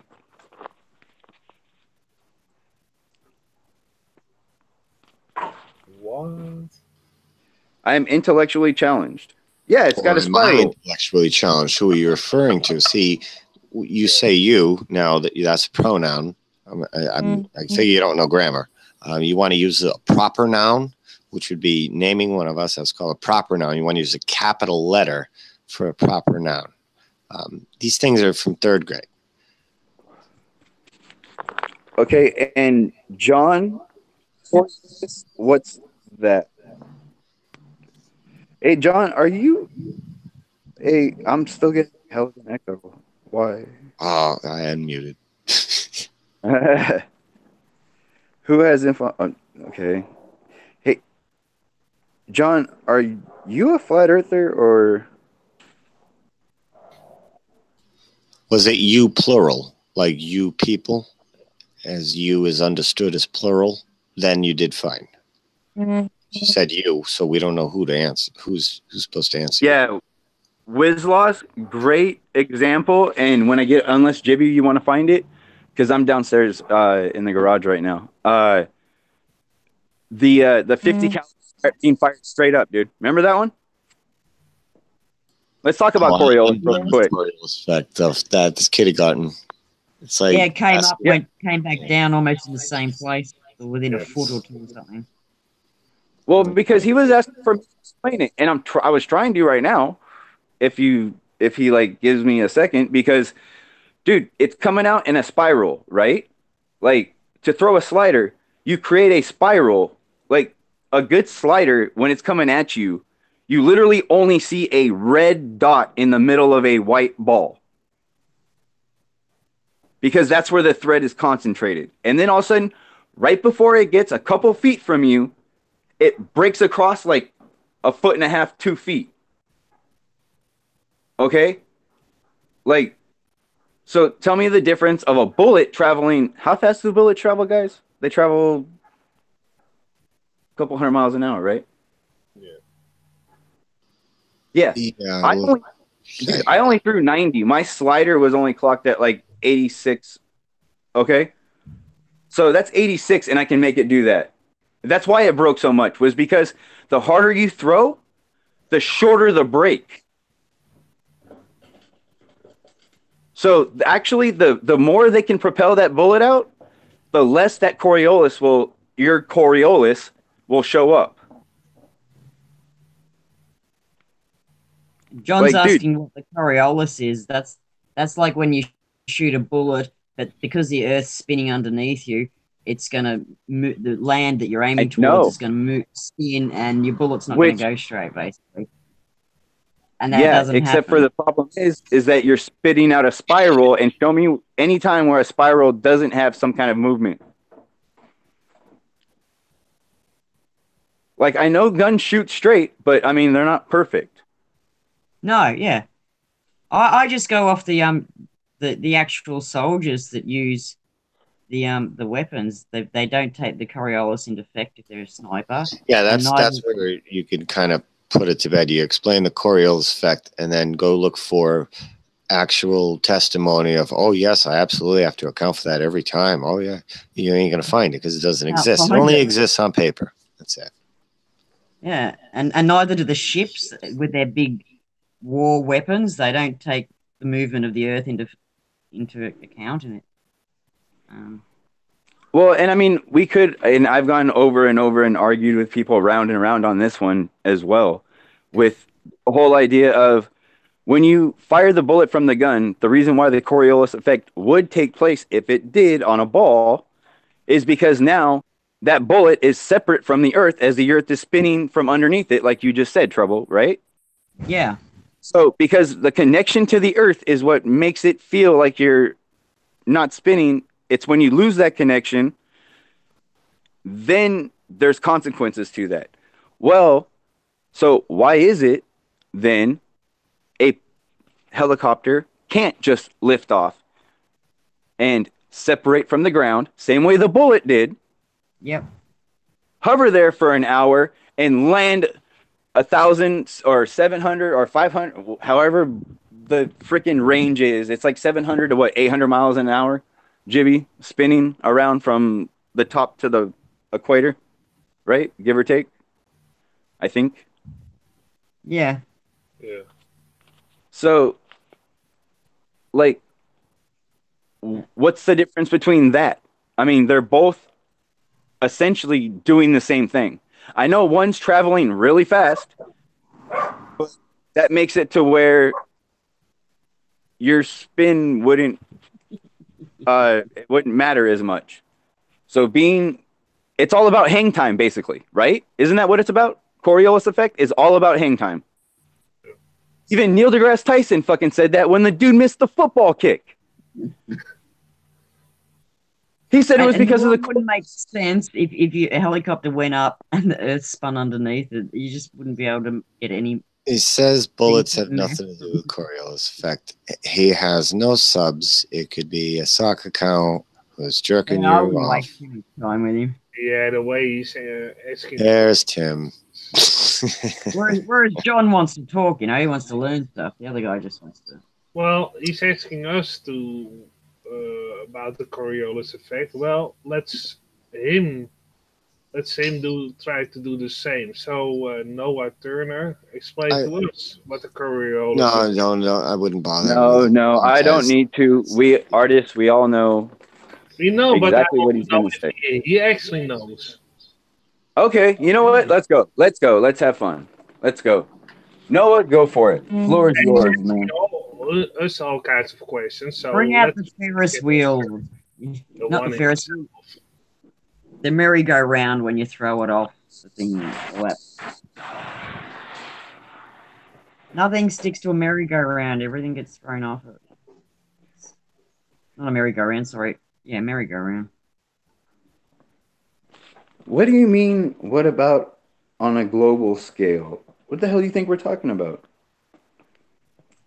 Bullets and helicopters aren't widely affected by the Coriolis effect. How about wind and weather on a global scale?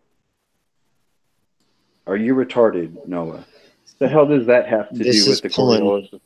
This is pulling handkerchiefs of different colors out of your sleeve. Look at a new way I can describe something that confuses you. That's all you people do. You just come up with a new way. It's like, well, it's only one arc. Well, it's only 1 degree. Well, what about if you flip the 1 degree and then if it's a flat, well, what about globally underground? Well, what about underwater upside downness? What about, you're just trying to just mess with us, people. Yeah. And some people bite the carrot, some don't. The last comment makes it very clear. Well, maybe we should get him to explain to us what the Coriolis effect is, and then we can respond to whatever version of it he's that's what I assume. I'm just an illiterate farmer. So if you want me to believe all these things, you better present proof of them. If we read at a slow pace, you think that we are reading at a slow pace, so you're probably very quick. So it will probably take you less than 10 seconds to type what the Coriolis effect is. Okay. They shouldn't need, all you should need is words to convince me, an illiterate farmer. I live on a spinning globe with Coriolis effect in a vacuum. It should be very easy because 2,000 years or so, the entire world has accepted that, who were illiterate farmers. So something must have been said to them with just words, because there was no computers and models and all this graphics. So somebody went around with words, and all these illiterate farmers said, yep, that's it. And we're fine with it. And everybody accepted it for 2,000 years. So that's all you need. Just bring your words. I think they simply said to everybody, well, it can't be flat or you'd fall off the edge. And that was it. And everybody went, oh, okay, yeah, you're right. Why, nobody thought, like, why does there have to be an edge? Oh, no. Because they were inundated with the pizza in space. That's why. Yeah, yeah. So why would they even... Why would they even think there was an edge? Well, they didn't until they were told there was one. Right. They were going to sail off. Tell everybody that, tell everybody back then, 2,000 years ago. I mean, everybody.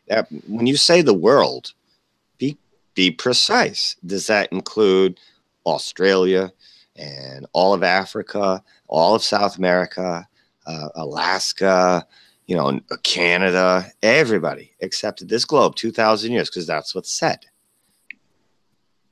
And I'm just trying to follow through on this actual logic of that, which to me seems impossible, considering the history I was told. I don't believe that. Because that's exactly what would have had to happen to a world of illiterate farmers. You had to math and science them into this when they couldn't math and science. But yet, the claim is the entire world accepted the globe for 2,000 years. I don't think it's been 2,000 years. They might have been arguing it for 2,000 years, but it only really came in. Apparently, as soon as it was thought of, the whole world accepted it because that's how it's used. It's like, thought of this 2,000 years ago, so it's been around. Sail off the edge of the earth, so they still didn't accept that it was round. If they're still fighting it in the 20th century, then you can't even say the word the world. So we didn't have the great news of the world's round, obviously, out in the small folk world. I think they're still teaching us this thing. I don't think it's been. I don't know. I don't know what they're teaching in other countries, to be honest. You know, do we know what is going on in African schools? The curriculum, Hey, Jibby, as that far as straight that. up sounds like the enemy, though. Like trying to get into your head, you know, like See, that's as far as just like playing mind games, you know, like telling you that, oh yeah, they figured it out 2,000 years ago. Like, wouldn't that be what the bad guys would be saying? You know, like if they didn't want you to know what was really going on. They're going to want to say it's old. Yeah, yeah, exactly.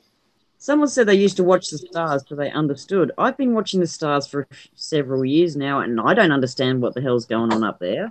I mean, you'd have to have pen and paper to write it all down, and it's just insane Tim, to say. they noticed solar lunar eclipses as well. Think about you don't have an education. You're illiterate. You're a farmer. You're just trying to survive in your tribes and whatnot. You don't feel the moving. You don't feel the traveling through this space. You see a bunch of lights in the sky spinning around. That's it. Not everybody looking at that from a blank page is not going to go, oh, sphere, vacuum, traveling, the stars are fixed, we're moving. No, it's that everything's a relative thing. Either the stars are moving and we're still, or we're moving and the stars are still, which they couldn't make that a definite either way until allegedly the 20th century when they could get up there. Otherwise, it was a game of relativity. And the fishermen might have known how stars worked a little more than the average person on the land because they used them to navigate. But I'm thinking that would only be in their local area, and they would have to be taught that as they were learning the trade. Yeah. Otherwise, they'd get lost. Just go out on their first or second trip and to think they could just look at the sky and know what they were doing. You have to learn it somehow. Ancient farmer knowledge, yeah, they knew the schedule of the skylights above. They paid attention and so they passed it on. Clocked it. It's a cycle. They clocked the cycle. They figured out the way the lights in the sky move. That's it. Okay, you figured out a pattern. That doesn't prove you're moving and they're fixed. Yeah, it's nonsense. I'm not playing the semantics game, but it doesn't tell you there's gigantic balls in the sky. Tim, I told you years ago, 2 mirror balls create the same look on the walls. 2 mirror balls, and that's just like right off the top of my head. Like I could duplicate the way 2 pole lights move. But that's just a quick example. That's not the answer. It's just a quick example. I don't know the dynamics of ceiling lights. But I used to believe for most of my life, 90% of my life, more than that I was on that spinning ball and the stars were fixed. And I see it in the other way, and I'm going with the other way. And I know the model better than you, Timmy. Because I loved it, and you didn't. It's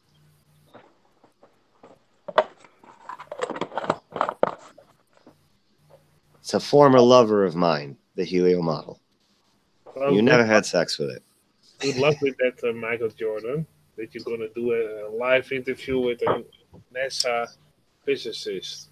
Good luck with that. Oh, yeah. You never got that going. Remember, what was his name? Michael Jordan says in the chat that he's going to do an interview. So.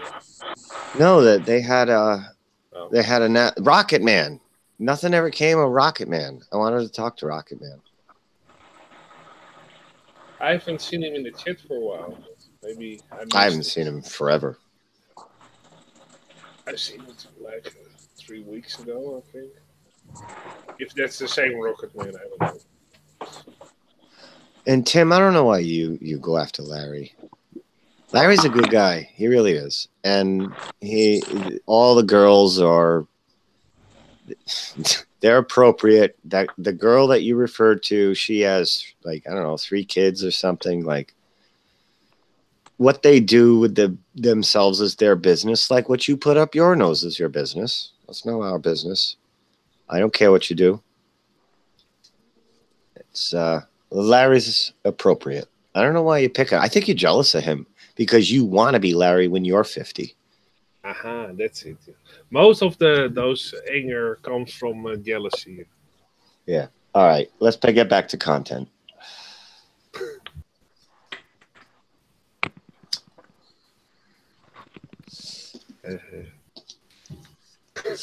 On to the content. I know. You got to throw it in reverse when you go in 70. Hey, Jimmy, do me a favor. Toss Noah out of there right now, would you? Aye, Captain. Arg, you be walking the plank, matey.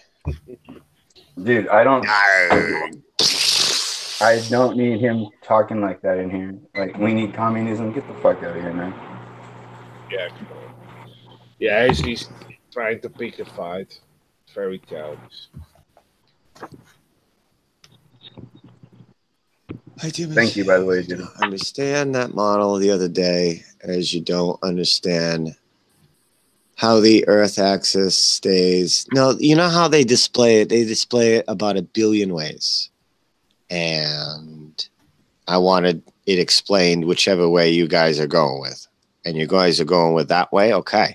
Now I know how to deal with that way. You put the pencils on the ends of the poles and you make it draw that circle as it does its yearly transition. So I just wanted to be sure which one you guys were going with. Was it the tilty pole? Go look. You can't get a one-way answer on the helium model, and the most people that we argue with have no idea what the helium model is. They're going by cartoons. I've seen it displayed in so many ways.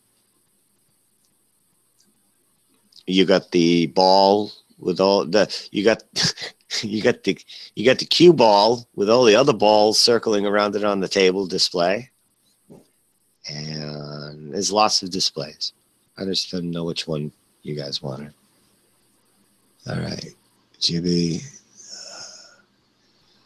No, they don't explain the alignment of the Earth's axis.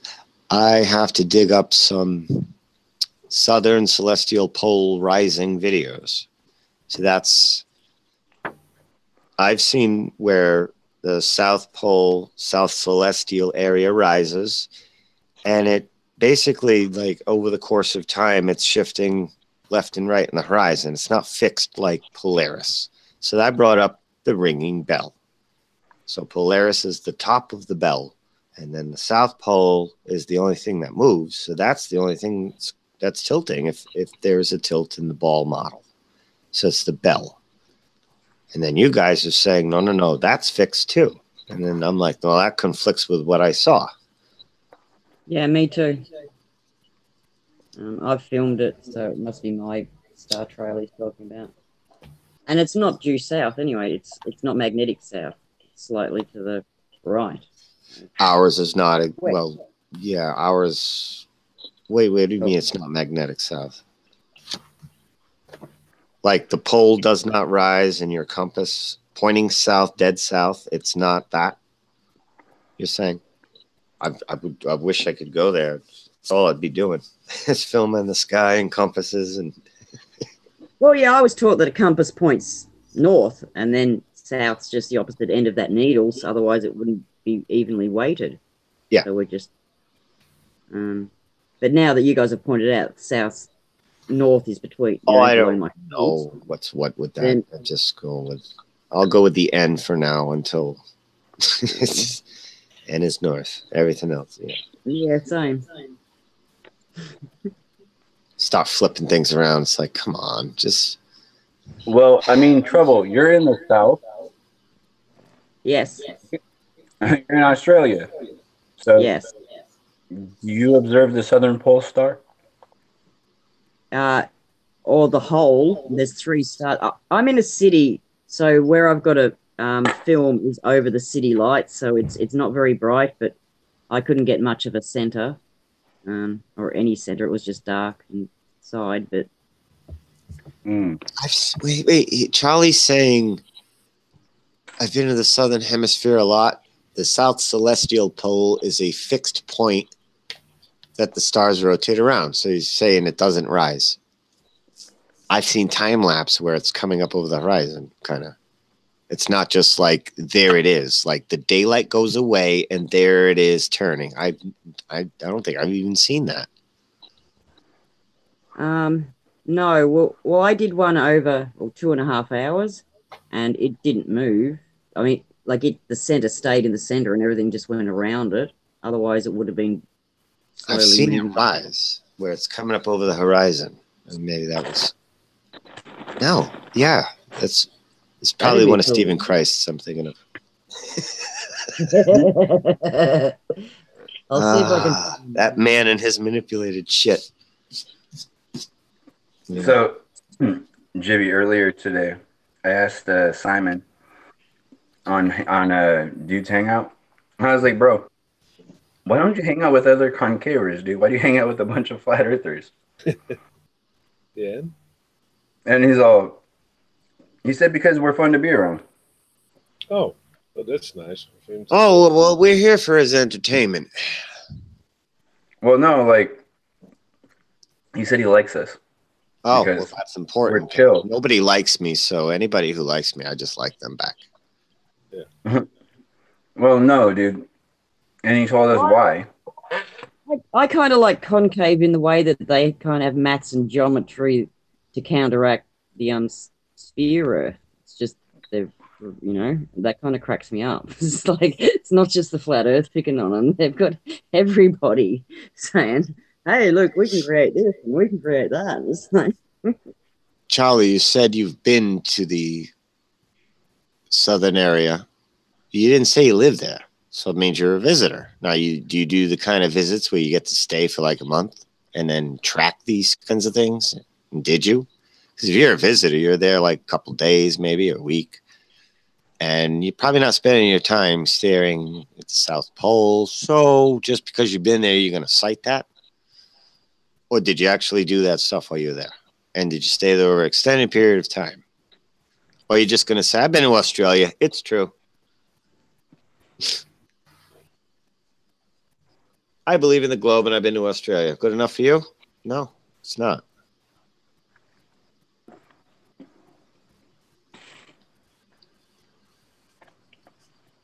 And dude, as far as me, the stupid South Pole star is the least of my worries. Yeah. Yeah, I'm not really.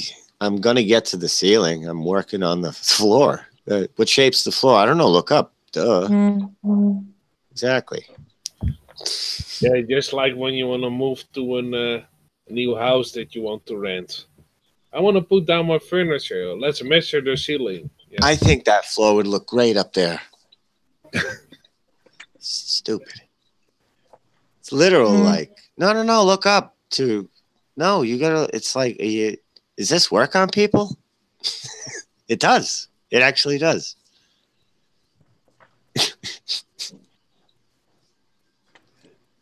Okay. I don't know if I was a DJ for 10 Hey, years. Charlie, I worked mirror balls. I worked lights. If that's the case, Charlie, you got tons of pictures and video. Can you do us a favor if we give you our email? Can you send us some? Because we would love proof that we live on a ball, man. We've been looking for it. Can't find it. Oh yeah. I wanna pack this up tomorrow. I want to pack it up tonight. Can you prove it tonight, please? It's gonna need to be a lot of pieces of proof, not like Timmy Osmond's video. It's like Timmy Osmond's video, everyone. We're done. Timmy Osmond's videos. He's got that video with the bottom of the building. So that's it. That's a wrap, folks. No. Is he gonna win in court? That's what I want to see.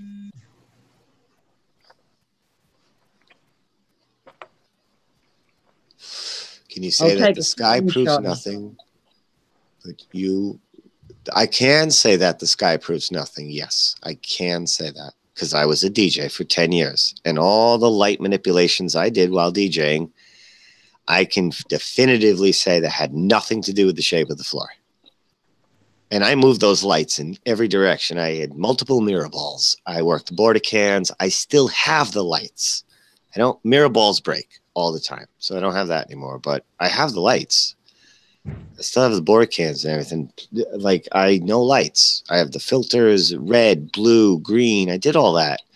I created star. I was an astronomy guy who was DJing. You don't think I didn't do the stars? You know, I could do that. Here's the red filter, the green filter, and the blue filter. Pointed at the mirror ball. You got the stars. I can add mirrors, little glass, pieces of glass, to get that ununiform effect. There's different styles of mirror balls, all different styles. I've seen, not all of them, I've seen a very good amount of them. And I can definitively say it had nothing to do with the shape of the floor. Done. So no, it doesn't prove shit. Unless the movement shakes the ground, different story. Like, oh, here comes that moon. Okay, then the lights have something to do with the floor. I just posted a screenshot of what the center of the star portal in the south looks like from where I am. And there's like 4 stars, 3 in the middle, going round, but there's a massive hole in the middle. Nothing but darkness. So, yeah. Okay, all right. It's you don't have many. You only got the brightest stars. It's still a good shot. I'll screen share it. And yeah, Trouble, the only email I got from you was some kind of a group invite. I don't know what that was. Oh, really? Well, Yeah. it said the file was too big and I had to send it this way, and I went, okay, so, all right, I'll just send it a little bit at a time then. All right, let me open it.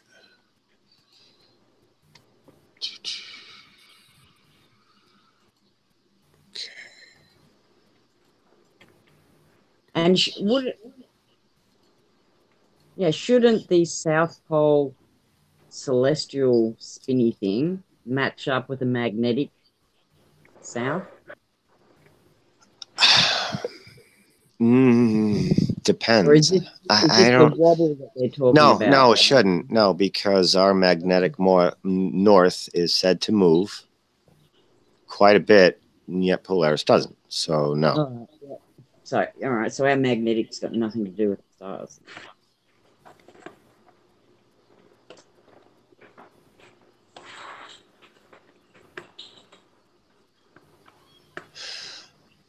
Mm-hmm. You know what I love about these is the length of each lane. Yeah. Now, in each lane, and I'm going to call these lanes because obviously, if you're in lane 1, it makes a tighter circle than lane 2, lane 3. But look at the length in each lane, or lanes that are close to each other. You're going to notice that they're always the same length. Mm-hmm. Now, if this star is 10 trillion miles away and this star is 1 million miles away, this will be a shorter line, and this will be a longer line. Yes. This is farther away. These denote that they are all the same, even distance away.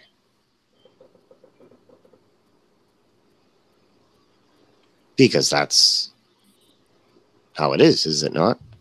10 trillion, right? That's far. That's the big mountain in the distance. And let's call this the convenience store on the side of the road. It's much closer to you than the distant mountain. So the mountain only moves a little bit as the convenience store whizzes right by. Long line. On a time lapse, that's what it would look like. The mountain would only move a little bit. It's far away. The convenience store you're driving by would zing right by. Easy parallax kind of.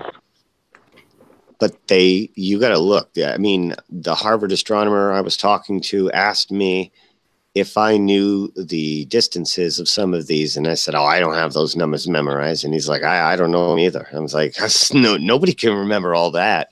Each star has a different estimated distance. They're pretty sure of those distances. Well, in a time lapse, then would show different streaks length in the lanes. What are they saying in the chat? I know they've heard this before. Probably a polished answer, like a cheating husband. John says it's perspective. Duh, that's what we're talking about. That's exactly what we're talking about. We're the observer. This is 10 trillion miles away. This is 1 million miles away. They're the same length in a time lapse. That doesn't make sense according to the distance and how perspective works in this 3D model. I say we you can't tell how far they are away from this because it's kind of like 2D perspective, unless there was parallax. If there was parallax, it would look very 3D. I put another photo in that's a little bit that same photo but further away. Yeah. We got another one. All right.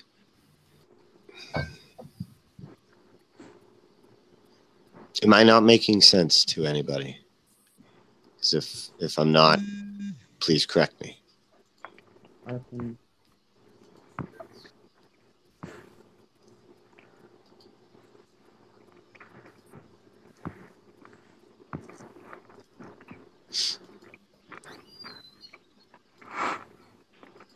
If I'm incorrect, I want to be corrected. I don't want to have the wrong information. You're only as good as the information you have that you're basing your arguments with. All right, here's the next one. It's really low on the horizon from where I am. Yeah. Hey, hey, sea level. Thanks for trying to take care of the chat, but Michael Jordan, he wasn't being too bad.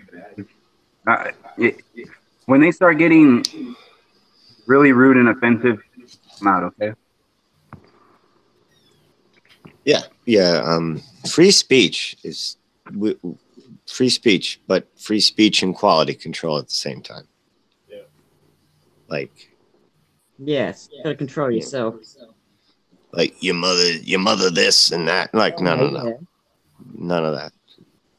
Oh, you mean like when Rob hopped on panel one, and the first thing out of Sean's mouth is "I'll fuck your mother," because they were supposed to be having a debate on the next. Yeah, I don't. Yeah, let's. Yeah, this is a good one.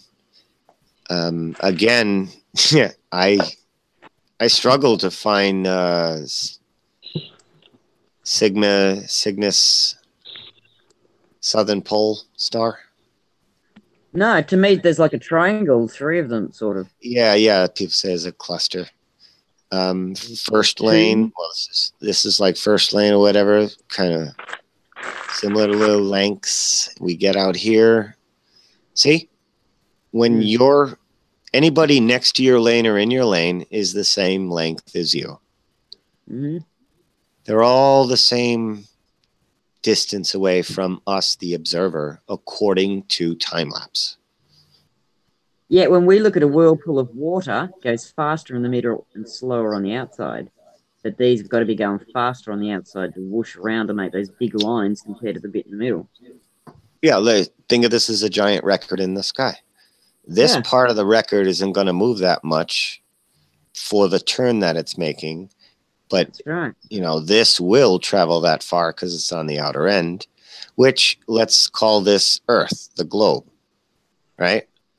Well, it's moving that. Well, here's the further you get out, the longer the faster you probably would feel the 1,000 miles an hour is where you're here. You barely feel, see what I'm saying? I don't know. It's silly, but yeah. It's like, we're moving 1,000 miles an hour. I know.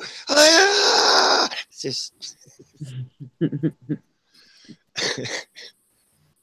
now the lengths of these stars, the star trails. That's it. Like, how do you debunk that? As this is 10 million, this is 4 billion, this is 1 million, this is 50,000, this is, and that's what the numbers are like. They're all over the place. They're not uniform at all. I'm starting to learn that they know from the colors. Apparently they turn the colors into certain things, and then from that color you know everything. Right, which you can't cement that in rock and say fact, tink, tink, tink. It's not. No. This disproves it. Just that explanation I just did disproves that the wacky distances. This is clear. Right. You could do this with a record right now. Just put, take a whatever piece of little paper. Just put little pieces of paper and do the record a half a spin and track where each piece of paper went along the record and how far it moved. All those pieces of paper are the same distance from you, the observer of that record, and the paper's on it. And if you were to do a time lapse of where they moved, this is exactly what we would see. How's the two on the left that are side by side moving exactly together? The two on the left. Yeah. Oh, these two. Look at that. Yeah, huh? Yeah. Check that out. Or will somebody say that the camera bumped and it's the same thing that's been blurred? And look at the movement on top of that. What is it doing? Da-dump, da-dum. Is this the hurdle race? Look at it. It looks like teeth on a track. Well, it's interesting. Yeah. Look at the movement. It's not straight lines. Was it windy? No, that's just what it looks like when you zoom in on it, because I've already enlarged that picture and now you're enlarging it even more. So it's pixelating, that's all. No. Before pixelation, it's choppy like that. That's not a pixelated hurdles thing. Well, because it's a photo every 6 seconds or 18 seconds or whatever it is. So there is a bit of space. It looks like ribbons. Look at the ribbon. Between each photo. There's time between each photo. I know. Yeah, I know how it works, but so wouldn't that be what it's kind of like it's almost it makes it look like a ribbon. Yeah. But the lengths give away the distance perspective. They're all the same distance away from us, the observer. Observers. Yeah. This looks like a joining of two. No, that looks like one. That's just one. I thought it was two. I think it's one.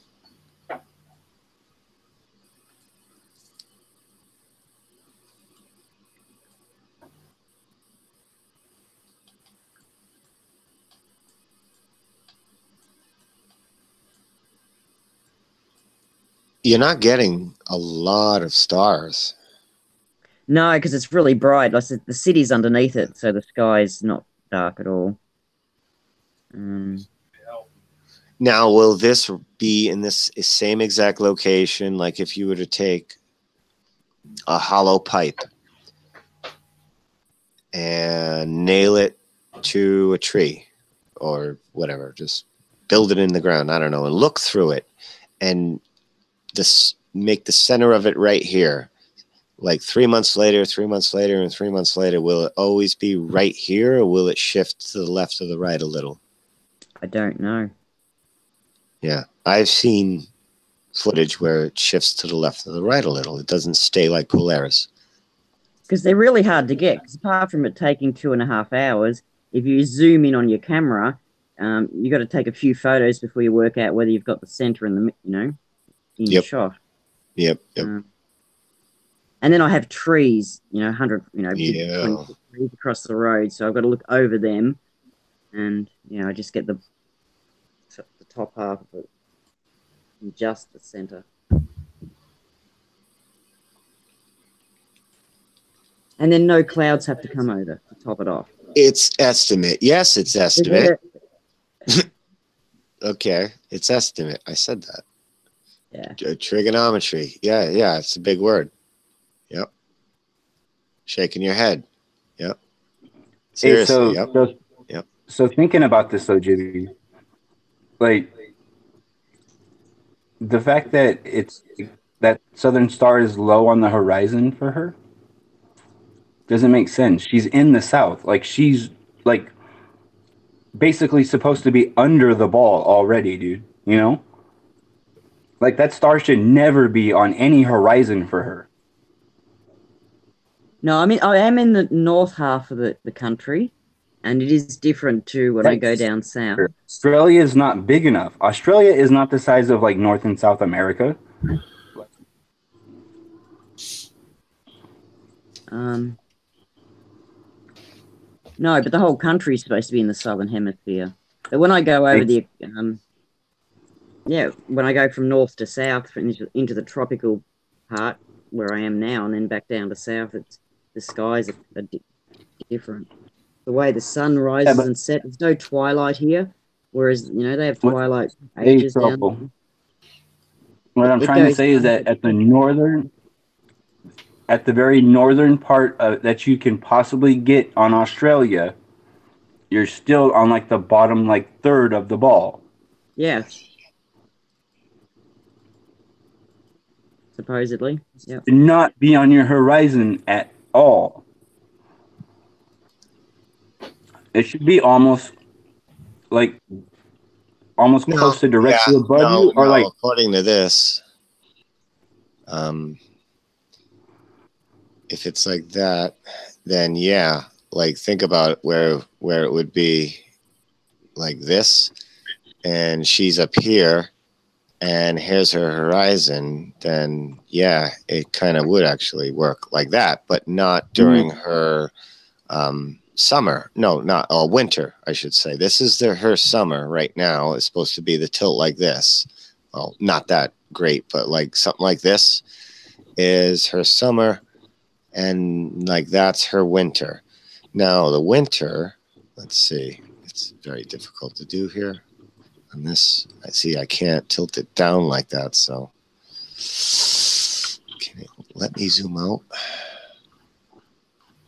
No, it's not letting me. So it tilts down more. Let's try to figure it. Although even when it spins around, and Australia's in its summer, we don't go up high on the globe. We don't go into the northern hemisphere. We're still in the south. We don't get up that high. Well, it's even Charles agreed with me when I did this on his hangout. I went like this, and he said, "Stop there." And I said, "About like that, Charles?" He's like, "Yeah, I'll go with that." And it was something like this. And he was cool with that for the perspective. Yeah. So you'd be like that. Now, if you're like that, the line drawing that in half would put you probably equator level. Oh, am I exaggerating? If that's the equator, and then this tilts up like that, this is now getting to be the new equator, Because, you know what I'm saying? And I'm halfway down the country, so yeah, I'm halfway between that and what they see up north. There's 2,000 kilometers above me and 2,000 below me, so... I could see how the southern circle would be on your horizon, though, at certain times. According to this globe.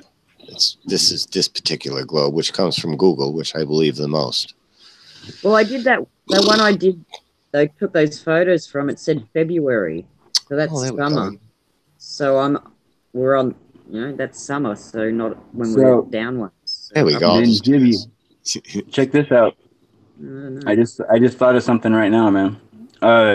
If that's what happens, where there's that much distance between summer and winter, then that means that southern star should actually be skipping up and down throughout.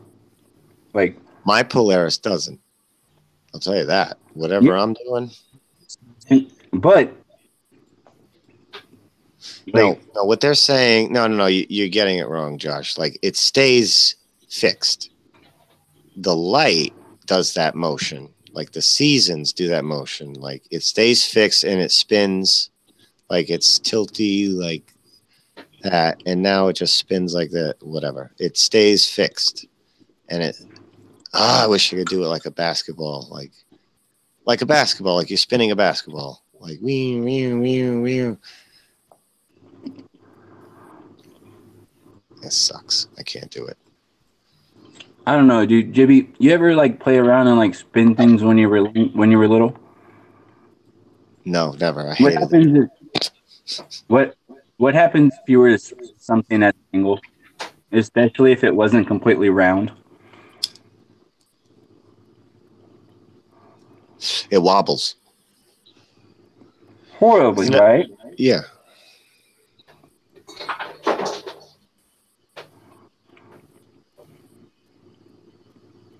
I don't understand how we're supposed to believe that we're tilted at a degree while we're spinning around, even though they have a video of the whatchamacallit, the Terminator line,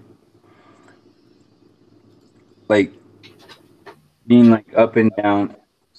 How the hell are we tilted to the side and then spinning that way, but then like orbiting like on a flat like plane?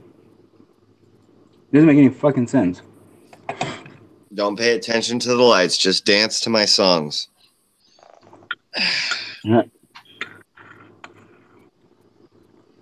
Mm-hmm. That's why I always use that stupid example. It's because that was my example. That's my experience. I was a DJ, and I specifically did lights, mostly, while my partner was picking out music and getting that all ready. And I would take requests, do the lights, do the mirror ball, and then work the lighting board in sync with the music manually for certain songs. And then you could just hit it to auto, and then it would do a pattern. And you could pick from different patterns of lights. So, you know, I could do quasars and just whatever pattern I wanted to do. And I would always think about space because the lights are off. The mirror ball's on. And it's immediately where my head went was space. And I never got dizzy or anything like that because it's the lights are moving all around you, whatever. Of course, they show up on the floor, which we don't experience here. Except we do experience sun rays of all different colors. They don't manifest like spots because we have an atmosphere that disperses the light. Yeah. But not above the atmosphere. So, you know, you go in a dark room, you turn your flashlight on, unless you got hairspray, powder, dust, you're not going to see the beam of light. It's just going to be the source of the light and then where it hits upon the wall, and you don't see anything in between. And that could be what we're seeing up there. You see the source of the light, the sun, but you don't see each beam going to each star. And as it turns, the stars turn, you know what I'm saying? Because the sun does rotate clockwise. Yeah. And the stars turn and everybody's turning. And that's what I saw with a mirror ball. That's the pattern I saw with the mirror ball. The mirror ball turns and the stars turn with it. The mirror ball was the source of the star's light that was turning in sync with the mirror ball. Not quite in sync because the mirror ball is there and that turns very slowly. And the lights seem to move much faster than the actual mirror ball is turning. It's the perspective of the time lapse where the inner area doesn't move as much as the outer area does. The inner area would be the mirror ball. The outer area is the lights that hit the wall, which make wide, fast circles as the mirror ball is moving very slowly. Yeah, they were pretty cool. Mirror balls.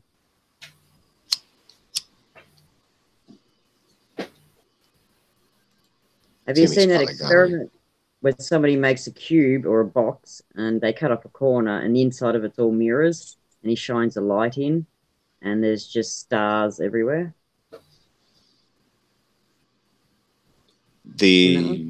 Which one? Oh, I'll post it in back chat. It's a cube and the inside's all mirrors and he's cut off one corner so that you can look in and he shines a light into it and the light just bounces off all the sides of the cube and just looks like you're looking out into space sort of thing. Oh, I'd like to see that. That sounds pretty cool.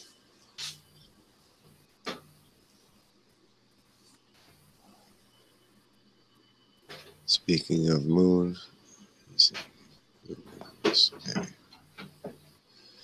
oh, we got our new moon yesterday. Did the tides schedule change dramatically? You know, because the moon. Oh, yeah. That dictates the tide. So when we have a new moon, it's probably no high tide then, right? You'd think. Yeah.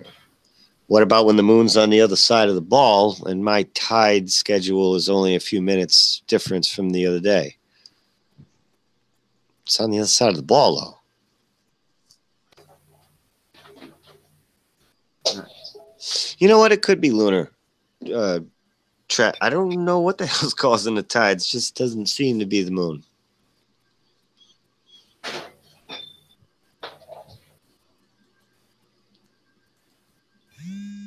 I wouldn't be surprised if it's a part of that underwater current thing, or no, that would be. They would have proven it already. There's too many sciences I don't know enough about, or too much of nature, or whatever you want to call it. The less you know, the better, I think. Yeah, that way you can imagine what it might be. Okay,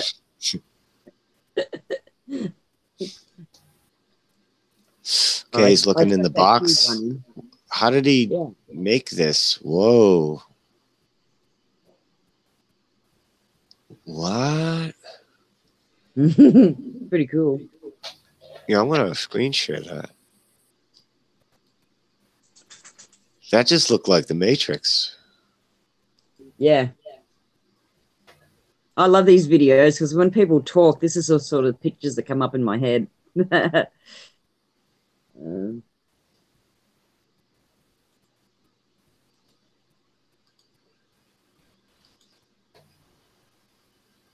Oh, I know what I want to do.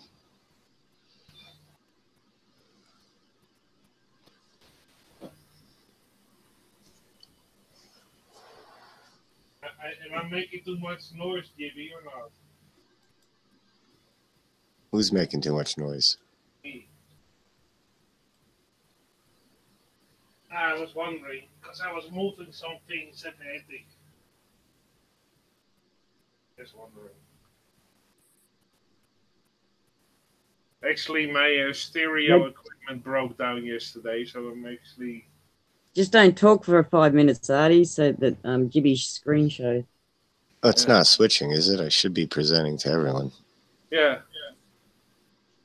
No, it's switching. In the watch space, you present. Oh, okay. I'll shut up then. Sorry. As far as I can see. And you're saying that's just broken glass and a light being shined in? Oh, it's like no, it's a cube, and it's mirrors on the inside.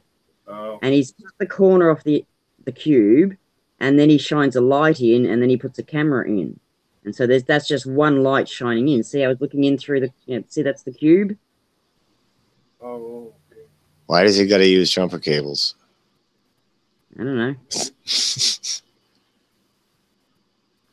I'll probably got some mini little light in there or something. That's crazy. It's like the Matrix. Welcome to the Matrix. And we're in the cube. Wow, it needs to be like an intro for a science fiction movie or something. Yeah. We got close stars, far away stars.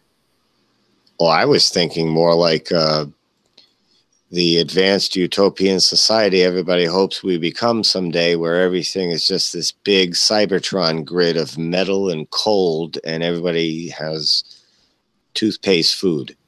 And we're in Cybertron. Well, yeah. Oh, look at the cube there. You can see it. Yep. Oh, wow. But imagine it would look even different if it was inside a different shape, with mirrors, on different angles. But still. That's cool. Looking in. Yeah, so there's a few different ideas of what could be going on up there. Yes, I was watching a troll versus troll video. That was one of my tabs. And that's interesting. I never worried about my tabs because so yeah, it's I'm not worried about it. Whatever the hell I'm looking at, it's fine. A lot of Marvel Avengers stuff in my stuff too. Because there's a lot of Marvel movies coming out, and that's kind of like a mini vacation for my neurosis. I saw Captain Marvel last night. Oh, that means it must be on my sites by now. At the movies. So it was a premiere, a preview, so. Yeah. So it's got to be up by now on one of my sites. Now it must be a shitty quality because it's not up yet. My sites don't like to deal in the shitty quality. Yeah.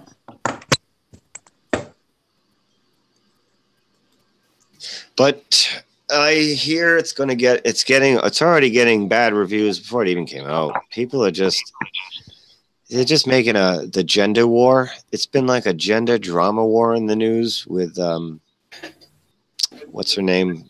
Brie Larson playing Captain Marvel, and just statements she's made, and it's just been made into a drama show, which only draws attention to the movie more. I've seen a lot of channels talk about the new Miss Marvel. My daughter loved it because it was, just another Marvel movie and more information of the story and blah, blah, blah. Yeah. But, yeah, I kind of thought some of the one-liners were a bit corny and the characters a bit corny. Some lines were like better, faster, and that sort of things. And some people saw certain things in it like, oh, that's portraying that women are better than men or something like that. But yeah, it's just how you look at those things. You can see all kinds of things in it if you want to. Yeah, I don't think they made this one to be funny, though. Like, some of the other ones they do make out to be funny. They didn't make this one to be funny? No, I don't think so. Not hilariously funny. The trailers suggest otherwise. Oh. Oh, I didn't think so. Maybe I'm just getting old. Ain't no funny no more.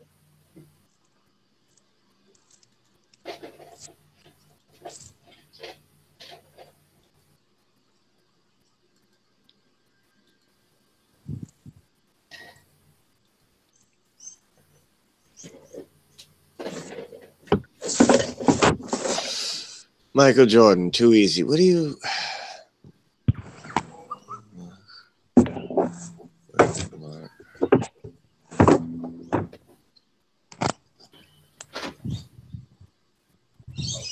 Dude, wow. I'm not even going to address you.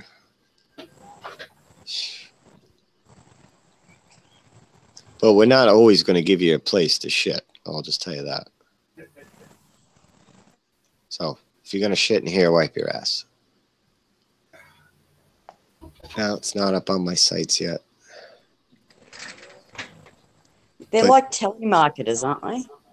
You know? Who? Who? The annoying people on the internet that, come into chat and stuff. Yeah, some of them are doing a job and they're probably going to collect a pay packet, and some of them are bored. And I think for many of them that the things we are saying is haunting them, and they can't get away. They keep coming back for more. It's haunting them. Otherwise, besides the clown shows, why would you come back? Yeah. Yes. With the same questions all the time, also. Yeah. Because they know there's something wrong with the world. I mean, you've got those yellow vests, and there's other stuff going on apart from the world we're all talking about. Yep. Well, you can also see what kind of questions are trendy at the moment, because those questions are asked over and over again, and we give them answers. And then after a while, other questions are more trendy, and they will come up with those questions. It's like, you just see a pattern very clearly. And it's all showing up with the millennials. It's more for their generation than ours about, how much the prices houses have gone up compared to their wages, and et cetera, et cetera.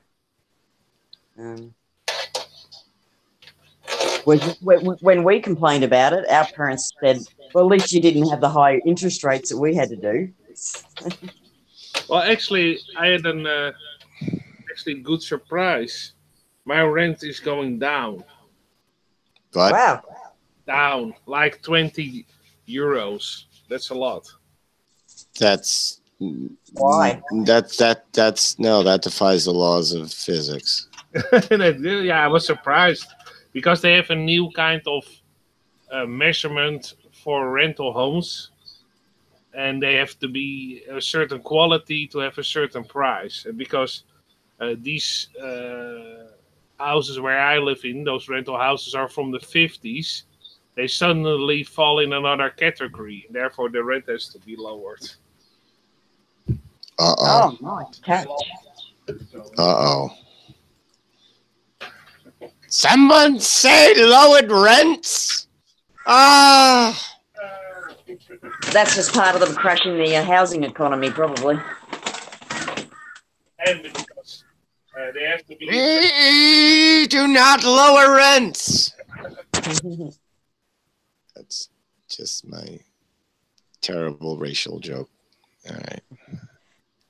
Well, it's because these houses are now part of that, negative gearing system. Whereas they were just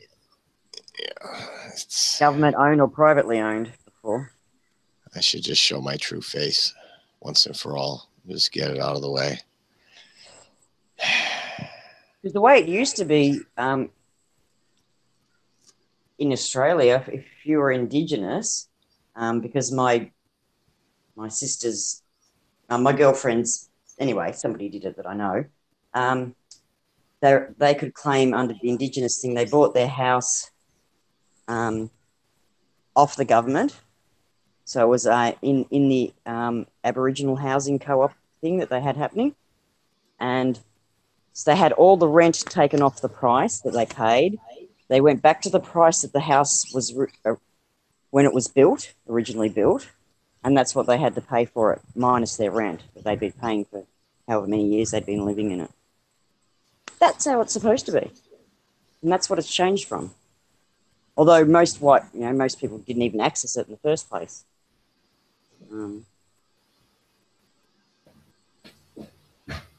Yeah.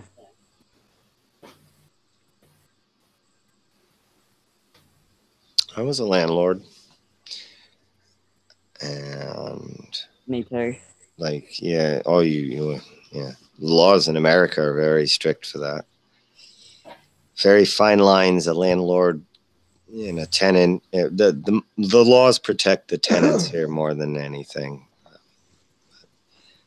Yeah. I was terrible because I didn't charge enough. Well, I charged a little bit below just to keep the tenants, because you lose 6 weeks rent when you lose a tenant. Like the real estate agency takes it, so you're better off having a tenant in there for $10 a week. Use them, but and that costs you less than the house being unrented for that amount of time, and blah blah blah, and them taking their fees and stuff.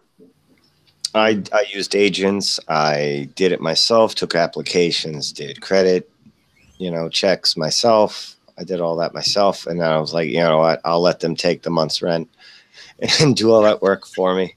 And they did get me good tenants that way. That paid. It seems to be worth it to do it that way than doing it yourself to save. We were in the army, so we didn't have a choice. We moved. Oh. So that's how I learned about negative gearing and all that stuff, and that's how the rich get rich. Did you think about Alan Bond? He was a millionaire back when millionaires were seen as billionaires today. And then he loses all his money, goes to jail, comes out, within 1 year he's a millionaire again. And I'm sure he didn't do that because he went to work and saved hard and paid off his house, like they tell us to do. Well, I mean, you go to jail and your money's in the bank, so when you come out, wouldn't it still be there? Oh, you're saying they took his... Yeah, he went bankrupt. He went bankrupt, yeah. Damn, these meds, they're not helping my memory.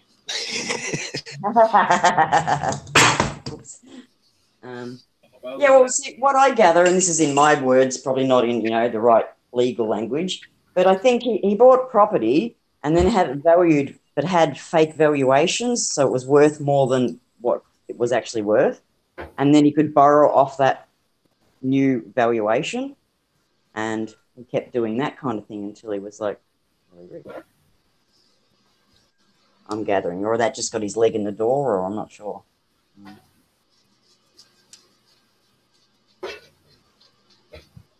See, when you're not a criminal and you don't do this stuff, you don't even know it exists. That people are doing it. Yep. It's like white guy in America saying it's okay. I had slaves. What the hell are you talking about? I was brought up with not to have debt. You can't pay cash for it. You can't afford to have it. I lived But that that way. doesn't make you a millionaire either. You know, it does keep you out of. But because it's not what you earn, it's what you owe. If you owe more than you earn, you're in trouble. You know, if your bills each week, the more than you have income in. But sometimes you have to kind of get the credit card thing in a pinch and whatever. And now, yeah, I had to do that. But I was doing the cash thing for probably a good 15 years. I had a 0 credit score when I bought this house. I didn't have a credit score. It was 0. They pulled it up and it was a 0. And he's like, I've never seen this before. Yeah, same here. I'd never had a loan, never done anything. I used to have it, but I had an identity theft issue in the 90s. And no matter what I did, it didn't get pulled, even though I had proof in hand. It wasn't mine. It didn't matter because back then, internet was brand new and shit was not organized. It's not like today. No. And back then you could lay by. So you back could pay then it I got a bin of paperwork. I had a bin of paperwork from the back and forths with all the credit reporting agencies. I got nowhere. So I gave up. And I just was like, I'm not even going to do this anymore. So I just didn't even bother and paid cash for everything. It's 7 years of bad credit of shit I didn't even do because I had an idiot roommate who stole my driver's license. And then I was like, oh, I lost my license. Get a duplicate. He's got my license. Years later, he's buying cars and shit. And wow. My sister had to get a guarantor for her loan. So my parents went guarantor on her car loan. But that meant that they had a say in everything. And no way was I doing that. And then it all changed and I mustn't have been aware of it and still thought you had to have guarantors and things. And so, yeah, I just saved for what I wanted and pay cash. I had to do it by force because of the credit thing. I didn't have a choice. It couldn't have came at a worse time, too, when that happened. It's just like, yeah. So I had to pay cash for everything. And then I just got used to it. And then up until I had to pull money out of my equity here to do some home repairs, I'm like, fuck. I was like, I need credit now. Yeah. So I had to do it. And I did it quick. I only did it in like 6 to 8 months. I went from a 0 to like a 650. And, you know, you do need life of credit. They do care about that, but yeah, it was good. So I had to do it. I had to wait a little bit. So I got the credit cards going. Okay. And then you get your credit cards and now you're building your credit super fast. And if you're paying it off right away, you're not even paying any of the interest or anything. So it's just like cash. So I was like, cool. And building the credit at the same time. And 1% cash back. All right, cool. Then you get enough credit, and now you can play the game again. Yay! Yeah, I did a few times. So, like you'd know you'd have a lump sum coming, you know, like in your tax return or whatever, and there might be a sale on, and you'd go buy a couch. But yeah, you'd pay it off back really quickly, and then not touch it again or some emergency. But yeah, I never lived off them. Used them daily, weekly. In a way, mentally, this tax thing, income tax. It's almost like when you gave, you know, your parents something to hold on to you for, and then they gave you like a stipend out of it or whatever. Or, you know what I'm saying? Like, it's like, give us your money to hold. Okay, here's some of it back right here at this time of the year. And yes, to make you feel like you've got a say in it. Yeah. Wow, it started raining again here. Again. Oh, it's so hot here. I've just put the air conditioner on. No, it's like we have almost 3 months of rain. Like every day it rained for or the whole day or a couple of hours. Finally, yesterday we had one day that it was completely dry the whole day, and now it's 7 o'clock in the morning and it's raining again. You got holes in your roof, huh? Well, if I had holes in my roof, I would have a lot of leakage, but I don't have holes in my roof. So my house is completely waterproof because it has to be.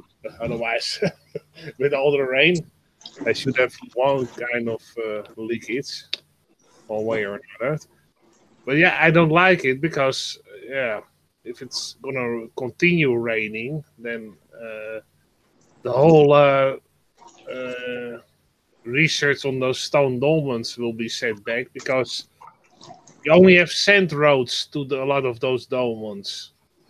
Only sandy roads, and you can't travel them if it rained for extensive kind of periods. Then your car will get stuck.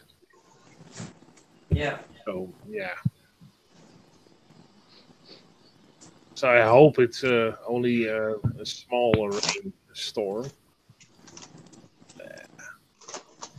Yeah, 2 months of rain and then basically 1.5 day of dry period. It's not a lot. Yeah. Supposed to have snow in the UK this weekend. Sorry? It's supposed to be snowing this weekend in the UK. I've seen the weather this morning. Well, here it's raining in Germany at the moment. Well, it's raining here in England. It's what we call pissing it down. Yeah, it's raining here. It's like a big rainstorm. It comes down pretty hard.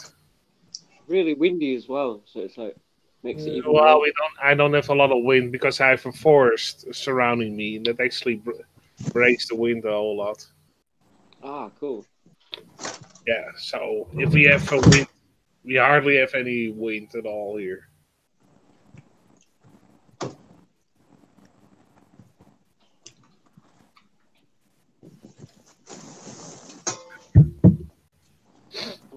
All the weather seems to be changing now, doesn't it? Yeah, I don't know. We had actually only 1 day of snow here. That was the winter. 1 day of snow. The rest was rain, rain, rain.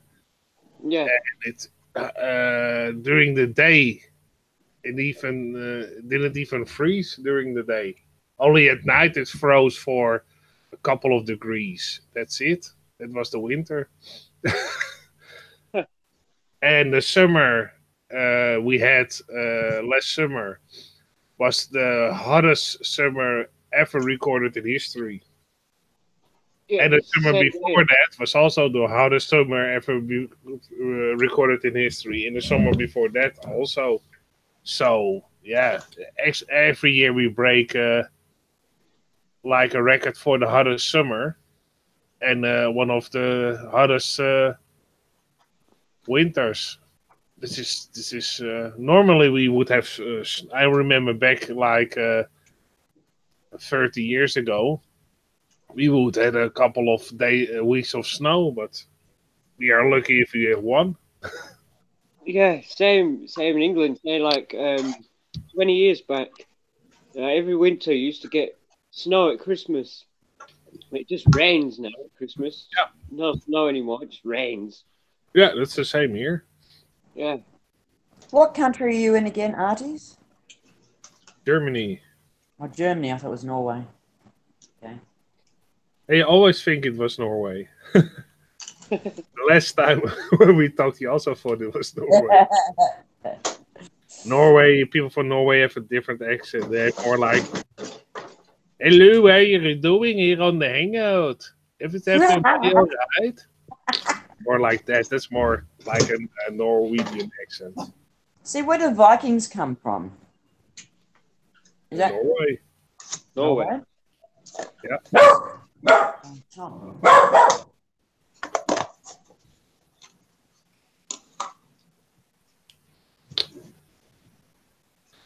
Yeah, it was actually interesting when I talked to Malena, you know her, the Native American. She also had, they also tell stories from way back in the day. Yeah? They have always that storytelling, and you have to tell the story in the same way, exactly the same way. And that's what we do to Marlena. Marlena, tell us it again. Tell us it again. Yeah. And she actually also in their stories, they also tell stories that they traded like all kinds of goods and knowledge with the Vikings. So they weren't at war with them at all. They were just trading knowledge and goods with them. I wonder if they were helping them to rebuild, or were they okay in Norway? Like, you know, like I don't know. In the coldness, or they were very good, very crafty salesmen, and also very crafty at selling the world.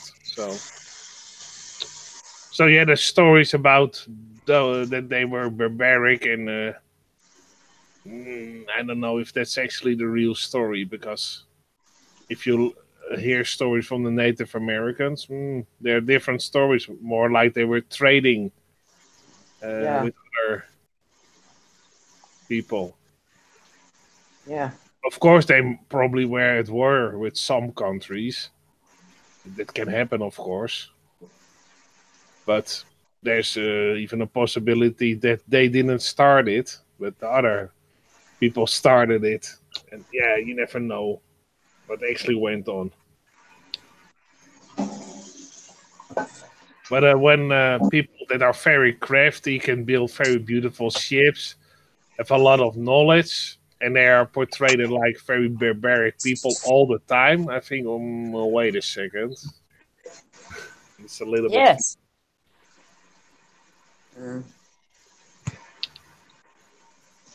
Especially when you hear stories from like the native people in that area that tell a completely different story as in the history books all the time.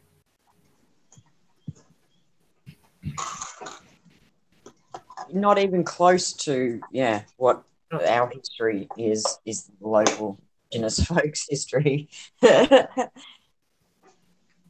And of the world, their history isn't, we're not even close to what everyone says around the world. No. Side. Oh, it's a tomb. Okay, where are the people that were buried there? Oh, there are none. But we still call it a tomb anyway. People will believe it. Like those stone dolmens, like I showed. Oh, they are graves. Okay, where are the bones they excavated? Oh, there are none. Only ceramics and tools. Ain't that strange? But they probably weren't tombs. They were used for something else. They could be used like for ovens, because there's a lot of ceramic around it. Maybe they were just used for making pottery. Who knows? That's the story that fits a little bit better. Because, they found ceramic and tools around it. So they could be places where they actually made tools. And spend the night with tents and heat up the place. So they have a campfire. And that makes more sense. And of course, if the fire dies out, the stones will stay warm for a longer time or period. So that's also handy if you have a camp around it. But that makes a little bit more sense that there were graves. But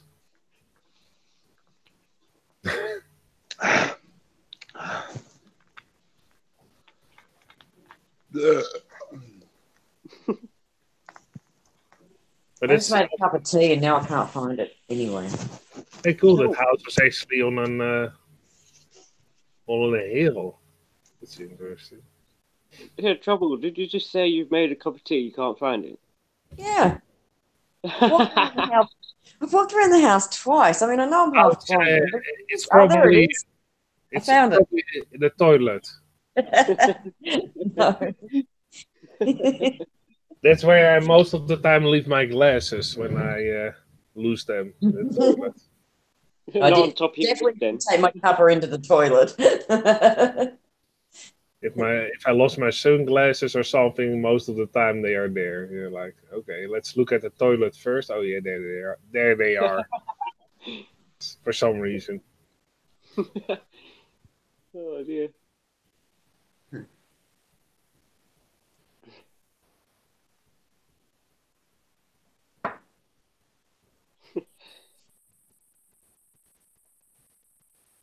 That's some cool old pictures from Boston, Yibi. Yeah, they are cool pictures, them, aren't they? Yeah. Oh. Proper old styly, like classic, like mansion-y type houses. But in America, everyone's got a lot of big houses. They all seem bigger than everywhere else. Yes, yes. Yeah, the kids and I talk about that all the time because we're getting obviously a lot of American television now. And shit, you guys have got some big houses. They always seem huge, or people seem to have like, say, like acres and acres of land. It's like, wow.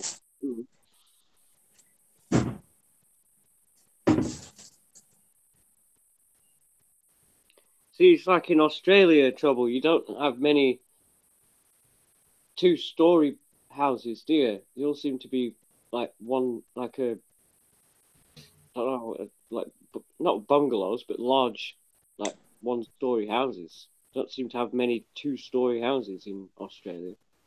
No, Queensland have Queensland. So there's the old Victorians, which are just the big houses and a veranda that goes all the way around the outside. And then in Queensland, they have them on stilts so that the breeze goes underneath. But now they're just a rectangle house that they stick on stilts and raise. And now a lot of them are on the ground. They've brought them back down again. So yeah, just we have there's a program in England that I watch called Wanted Down Under, and it's basically people like families from England that sort of want to emigrate to Australia, and they show like the family sort of traveling over and staying in a rental place, and then they sort of like go and check out free properties, and then they check out like jobs and what job opportunities there are and stuff like that, and the lifestyle, and people are like, they just want that sort of lifestyle that you've got over there in Australia because it's so much more relaxed than what it is here in the UK, and it's obviously Australia's sort of like Commonwealth, isn't it? It's in the English Commonwealth with the Queen and all that sort of bloody blah, yeah. But yeah, I mean, I'd love to visit Australia. It's somewhere that I would really like to visit one day, definitely. You're so relaxed over there. It's Well, Melbourne and Sydney are pretty fast paced. They're pretty big cities. But the rest of it, it's getting there, but they're still pretty easy going. Yeah, slow and easy going. A lot of the families from the UK seem to choose Perth. Seem to like Perth. But yeah, it seems really nice. Like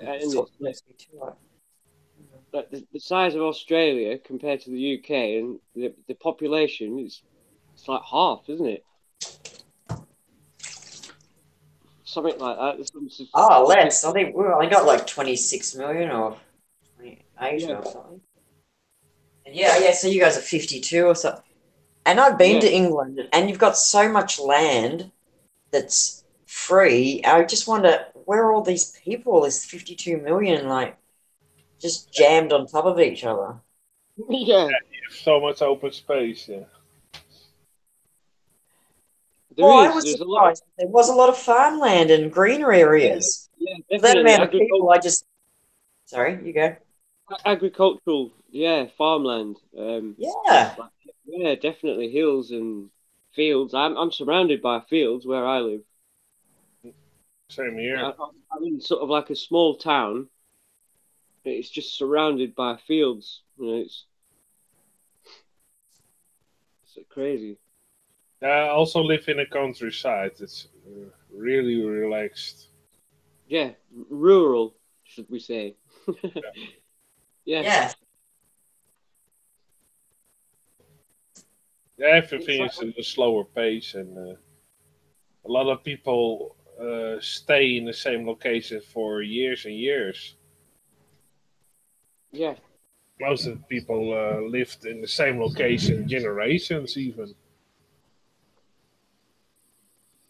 See, I've noticed because I live in the northwest of England, near Manchester, and I've noticed that a lot of people from the south, like from southern England, London area, and trying to get away from the rat race, as they call it, from the the rat race and the city life, and trying to get up north because it's much more relaxed and open. You know, it's not as hustle and bustle.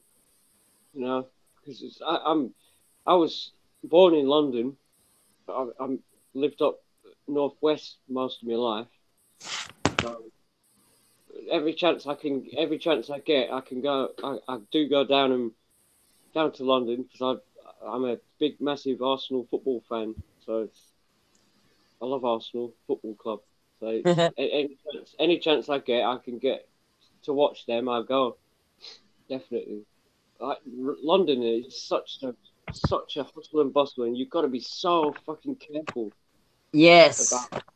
It's crazy.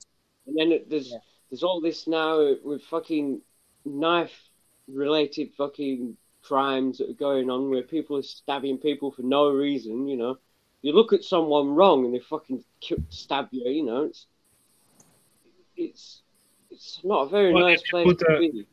If you put a lot of people in a very small area, yeah, they get like irritated very quickly, of course. Yeah. Because they feel actually trapped in too small of an area. Yeah. I know what you mean. It's not nice. It's not nice. Oh, and they create rivalry between areas and between groups, you know. And even though I like sport, that's still like a rivalry thing, you know, one team. Yeah. I mean, I was shocked when I went to England and the two different soccer teams can't sit together. You've got one, you know,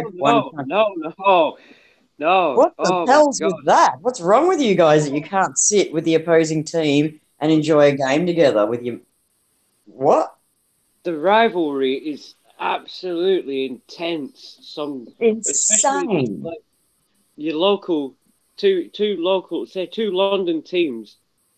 The amount of police that have to separate, or say like your two Manchester teams, Manchester United and Manchester City, they can't stand each other, and the amount of police that are actually needed, and police on horseback and helicopters and everything, that they have such a massive operation of police.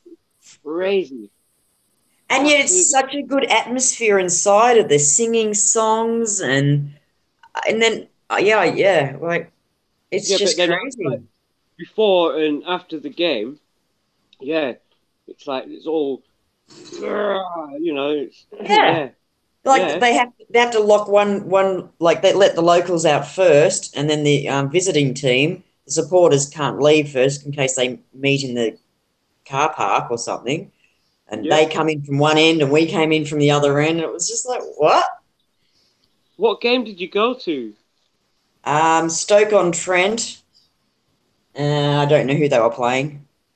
Can't remember. It's not even that. Well, actually, they might have been in the they might have been in. No, they weren't in the top league back then. They were just in the. No, thinking so. Like the top leagues, it's even worse in the top leagues trouble. You know, it's like wow.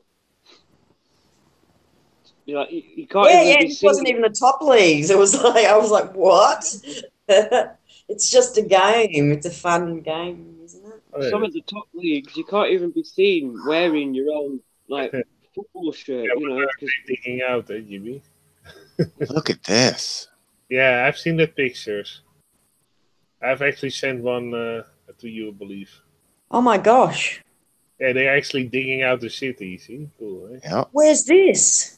Boston. Oh, I want these pictures. So they built this, and then they decided to dig, right? It's... Yes. And this is still buried, apparently. This thing's still sticking up. Look at that. I thought it was like a wave. Can you stick a link to that in the back chat, please? I'd like to download some of those and show my family or anyone else. I can put it in the main chat or the back chat. Yeah, either one's cool. Main chat will go here.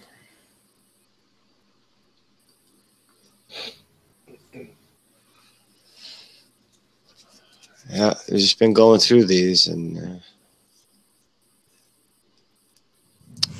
these were the best I've seen out of all of them. Besides what I was noticing mostly was this. There's always some kind of a railing on the ceiling area, as if they're spending a lot of time on the roof. We better put that railing on the roof, because you know how we always like to walk up on our ceilings. Well, there's a lot of that, actually, in the cities, not in the country. In the city, it's different. See, Jimmy, some of them, a lot of them photos remind me of the show American Pickers. Yeah, you know, like yeah, oh, yeah. I love watching them. That's where the good stuff is. So cool. Like what they find, and they get so excited because it's like something that it's like junk, but they pay top dollar for it, and they get more for what they're paying for it. It's like, wow, it's fucking amazing. Yeah, we still do that here. Yeah, you can't do that in England. You can't do any of that shit here. It's like, I know they came to the UK once, but there's only like, what did they buy? It's an old UK telephone booth, like phone box. It's like, what the fuck?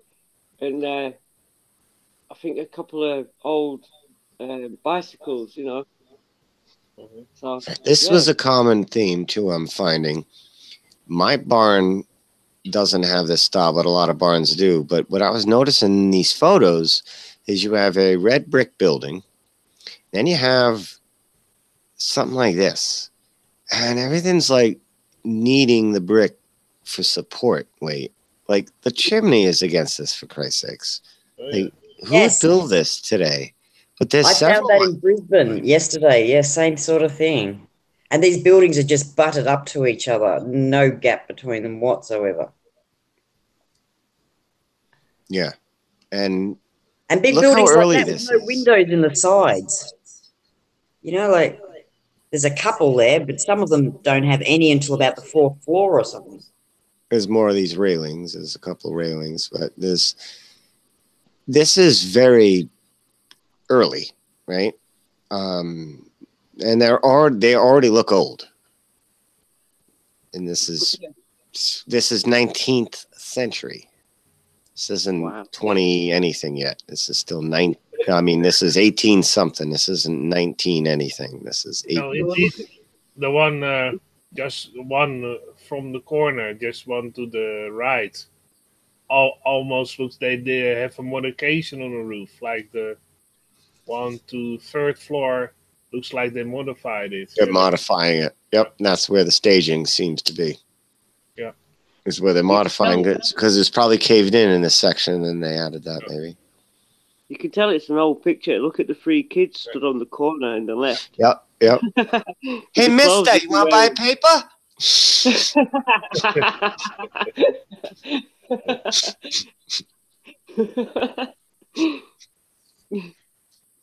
Say, hey, kids, you didn't see nothing. No, we didn't see nothing, mister.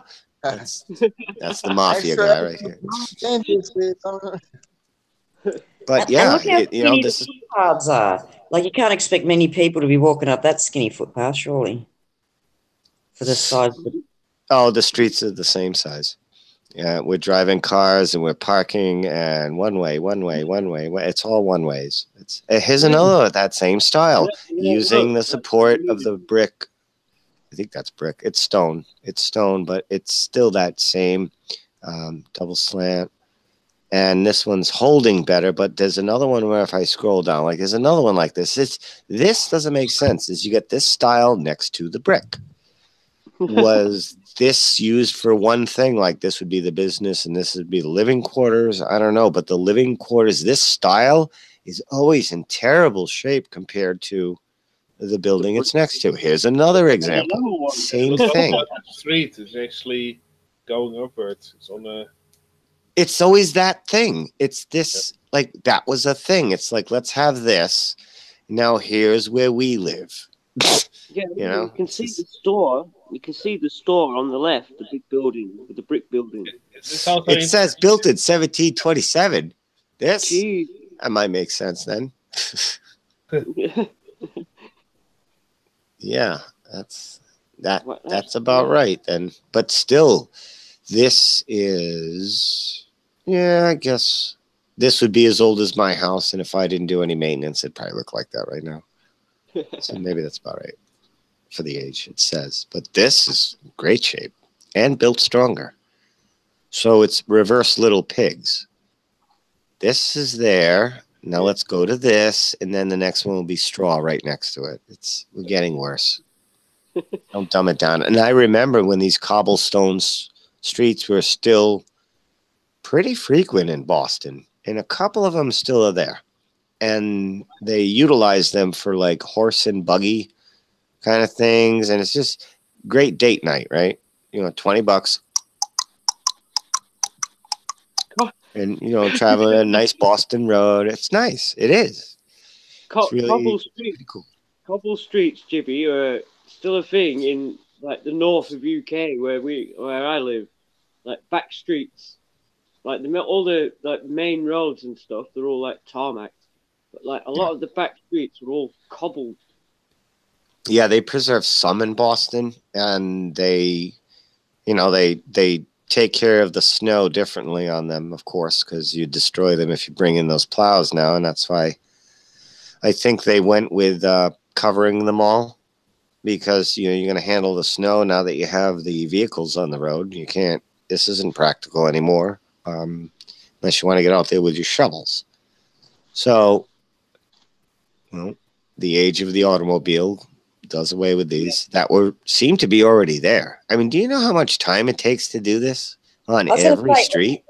Or to even make the stones, quarry them and then. I guess the Orphans brought the factories over there to do all that, right?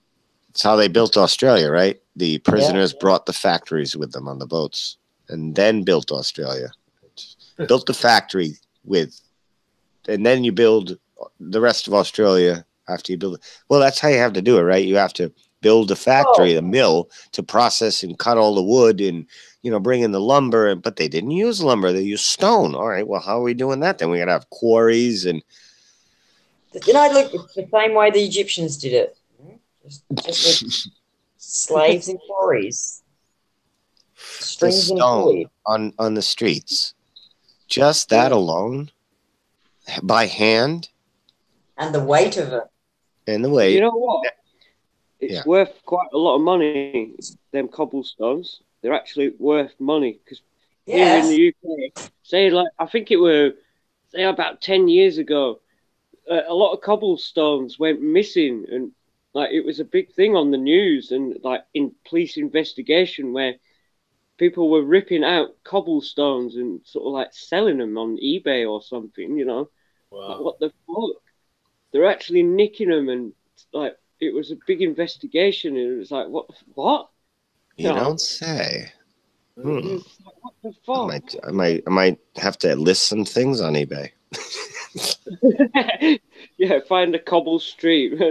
I'm in a really old town. I think I can probably come across something here. This town is an untapped treasure trove. This whole area. These people are just inbreds. They don't know what they're sitting on. You're really in Boston. Yeah. I'm 70 miles from Boston. 60 miles maybe. All right, cool. What would that be? 90 kilometers? I don't know. I don't know the conversion, but I don't do kilometers. I can't work that out. Miles, I'm all right with. yeah, 60 miles. About 60 miles from there. I can see Boston from 10 minutes down the road. 63 miles is 100 kilometers. Okay. So do you deal in kilometers travel or miles? We converted from miles to kilometers. So my first car had to have a conversion table in it because it was in miles, but I only knew kilometers. Oh, wow. So that's how I learnt that one. You know, because, 75 is not on the car, but that's one of our speed limits, but it's really hard to find. Yeah, because I know your speed limit's it's in kilometers, isn't it? Kilometers per hour. Yeah. Everybody look at that chat. Nobody's probably up at this time. I'm just wondering if anybody's making any comments. I don't want to. More cobblestone streets, and here comes the orphans, and everything's built already. It's already built. Let me guess. Did they call this the Flatiron Building, like they did in every town?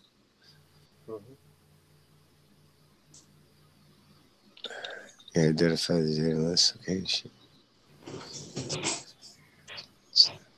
You'd think there'd be more stories of the locals and the cities. Oh, maybe, I don't know.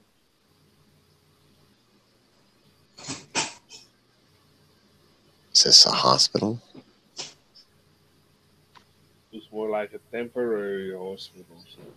Tents in the yard at Boston Hospital during the Spanish-American War, circa 1898. During the Spanish-American War, when the soldiers were treated at the Boston City Hospital. See, the indigenous Australians, they have star people. And that kind of sounds like aliens, which kind of sounds like technology, which kind of sounds like the ruling elite again. So, how much of their knowledge that they're repeating is their own, or how much of it's been given to them to repeat since they were children by fake elders and things because they were children on the gravy train or whatever.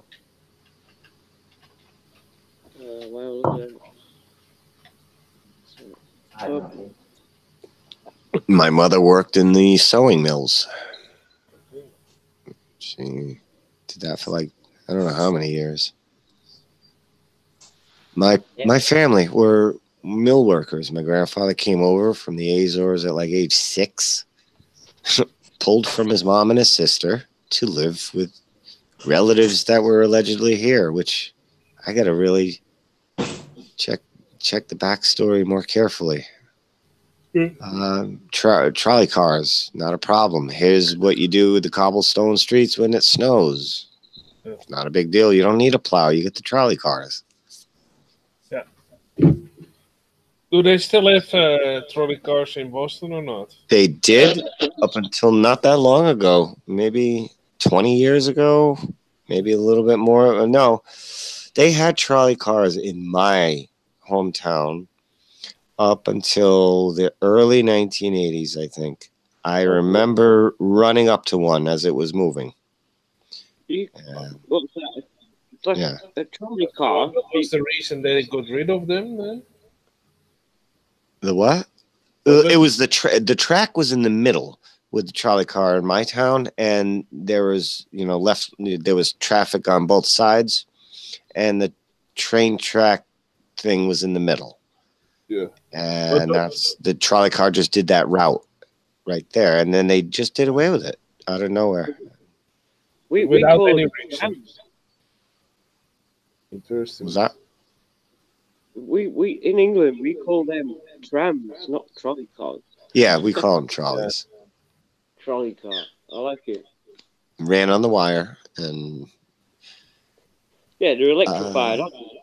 yeah. And then when they did away with these, they left the track probably another 10 plus years. The track was always there. We had to drive over it, ba-bum, ba-bum, ba-bum. And as they plowed, it just made it worse. And then they just pulled the track. No, they didn't pull it. They paved over it. And then they made some kind of a median in the middle where, you know, they put trees and, you know, little decorative things for the middle of a 2-lane thing. But there was a trolley there, and I remember running up to it. And it was still back when the cars looked like this, you know, double headlights and yeah. That's fresh. That's fresh road right there.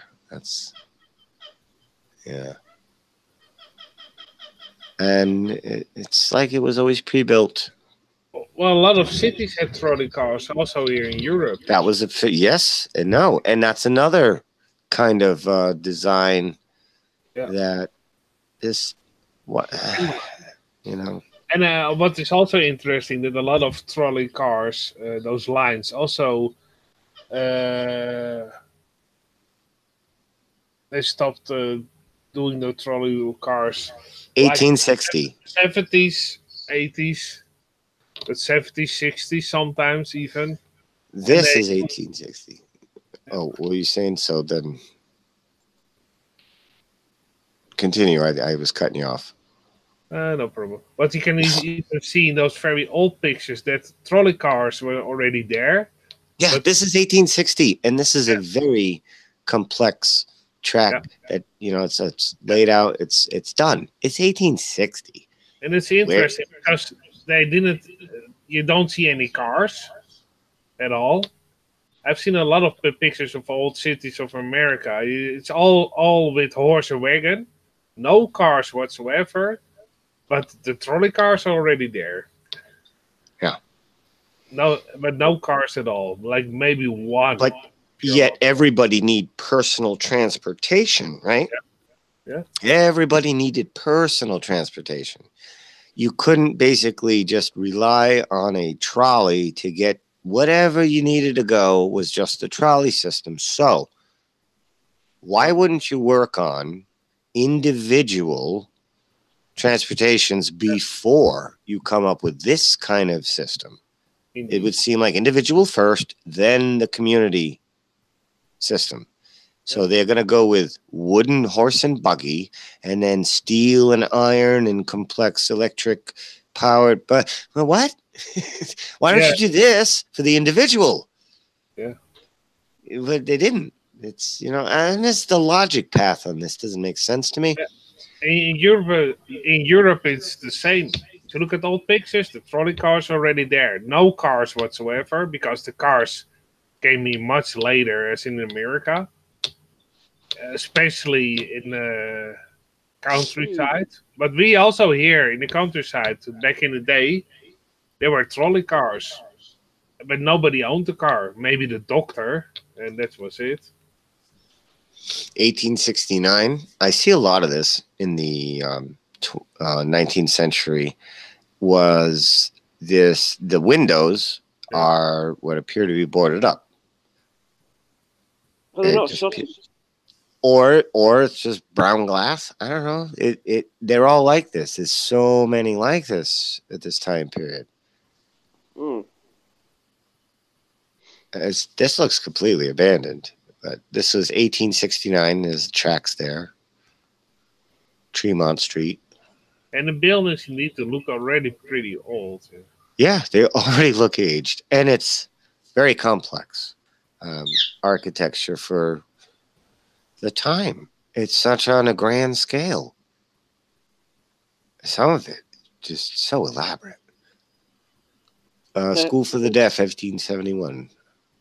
Well, I was going to say, it looks like a full family living in one house. That's like what they have in the UK. Families living in houses. That's how many there'd be.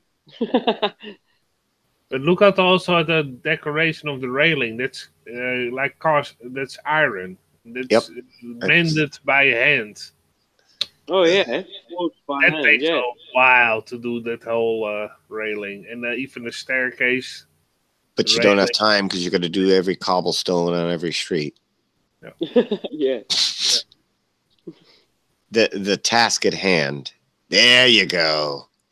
The Great Boston Fire of 1872 led to the death of 14 people and demolished hundreds of buildings downtown because we all know fire burns brick.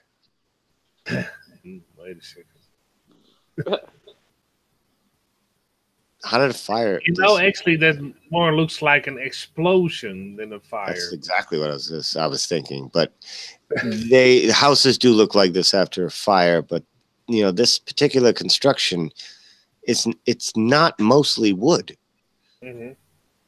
You know what I'm saying? Like the fire needs to feed upon itself. The heat, the fuel keeps it going. Like when you have a mostly granite stone kind of brick. Yeah. I'm just wondering where the combustible materials are in these structures. Wood floors, maybe? I don't even know. I mean, I'm seeing wood, it looks like. But it's got to be interior, isn't it? Some sort of... But is it enough to do this? No, surely not. What's the percentage of combustibles in these stone structures? Yeah. Flooring, and roof joists, maybe, but no.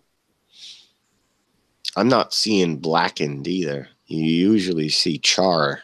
I don't see any char on this. There's no charring from the fire. This would be all black. Normally, it would be all black. Yeah. Yeah. But even the wooden beams here and there are still visible. The wooden beams on the roof. All the wood should be completely gone. But there are still wooden bars there. If they are wood, that looks like wood. So no, this looks like brick. This looks like brick chimneys. I don't think this is wood. This could be wood up here, these things. Over there, yeah. But then again, look at this. That's a steel beam. Is that what these are? Because that's steel. That's not wood. That should be then steel beams because wood should have been burned. This looks like a steel beam that's bent. Yeah. Does fire do that? Did a plane hit this from 9/11? It's a bent beam. Did fire do that? Yeah. Well, the first thing when I saw the picture, what popped in my mind is that some explosion happened or it was hit by a bomb or something. An explosion will cause a fire. Yeah. Who's reporting it? The newspaper. Yeah. So, what's the story? The Great. They got to call it the Great because everything's great. So it's the Great Boston Fire of 1872. 14 people died. I could tell you greater fires than that. Yeah, that's the great one. So the Great Boston Fire. Can you scroll down again to the text? Well, that's interesting. Yeah, you know what? Give me 2 minutes. I gotta go redo my pellet stove, and you guys just can break down this picture. I'll leave it like that, so I don't have to. Well, the text was also interesting. They said the Great Boston Fire, 14 people died, and all the buildings were almost destroyed. So, if all the people get saved. Only 14 people, that's not a lot if all the buildings were destroyed.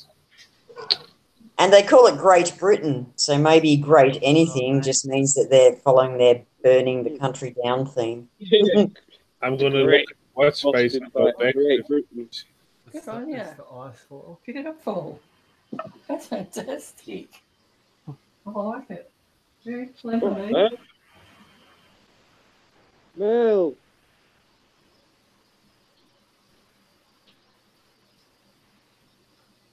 Oh, Mel's gone. Here. The Great Boston Fire of 1872 led to the death of 14 people and demolished hundreds of buildings in downtown. So let's say 500 buildings were destroyed by a fire and only 14 people died. Yeah. A little bit odd numbers, only 14. hundreds of buildings were destroyed and only 40 people died. Okay. Yeah, it don't make sense there, does it really? I mean, just show it. I mean, obviously that's just one building. But it's also interesting. They give the Great Boston Fire of 1872 led to the death of 14 people, and then all of a sudden they have amnesia. Hundreds of buildings were destroyed in downtown, so they don't know how much. But they know exactly 40 people in 1872, but then hundreds of buildings were demolished in downtown due to the fire. Well, all of a sudden they don't have a specific number anymore. You know why? That's when I always think, hey, wait a second, if they are very specific, and then all of a sudden they aren't. Well, there were only like 7 people left to report their loved ones being missing. Everybody else was dead, so no one could report anyone missing. That also helps. Yeah. I don't know.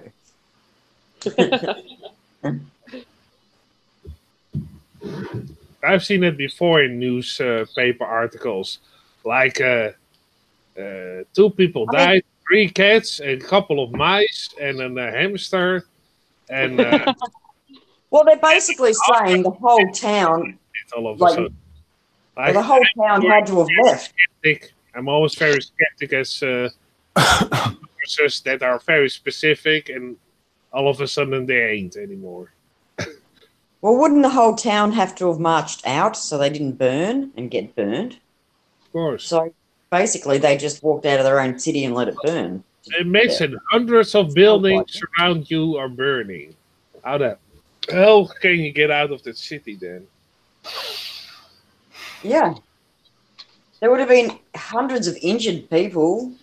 Yeah. And it's also 40 people died, but how many injured? Oh, we don't tell them. That's not important. We didn't have hospitals. We didn't have any. Yeah, they all died. They all because died from their injuries. So we didn't count them. And the people that actually were injured, that's not important. Yeah, and in the burns, burns are pretty fatal. Some of them. Of course. Yeah, I'd rather die than being burnt. Yes, any other way. Yeah, sometimes it's better to die in a fire than survive it. Oh, yeah. Absolutely, yeah. Yeah, that is a horror. Yes. Because that fire, that heat of a burn is just, you can't relieve it. So you burn yourself on your iron, for your clothes iron. Fucking hell, that hurts. Yeah. Yeah, stingy. Did you find anything I didn't see? Well, the report was a little bit interesting that they say very specific the date when it happened. 40 people died, and then they say hundreds of buildings were destroyed. So there are very specific, like 14, and then all of a sudden hundreds of buildings. They don't know anymore. This image taken just after the fire. Just after the fire, yeah. Shows no charring. No. But it is black and white. Yeah. And of course you can't see black and white. So and it's also interesting, Gibby. 14 died, but they don't tell how many people were wounded. Nobody. So only people died, nobody was wounded. And it's very specific 14 and hundreds of buildings because they don't know anymore how many buildings. Because I would imagine if a lot of buildings were burned down, people will have like an insurance for that, so you can actually probably backtrack that. But yeah, that's maybe me.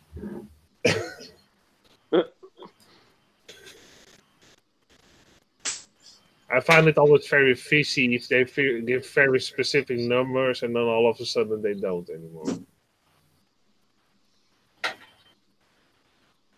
Oh, Quincy Market. Wow. Oh, that's interesting. I know for a fact that that building is still in Boston, Quincy Market. believe it has been repurposed, and it's kind of like a marketplace now or something, I think. If this is Quincy, yeah, it's Quincy Market. So yeah, I've been there. A lot of it looks the same. You know, painted over, though. You know, this stuff is still there. Look at this mud flood, Artie. Look at this shit. Oh yeah, hey, that's yeah. Jesus, look at that. On one end you have the window is hardly sticking out, and the other end you can see completely visible. Yeah. Look at this ridiculousness. Wow. What the fuck's going on there? We start the window underground. What? You don't do that? I just meant the building itself, all the shit hanging off it. It's like, what the? Oh, they had nothing better to do. Probably celebration or something. Yeah, it's parade. They celebrate that the mud flood happened like 100 years ago or something. We built this massive structure. Come on. Would you bring all the wood and steel there on this? Like, you brought everything around by horse, for one. So horse and carriage brought all materials. Where are the mills that built all this? I never saw any of the factories that were responsible for these monstrous creations. Of course, you have to have probably cranes to build it. Oh, no. The staging back then was wooden planks. What? That's not good enough to build these giant... Well, can't you carry those big, heavy stones up the wooden staging? No? Wait, that doesn't make sense. But they couldn't do much till they got the railway line. That's apparently what I'm led to believe, that the railway line. Yeah, that makes sense. Okay, you get the railway line. Now, how do you get this piece? You know, a lot of these are single piece. How do you get a heavy piece like this up when it's wooden plank, wooden plank, wooden plank, wooden plank, wooden plank? It's just wood. Is it really strong? Like, you know, you have to... I guess it could be done if you know, layers of wood, but do you really think... If you're doing it, well, let's use 2 layers of wood here to hold it. But you're making this fine architecture. It just something's not right. Well, half of these are built before we got the railways. So yeah, what about ladders? Yeah, ladders of wood, and then your staging's wood. Yeah, what's going on, Merle? It's like a cake, isn't it? Looks Yes. like a weird cake. My grandfather lived in a house with that roof design. I had a neighbor with one similar. Theatre. yeah, and they're like music boxes. You know, you almost expect someone to wind them up, and they're going to start twirling and singing. You know, a tune or something. All the most amazing buildings seem to burn down, or something weird happens to them as well. Yeah, all these stone structures keep having major fires. Yeah. Hey Mel, I love that avatar. That's cool. What's that? Like your thing, like your logo on your thing now. I've got free. What does it say? Ice water wall. Ice wall water. Yeah, now with 100% extra ice. I love it. Great, mate. I love it. You should keep that. You should keep that on. Ice wall water. 1870. What did it say? 1885. 1885.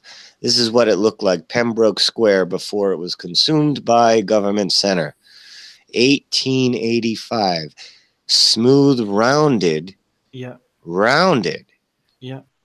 This. Call them bay windows. Like one massive terrace block. Yeah. You see them in England, Jibby. It's just like huge terraces. The only difference people have is their doors. But all the buildings just in Brighton, you walk around, the whole thing's like terrace. It's all connected. Yeah, on like the Brighton Beach on the front. Yeah, and near the station, I walked around there one day and I was like, wow, there's no separation between any of the buildings. Nope. And this, wow. And I was just, before I was talking about the Boston streets and how all the streets were cobblestone. the time it would take and the care and the craft and the hand care of to place all the cobblestones. And that's just the cobblestones for the streets. Now you have all the fine bent railings that are everywhere, the iron brass railings, and now you have these big castle structures. And everybody's got holes in their shoes. And I mean, this is which one is it? I know. I know. It's almost like they built the earth first and then brought people in second. Yeah. You know what else does that? Like an orphanage or something. Well, like a VR system would, you build the VR and then you bring in the players. Yep, that makes sense. That's right. Yeah. I don't even know if we could build these things. You know what I'm saying? Yeah, I know what you're saying. It's possible. It's so epic. Yeah. I mean, look at that, Jibby. Look at that with it looks like the road going there, and then you get the buildings on the left and the windows underneath. Yep, because this is how they did it. We can build it's mud flooded, and then they take the horses, and then they take the giant rakes, and then they rake the roads flat, and then they pave the roads, and that's why you get the windows the way they are. They're not digging it all out, so they rake it flat. And we can build beautiful things. Like, look at all the bridges. They're complex structures and things. Yeah. Um, and this was all before cars, though, as well, wasn't it? Like horse and cart and... It was there, but yet there were trolleys and rail lines everywhere. Yeah. So they were taking care of community transportation before the individual's transportation. So everybody had horse and buggy, while this was fine electric, iron, steel. You know, I was thinking about that though, right? You know, with like your trolley cars and your trams, they're all electrified, weren't they? Yeah. And then they actually started manufacturing electric cars, and then petrol came available, didn't they? Like oil. So everything went to oil and diesel. And then now they complain about, like these days, nowadays, in our 21st century, they're saying, oh no, we want people to own electric cars because we're sort of ruining the earth with all this fucking diesel and petrol fumes and with the cars and combustion. Well, hold on a minute, you invented electric cars in the first place, so what the fuck? Yeah. Come on. And the other thing is, like, when did we all get horses? Like, when did horses come to Australia? And, when were everybody get their own horse to ride around? Yeah. Imagine how many horses that would have been. Me and my wife have horses. It's also interesting that a lot of cities, especially big cities, had a completely well-functioning trolley network. And they all tore it down and put in very polluting diesel buses in place of it. Yeah. Like in almost every major city across the world.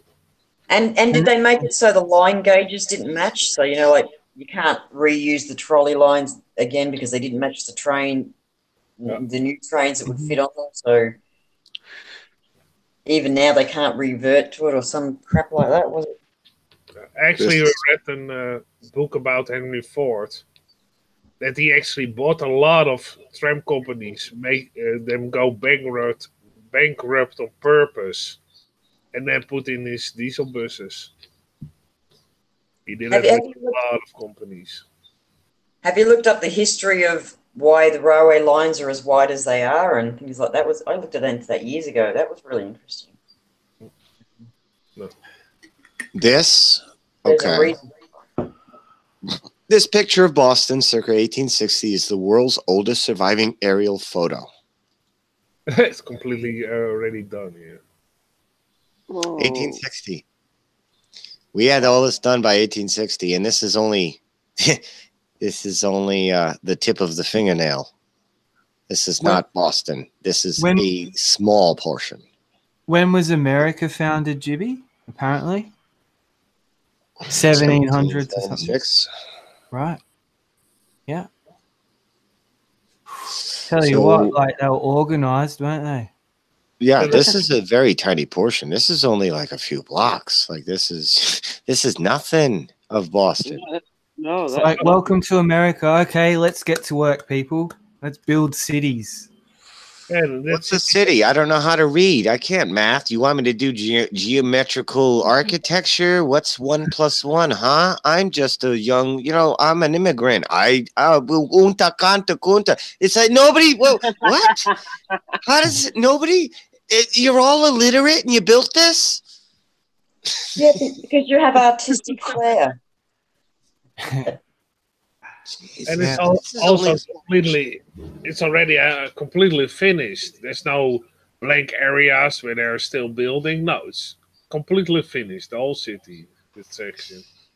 And you start building right on top of each other, right? Is that, or do you spread out and then you condense? Okay. Right? Is this how you start it? It's like, I'm going to live here. Well, I'm living right on top of you. Okay. Yeah. And is this like all the mills that built all the mills? I don't know. This is very complex. And then you have your churches. This is dense. And this is the oldest aerial photo balloon view of Boston, taken 1860. Have you ever been to England, Jibby? No. Whew. They're packed in there. That's it, Bill. You sort of, especially when you go to London and you. London's a monster, isn't it, Lee? Yeah, if you get up and go to the toilet, and you're standing there having a pee, and you can see someone just getting up, opening the curtain. It's like fuck, shit. They're right in front of you. Like shit. Literally on top of you. Their front door's right on the footstep on some of those houses in England. And your front window, like the people on the footpath are literally walking, like that would be right past the window of my house. It's like, wow, that is so close. Yeah, but the thing is, though, it's like you get these sort of people where they just sort of stare through your window, as they're walking past your fucking house. It's like, here's the logic here. Here's the logic here with these, the old stories of the immigrants came over to build this church. Well, this is a very complex castle church right here. But they were like, you know what? It took a long time to build by hand. We want the right to worship God in a church, but we want to do it right here. So we're gonna build another one right here because we can't worship God in this church. We got to worship God this. Then we'll have another one over here somewhere. It's just what is another vast one over here. Just what? This church or this one should have been sufficient for this whole, but they got church on top of church on top of it's just doesn't make sense. Yeah. Same as in Brisbane and most towns, even Portland, the main block of town, there's like 4 churches. Yeah. I came up upon one last month in New Bedford, Massachusetts. I went down this road going to my friend's house. And then I come upon, the end of the street to turn left, and right in front of me is the scariest Gothic church I've ever seen. I was like, I was asking my friend about it, who lives 2 blocks away. I'm like, that thing is crazy. He's like, like nobody's paying attention to any of this. But not until I started photographing them. I can't believe how much Gothic-y looking stuff there is. It's like, what? That was the day my P900 batteries died, so I couldn't get any pictures of it. Fucking gargoyles, aren't they? Like gargoyles and like really. It was the brownstone, and it was just wow. Like I was seeing unicorns yesterday, unicorns and like a lion that was sort of half a dragony thing, and somebody was saying that's England's emblem. Yeah, and Wales. Yeah. I didn't know they had unicorns. Yeah, Scotland. It's a symbol of Scotland's the unicorn. That's interesting. What the fuck? Yeah. You get the dragon for Wales. Oh, I suppose neither is a dragon. Wales is the dragon. Lions for England. Yeah, that's it. Yeah. Yeah, I And haven't they've had a got chance this to go through the photos. gold lady as well. She's like, yeah, I don't know who she is. That's in London. There we go. There's the train. And it was always in the middle of the road.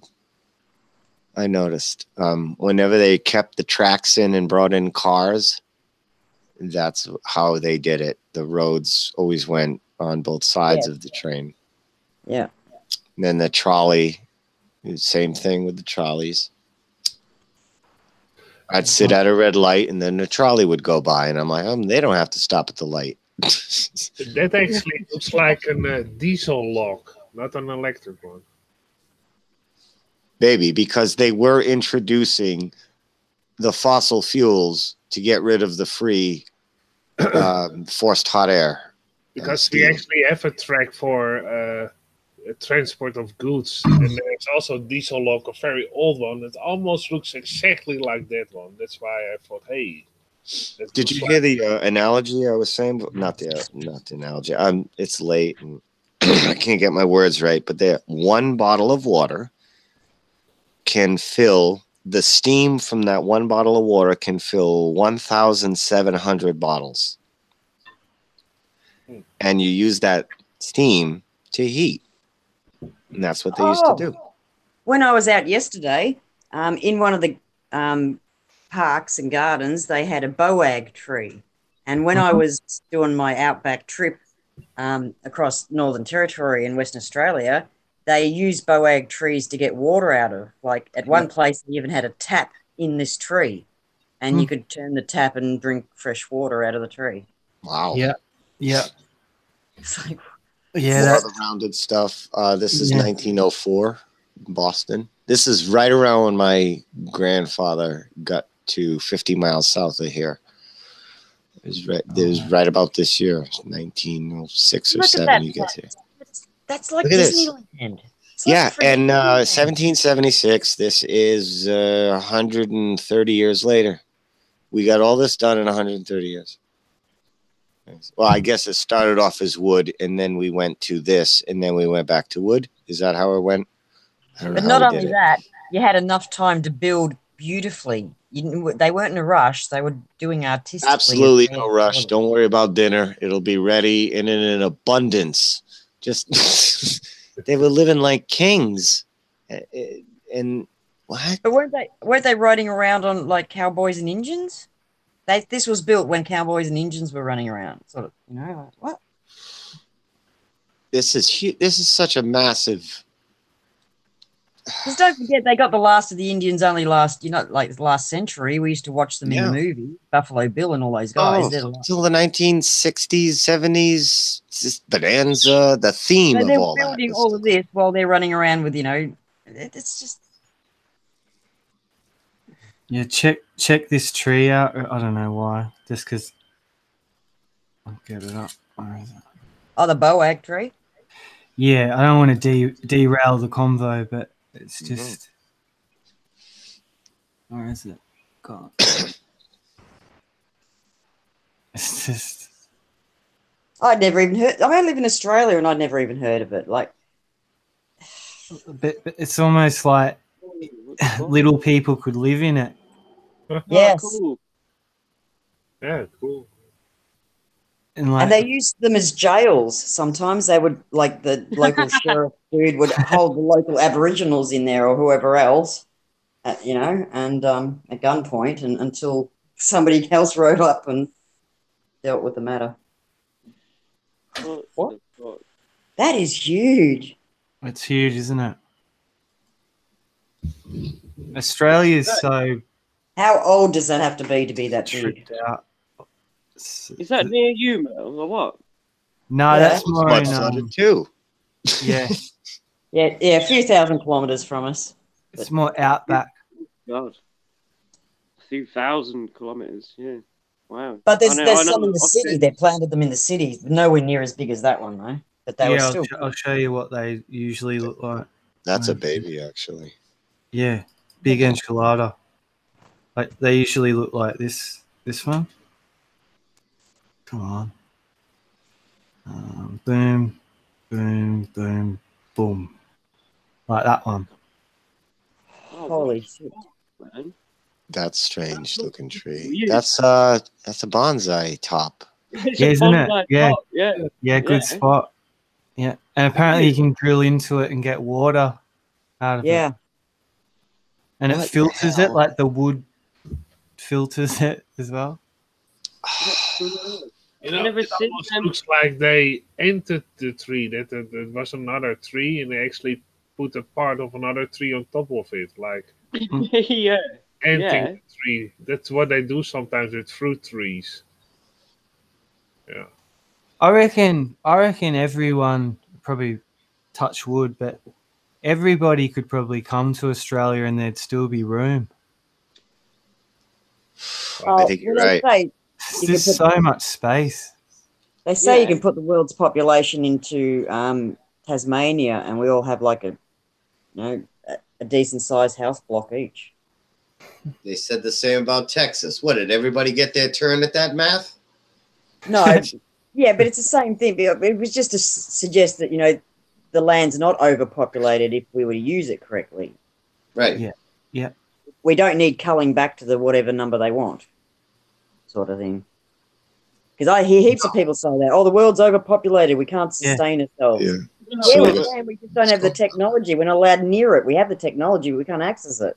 We can sustain ourselves. No, but the thing is, though, Trouble, they say it's dangerous, isn't it, to, like, in the outback, like in the outback of Oz, like, you can't really stay in the outback, can you, anywhere, sort of, because the daytime temperature... But see, then, that's a good point, Lee, because that's another one of those, like, you got overpopulation, that is just, to me, fear porn.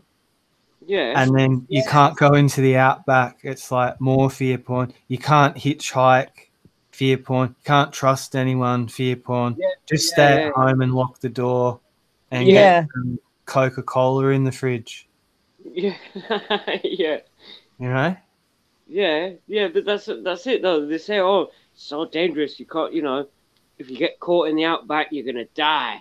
Because it's so cold during the night and so hot during the day, and if you broke down in your car or whatever, it's like, what the fuck? That's anywhere in the world. If you get caught anywhere in the world with not unprepared for 3 days, you're in trouble, nighttime and daytime. Yeah. There was a thing in the news I watched the other day, and it was like these two little girls. I think there were two sisters, and they wandered out in California somewhere in bear country. And they were lost for 2 days, and they had this big, massive search. And apparently these two sisters had survived from a Friday night to a Sunday night because of what they learned at a youth club, how to survive. And they'd actually found shelter and whatnot. It's like, wow, they'd actually built a fire and everything. They're only between the ages of 5 and 9, something like that. Two sisters. It was in the news the other day. I was like, what the fuck? Oh, they drowned, didn't they? No, they actually survived. They found them. Because there was a couple of girls last week in the floods, in Townsville floods. They wandered away from home and they didn't make it. The pair of them, they went very old. There were two girls in California, two sisters, apparently. Because obviously I was saying earlier that they have sort of like acres of land on these like homesteads or wherever they live in California, and apparently they wandered off when their parents told them not to, but they got lost for 2 days, but they survived, which is like amazing, really. Yeah. It's completely, you can survive if you have. I mean, there's a guy, an English guy called Bear Grylls. I don't know if you've heard of Bear Grylls. He does this survival thing, and he shows like this TV program where he goes into these ultimate wilderness places and he shows you how to survive, and how to make fires. Surviving's not living. Surviving's cool, but it's not living. No. I know it'd be different. But you couldn't actually live in the outback, though, could you? Of Australia, you couldn't live there, could you? Oh, they do. They've got houses underground actually now in some places where it's really hot and. Oh yeah, because if you dig underground, and that's why you get a lot of hot places where they have like these. They dig into the caves, don't they? Yeah. Dig caves into Where my rocks and stuff. daughter is at the moment, it's hitting 46 degrees. So yeah, that's really hard to Wow. be outside in the 46-degree heat. Ugh. Yeah. Where's this place? It's old Boston. How big was that statue? Everything's retarded. It just doesn't make sense. It's the golden age. Look, it's a dome. It's a dome on top of a building. We have all these attractions around Australia, and they're called the big. So we have the big pineapple, the big banana, the big prawn, the big everything. Big banana. I like that one. Big banana. Oh yeah, the big banana, the big crocodile, big prawn. Yeah. Now, as I was pointing out, a massive undertaking of all the cobblestones, all the bending of iron, all the everything up above, you had to do all this below. You got to lay the tracks below. You got to dig. You got to reinforce it. What are you feeling about it all, Jibby? Like, what's the? We moved in. They brought us in. They needed us to dig and rebuild and restructure to repurpose what has now been whoever lived here. A giant vacuum came and drank them. I mean, if a mud flood was coming, why wouldn't they all run to their top floors of their homes? Many would have survived if that was the mud flood. Okay, everybody okay? All right. Whew. Come out your top window. Half the population, might have been taken out. We'd know about it. It's like, no, this is more like nobody. We're in these cities, and how do you clear? How does a flood do that? To this, you have a civilization that can build things to this extent, and this is not buried. This is not buried. It's buried like below here. And if this is the kind of buried that wiped out this kind of population, then there's a mile more below this or something ridiculous. And not only that, how level that is too. The buildings that they dig out aren't damaged most, like. Exactly. So there's another cause of death or a cause of where is everybody? There is another cause of where is everybody besides a mud flood. Yeah, I agree. Mud flood's just a word. Mud flood is something that happened. Yeah. But it's not this is here. Well, it's still here. Worldwide. Worldwide it's a stretch, isn't it? It's like dustification, except the buildings haven't turned to dust, but there's been a lot of dust. People did. Them. They say it's mud, but it mightn't have been mud. What keeps coming to mind to me is that movie Night of the Comet. It's from the 80s. It's pretty friggin' cheesy. And basically, it's this comet is going to be. This is why I'm thinking of this movie. This comet is due to come, and everybody's having parties. They're like, "Hey, come on, see the comet, man." They're like, "Nah, I don't need to see the comet." Oh, you suck. It's 80s, so everybody's partying, watching the comet. I mean, it's not a worldwide event like party, but it's just comet's coming. Let's watch the comet. Comet comes by, everybody, and if you were in here's a part of the movie, if you were in a stone structure, like a garage, a basement, you're okay. And this comet comes by and everybody's like kind of rubbing their skin. They're like, what's wrong with me? And then it cuts to the next morning. So you don't see what happens. So then the teenagers wake up from their stone basements or wherever they spent the night, and everybody's gone. They're like, where is everybody? And, you know, they come across like clothes and shoes, and they're like, well, you guys must have had fun last night. And they start picking up shoes, and it's like ash is falling out of it. It's like everybody was disintegrated. Yeah. And it was only the people who were in the stone protection from whatever this comet did survived. And it was basically focused on these two teenage girls or whatever. And I think a guy came along, and they were living it up. You know, they hit the city, which was like, it was like empty Boston, and it was Los Angeles though. And Los Angeles is empty.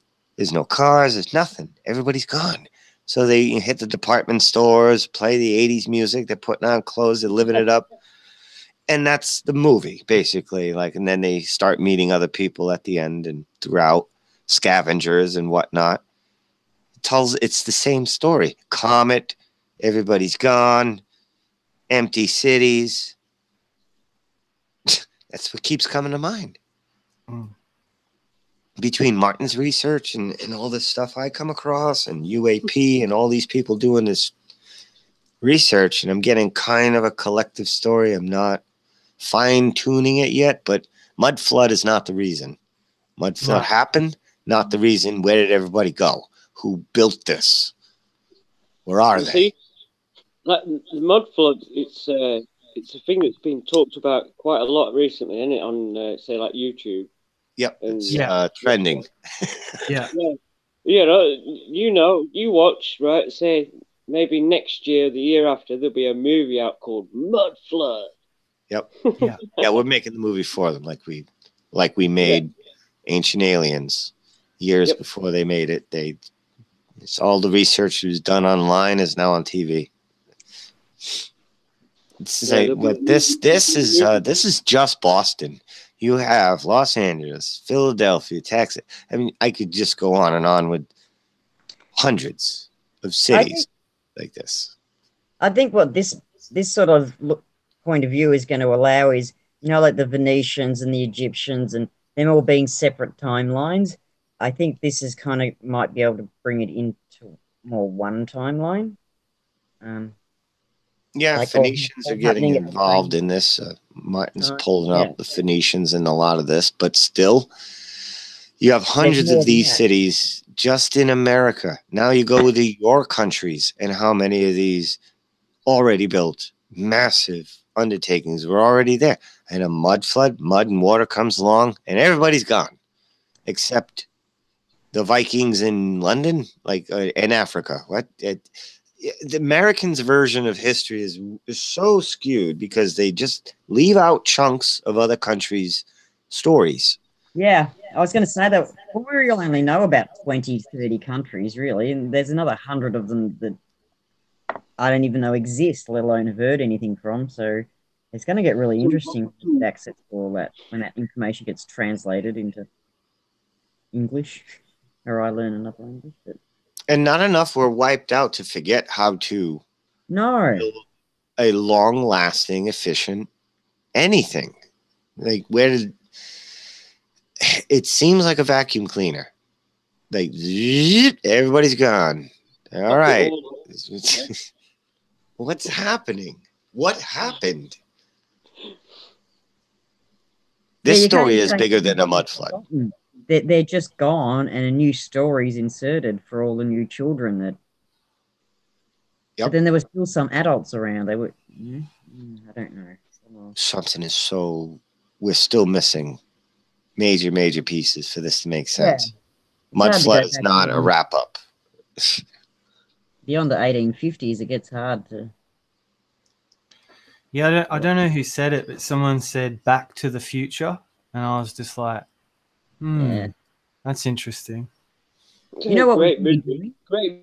No, but more just the idea of when you go back in time, if you had a time machine. I know what you mean, Mel. But Back to the Future. Obviously, if you hear someone say Back to the Future, you think of automatically Michael J. Fox. Have you been in old graveyards? Most people in a time machine would go forward into the future. Not back. You won't go back. No. Yeah, but I bet I'd put money on it, actually. If you could go back in time, it wouldn't be primitive. Yeah. No. No, apparently that's the case. What, the dinosaurs?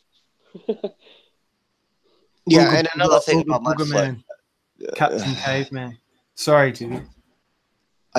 Before I forget, this looks mud flooded, but what we're saying is the mud flood kind of was even. A lot of level to it. Although there is stuff definitely that goes on, but it's so. In Brisbane yesterday, it looked like. I'm really wondering if these things got down a half a mile.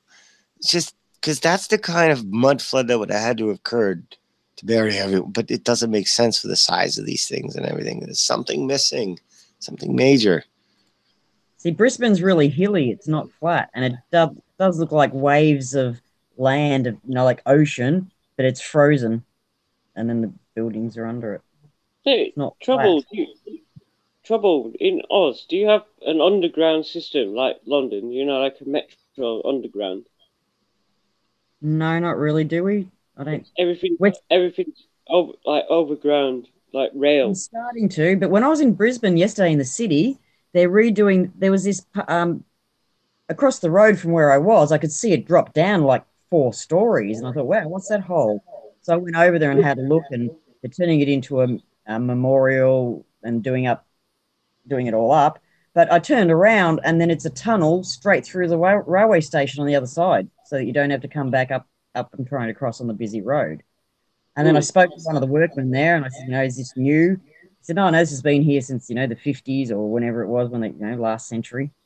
And they're just revamping it. I said, oh, that's interesting.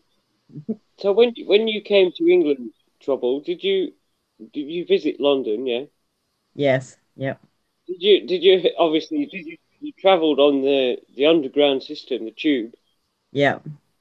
That is fucking crazy, isn't it? Yeah. Like, with the amount of people pushing and shoving and trying to catch a train and like I shoving think people Brisbane in. Oh, fuck me. might have had one, but only bits of it are left now, and I think it's all gone. You know, like they've closed it off, and like you might get a bit left, say an underground toilet or public toilet or something. That might be.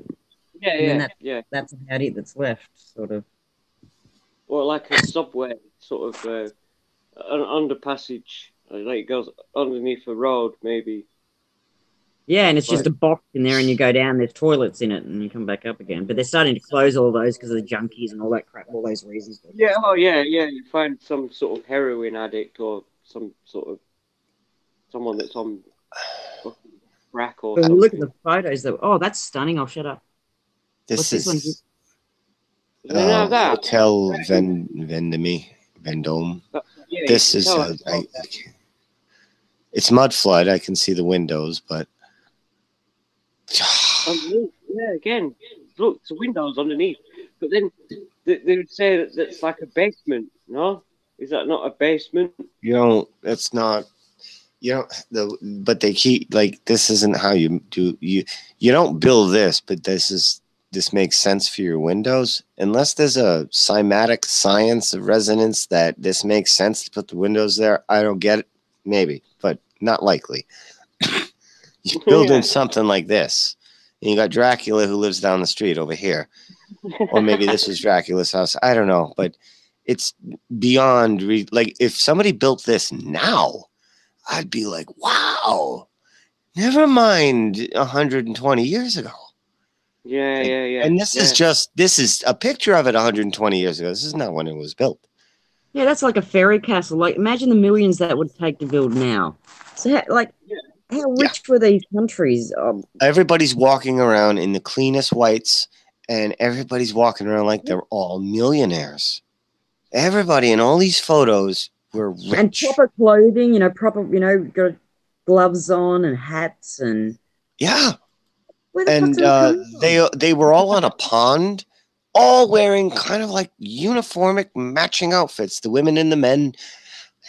Well, you could make your own clothes. You were shown how to make your own clothes. Like you knew how to do everything back then. Everybody here looks wealthy, well-to-do, well off. My kids wouldn't know how to make a well-to-do, piece of clothing. Yeah, exactly. Yeah. Except this car with bad axles. Not doing too good, but crooked axles. Who cares? Yeah. No, everybody, Lady. She's probably Lady Godiva. We got Lady, Horgenschwitz or whatever. Everybody is just doing great amongst these colossal, gothic, just fantastic. Let alone the amount of food it would take to feed a city that big. Where the hell's all the food? Where's the farms? Where's the system for the food to fill this? This is not a full. This is not occupied. There's no way. No. This is how many people you'd see here on a Tuesday at, I don't know, noon. I think they'd tell everybody that a plague came, because that's what I was going to say. We should go check out the cemeteries and check out, what they saying the deaths are from and what ages everybody is and what the years are. Because apparently, Australia wouldn't have very old graveyards, but other countries should have, really old ones. But apparently they're only been there a couple of 100 years at the most. Oh, this is right around where I met Sean for the first time. But it's just, again, with the railings, because they're walking on the roofs. But still, if a plague had hit that town, would I want to go into? You just got an answer to our question. Agricultural warehouse. So there's how you fed Boston. Yeah, Quincy Market. Everybody brought their cows and goats, and everybody had great meals. I guess this fed Boston. I don't know. Come on, let's go build Dracula's castle. All right, let me go bring the concrete and granite. Come on, man. And here come the canteen ladies to feed us. Yeah, and bright bleach white. No, go back to that last one, Jibby, with the Quincy Market. Whoops. Not the this one. Yeah, look at right on the bottom left-hand corner, cigars. Wine, liquor, and cigars. Because what else are you going to do if you're a posh society? You're going to have some wine. You can have a shot of liquor. You can have a cigar, and then go and get your cow. And then everybody was living like millionaires. This is like they were in the 50s. I know in the 1950s they were doing really well. Well, not everybody, but some people were. It was pretty easy to make money, apparently. They must have been printing it faster than they could blink. Okay, it was easy to make money. Yeah. Who lived here? Like, this is... Look at that dome on top. No, but to me, that looks like a fucking mosque or something like they have in the UK, for the Asians, like... Now, these in America, if it's the dome, it's usually some kind of a government building. Yeah, but that to me looks like some sort of mosque, like fucking Asian, like Pakistani sort of. Yeah, this is a worldwide, like Greekish, Romanish design. Worldwide. Yeah. Everybody lives in each other. How you doing, guys and dolls? And also Russia. Doing our homework. I love How you doing, Lee? Russian. Nice to see you again, Lee. Nice one, artist, Jimmy. Hey. Jimmy, did I? Nice. I love Russian buildings. Sorry. Sorry, Trouble. No, you go. No, I was just saying to Jin, I got his message on Hangouts earlier. I was just getting into bed and my phone went bloop. I read the message, yeah. It's a shame we couldn't talk yesterday morning, but yeah, cool, man. Yeah. Next time. Yeah. Nice one. Nice one. I apologise again for last weekend when I fell asleep. We was talking away and then I woke up at 8 o'clock in the morning. It's like, what the fuck?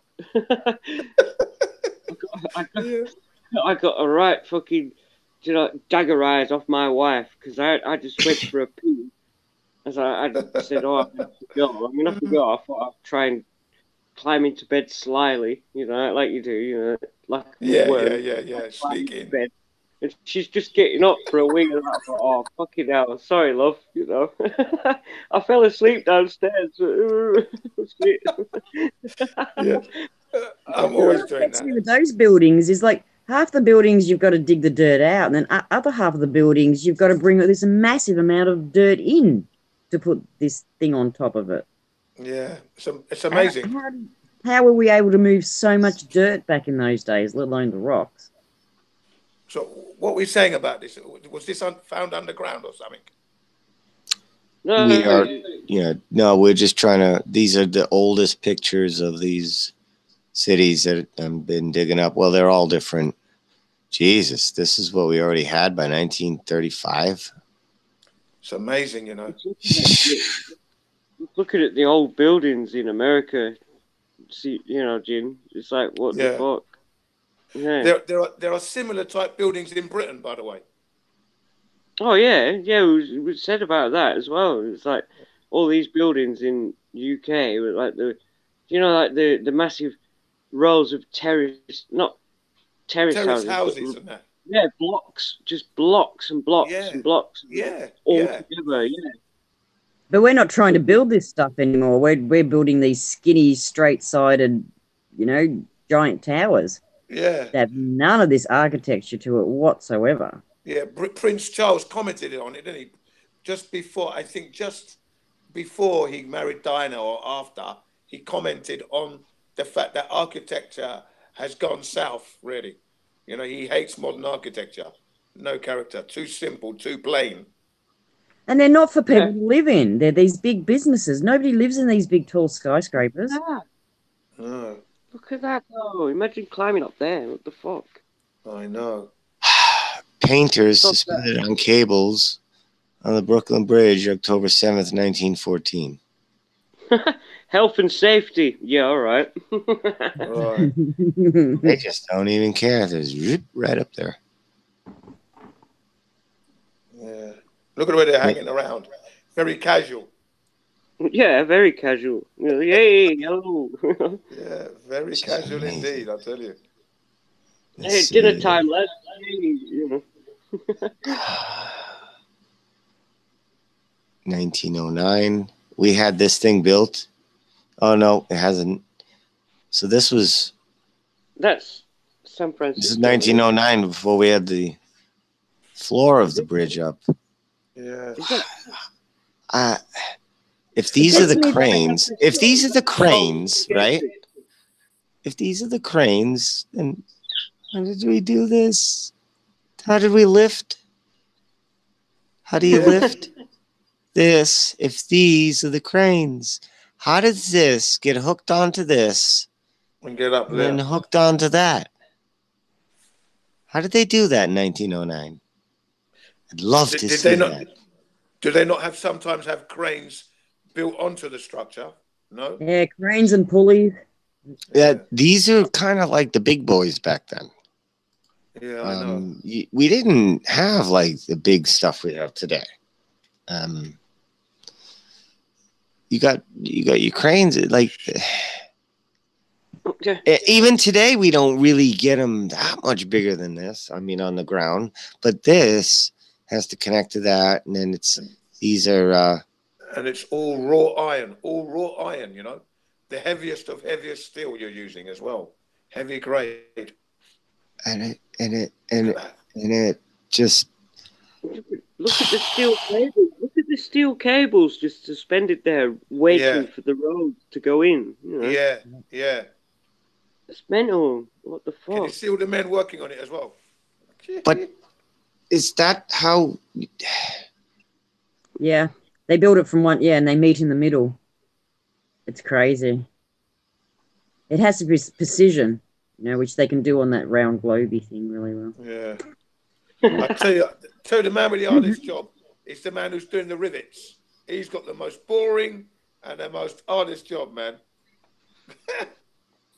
The rivets. What gets me is the bits that have to go under the water, and they actually dam off the water and things. And I think that in itself is a feat, let alone Yeah, yeah, you're right. Oh, Yeah, look, yeah, yeah, yeah, yeah. Banging in, knocking in the foundation underwater. Yeah.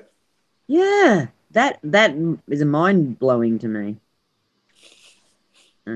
Interior view of the Look at Interborough Rapid Transit Company subway powerhouse, 58th to 59th Street, 1904. Look at that. What? Look at the size of it. Huge. Yeah, I love that.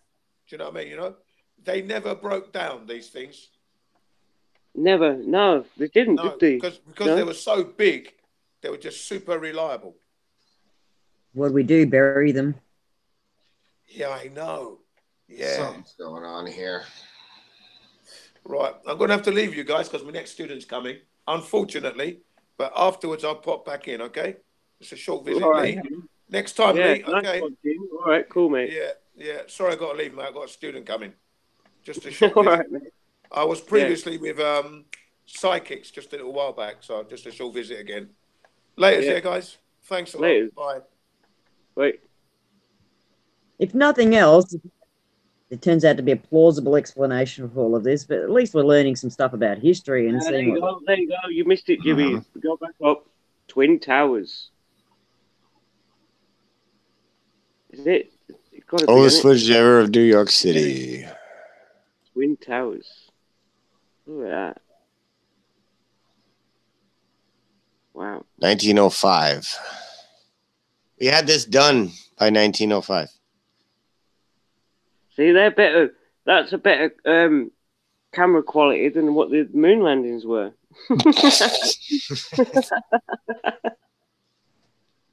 Or does everything sink down bar the tall skyscrapers and the top spots left? So really doesn't matter if you're at the top of a 4-story building, you're going to go underground. You've got to be up on those 100 high-story buildings just to be the top 4 floors or 10 floors left out of the ground. I don't know. All right, guys, go build Dracula's castle. Not a problem. We're going to do it in our tuxedos. Okay.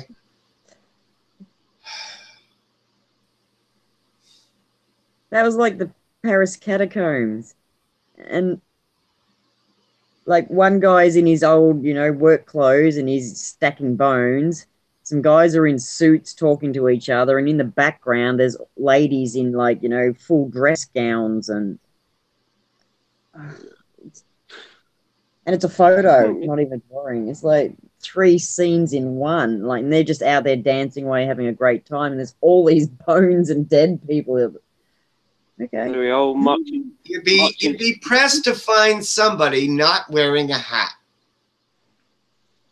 Yeah, back in the 1900s, everyone wore a fucking hat. What's that all about?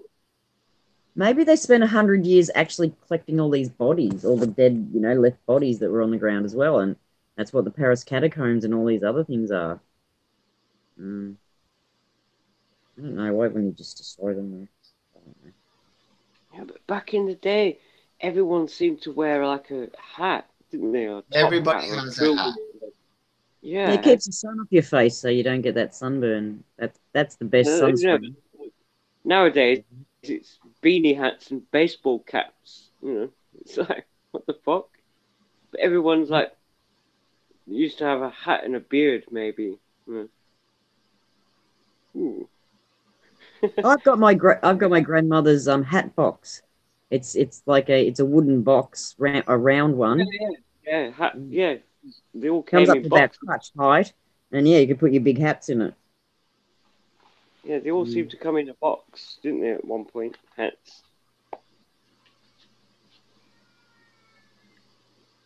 Oh, wow. And only a couple of 100 years prior, this was all trees, beach, trees, beach. A couple 100 years. Dracula's castle times 1,000 times 1,000 cities. Easy, right?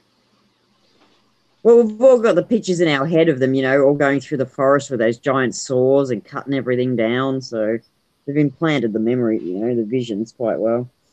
How many years would it take to just take down all the trees? Now you gotta quarry all that granite. Then you got to crush the granite, you got to compress the granite, you refine it. There's all kinds of.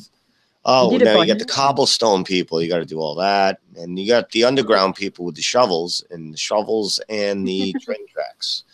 Well, we did. We all had jobs. You know, my surname's Macy, so we'd be doing all the masonry. You know, our surnames tell us pretty much what area we were working in the society. If Maybe somebody's that's not what wearing a hat.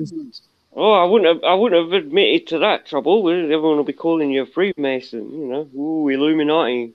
You know. Oh, is this a deconstruction?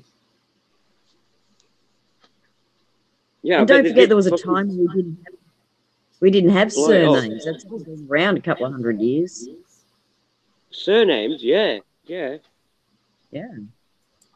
You were just the son of John or whatever. Are they time lapse of the demolition? I was gonna say, are we finally seeing how they build one of these things? Nope, it's the demolition. Never mind. I was like, oh, they're showing a building. No. Can't see how they build. Oh, Marilyn Monroe back in the day. Yeah, the first Marilyn. Nobody, everybody's got a hat. That's where she had the inspiration from. Yay, Marilyn Monroe. She saw it in this. So why did they demolish this? What's wrong with it? There was nothing wrong with it. So why are you taking it down? They're not demolishing it. They're taking it away. Yeah, but there was nothing wrong with it. Perfectly good structure. Solid. Long-lasting, durable. No, when you see a demolition nowadays, Jibby, it's sort of like kaboom, and it just fucking falls down like a bit like the Twin Towers. You know, it just like goes into one. Everybody's partying, and they all have hats on. They all have hats on, yeah. Everybody was living like millionaires. Marble Arch? No, it's not. And they seem happy.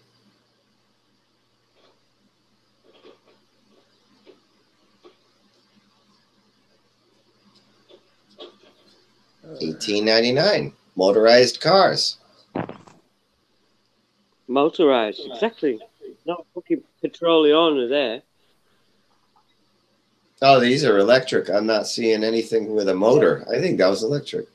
Surely. Oh, yeah, exactly. So they're saying now electric cars is the future, but electric cars were the past. So, come on, what you trying to get at? You know, fucking hell, make your mind up.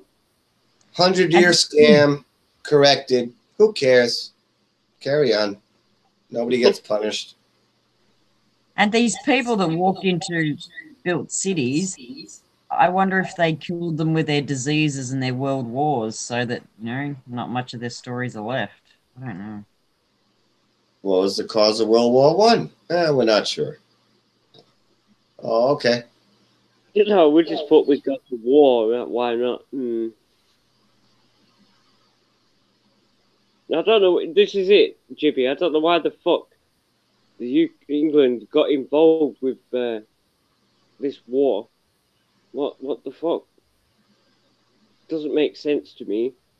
When they try and teach you history in school and whatnot, it's like, oh, yeah. Well, if we had a complete story that was the truth, it would make sense. Whoops, it would make sense if we had the truth. Well, and they were all related. The royal families, you know, they kind of married each other because they could only marry other royals, and that's what I sort of thought. Like Prince Philip, he's sort of Duke of Edinburgh, Prince Philip, or whatever you fucking call him, the Queen's husband. He's German descendant. He's German, you know. Yeah, he's related to Vlad the Impaler, Dracula. Yeah, it's like, yeah. But when you look deep into the history of the royal family, it's like they're fucked up, man, proper fucked up. And then you see like people putting the royal family are like the Queen's a fucking reptilian, you know. Just lived for like 90 years, you know, shit like that. But they're just so far removed from, you know, everyday people. I doubt some of the, like Charles would know how to dress himself. Apparently, you know, like I think Diana brought them down to earth a little bit, but I just see her as a gold digger anyway, and part of the whole. No, but that's to me. That's why Diana was killed. That's why I think she got killed because of what she did. Because she was in, obviously with fucking Charles, and then all of a sudden she went with who's he? Is he Dodiel fired? Was he Egyptian? So he would Yeah, have and been they owned Harrods. Yeah, but he was Muslim. Yeah. So no, he so was to Muslim. kill the son of the guy that owns Harrods store, that's letting them know what power you've got. Yeah. I mean, fuck. So yeah, I don't know if it's all. See, before that, we didn't like royals. We knew that the government was corrupt. We shouldn't be paying taxes. It was all supposed to come after the wars. That the royal family were just leeching off us. But then Diana came along, and all of a sudden, nobody speaks badly of the royal family at all. It's complete. Yeah, but what makes me laugh more, Trouble, right, is when the Queen dies, everyone's going to be like, ooh, oh, boo hoo hoo. Oh, it's going to be all over fucking mainstream news. It's going to be, oh, the Queen has died, or such and such royal has done this, and such fucking royal is pregnant, or they're getting married, and it's a massive fucking thing on TV, and it's like broadcast throughout the day, and every 15 minutes on the fucking news channel. Who gives a fucking shit? Well, for us, it's going to be a big thing for us because she's on our coins. And Commonwealth. Yeah, of course. She's on our fucking notes and pound coins. Yeah. She's on our coins. Yeah, of course. But the next royal is going to stay on your notes, whereas Australia's at the stage of do we go a republic? So it's going to be huge when she dies. Like, who's going to take over from her? Is it going to be Prince Charles? Because he's fucking knocking on now. He's going to be. Well, I heard a rumor, and it was just a rumor because I don't read, newspapers and things. That he said he stepped aside so that William could be king. Yeah, it's going to be William, isn't it? Because at least William's married an English woman. Charles owns everything, half of England. A lot of stuff's in his name. Yeah. Prince of Wales. Queen's eldest son. Yep. So it'd be William. Because and he's Harry been bred for the job. But he might be now, he's that old now, might be just happy to skip to the next generation. He had his life. His mummy dearest. Harry, I've heard though, because Harry is married. Wow, look at married Meghan Markle, because she wasn't any sort of significant princess or anything. Wow. He cannot be a king. And that is cool. I'm freaking out a little bit here. I can't tell the difference between Rome and Boston. Freaking out, man. Cobblestone streets, trolleys in the middle of the road. It's the same freaking thing. Excuse me. Yeah. Look. What's the difference between what city is this? Rome or Boston? I don't know either. It's the same shit. It's the same. Look, cobblestone. Yeah. Same shit, except for the Colosseum and these really, really old looking things. This looks like Boston. What about the same shit? Trolleys, cobblestone, cars, paper boys. I wonder what China looks like in these eras. I'd probably be able to find it for you. Well, we've got Washington, we've got Paris, Mecca, Medina, Chicago. I bet they're all going to look the same. Oh, have a look at them London ones. London, let's go London. Because I've only got about 15 minutes. I'm going to have to take my daughter to school and pick my wife up from work. But yeah, I'll do 15 minutes and I'll have to get off. Gladstone, 1862.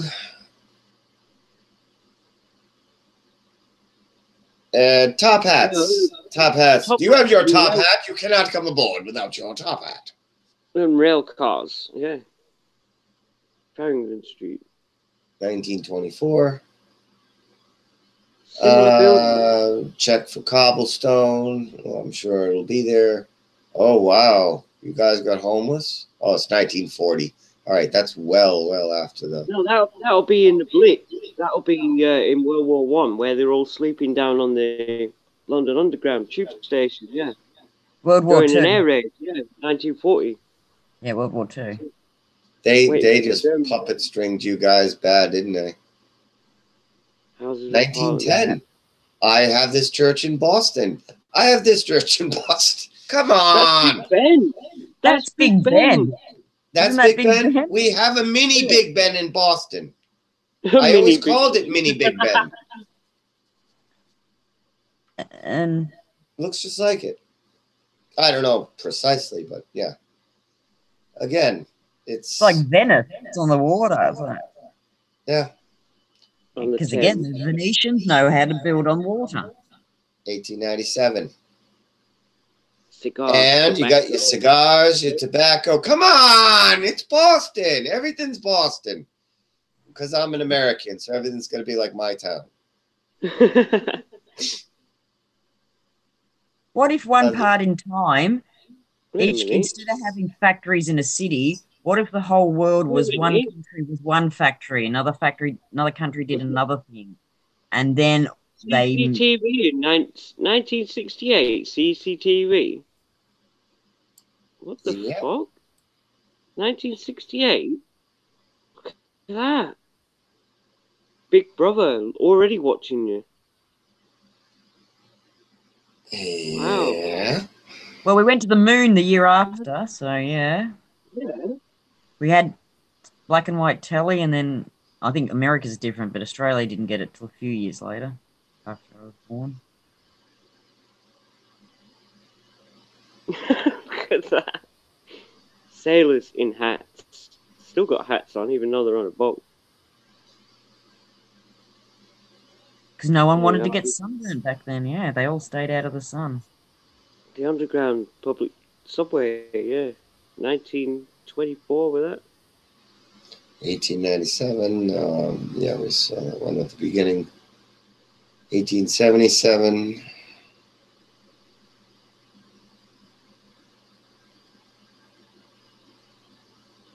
And they have to have come from cold climates. They've all got hats on. Look how many layers of clothes they wear too in those days. You know, to come to Australia in the layers of clothing that they had on was insane. Hell, you'd die, wouldn't you? Oh, we had my grandfather's story. His relative that came to Australia, his grandfather, he went through 3 wives. Like one wife died on the way out, just going out to the property. She died of dehydration. They lost a kid in the dam. Oh yeah, it's pretty.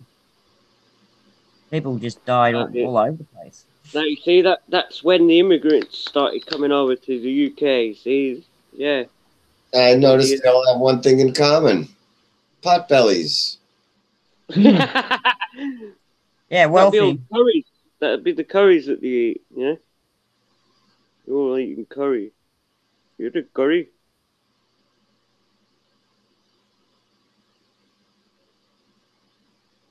1866 machine. They're using a steam-powered crane. Steam-powered crane. All right, we're ready for Dracula's castle. Okay, build 10,000 of them. Not a problem. We got a steam-powered crane.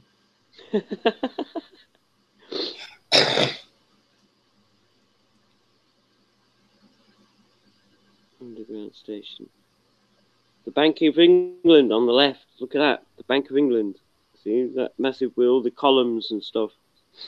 You know Bank what? of England. That's where all the GB money's printed, apparently. Did nobody like their haircuts? No. They've all got awful haircuts. That's why they had to wear top hats and stuff.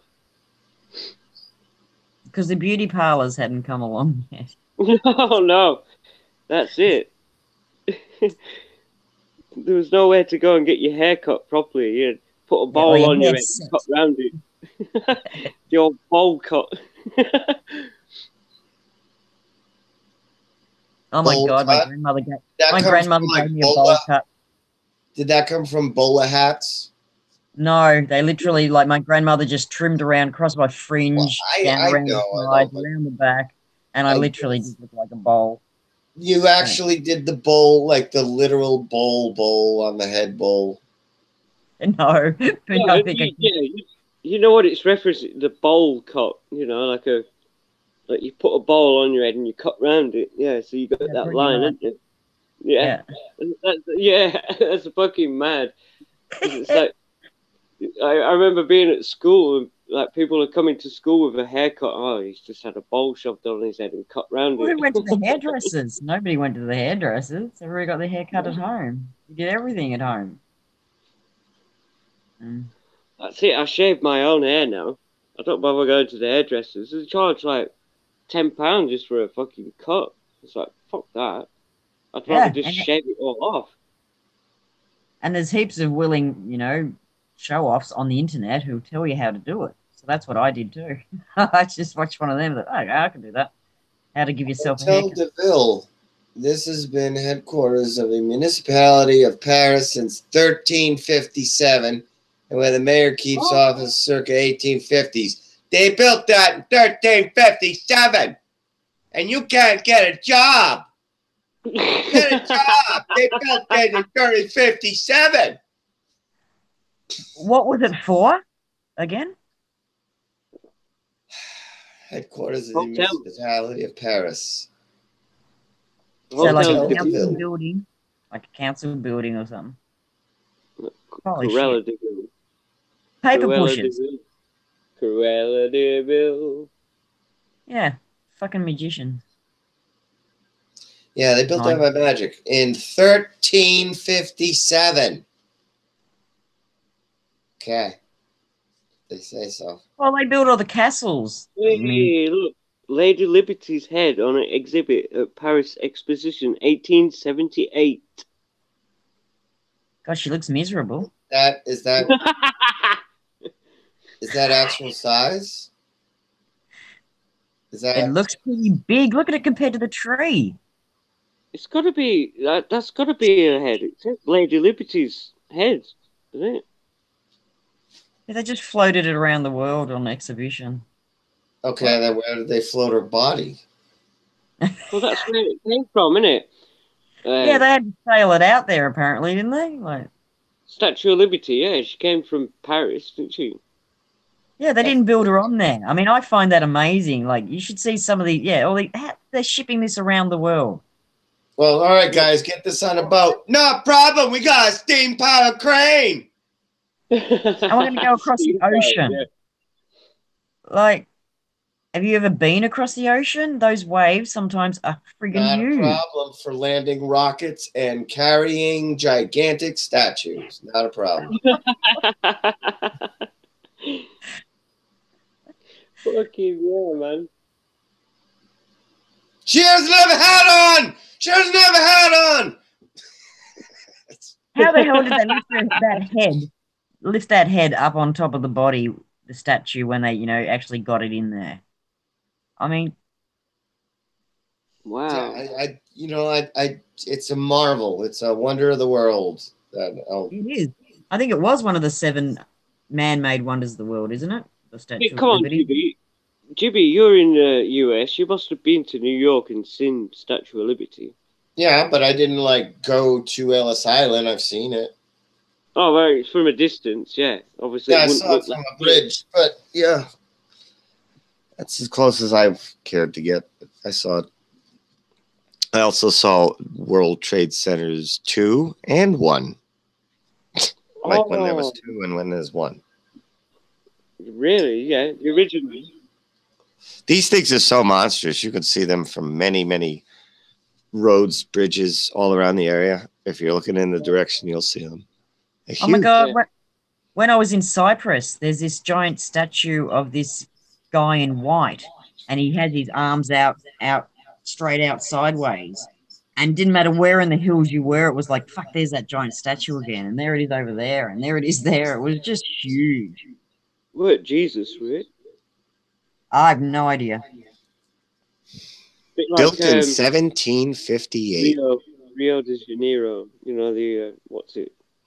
We were trying to find some of the locals and get some moonshine, like Cyprus moonshine, to bring home. And so we're up in the mountains just driving around. Then we had to get out of there because we were just getting dark and we weren't getting anywhere.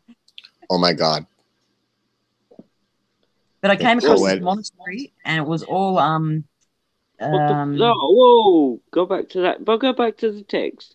The poetic vision of transsexuals in Paris in 1960s. So they were all blokes. They're all men. What the fuck? In the 60s. They're all men. Yeah, that's Poncho, that's me, that's Snack, that's Sean. Yeah. I'd be the one in the middle, the blonde in the middle. Well, they did say that men wore high heels before women and wigs and long hair. That's in the 60s, look. Come on. Makeup.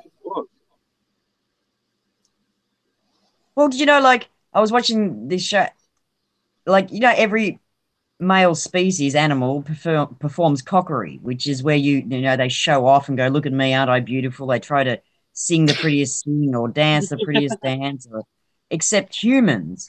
But then I start to look back at this stuff, and the guys that are wearing the high heels and the makeup and the blah, the blah, the blah, and whereas now the girls are doing it, and I don't know why, because we don't need to attract men. That's the way it's already set up anyway. So, I don't know. It's funny. Trouble. I watched something on TV the other day, and it was about a lot of women that are dressing up in drag. Like, you know, women dressing up in drag. Whereas you'd expect a man to dress up in drag, but the women are doing it in Manchester. So they're dressing up like men.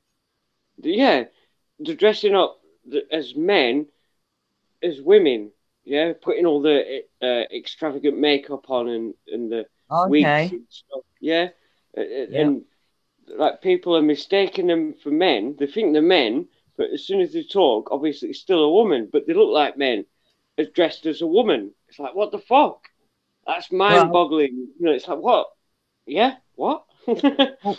What if AI can't facial recognize makeup and wigs and dress up? And that's what happens in the end for us to all avoid AI, is that we're all dressing up as characters and things. Yeah. Oh, fucking hell, yeah. Characters. Yeah. Characters. That could be us in 20 years' time because we don't want it. Checking the Emperor's Orders, 1859. Yes, you will follow my orders. The Emperor.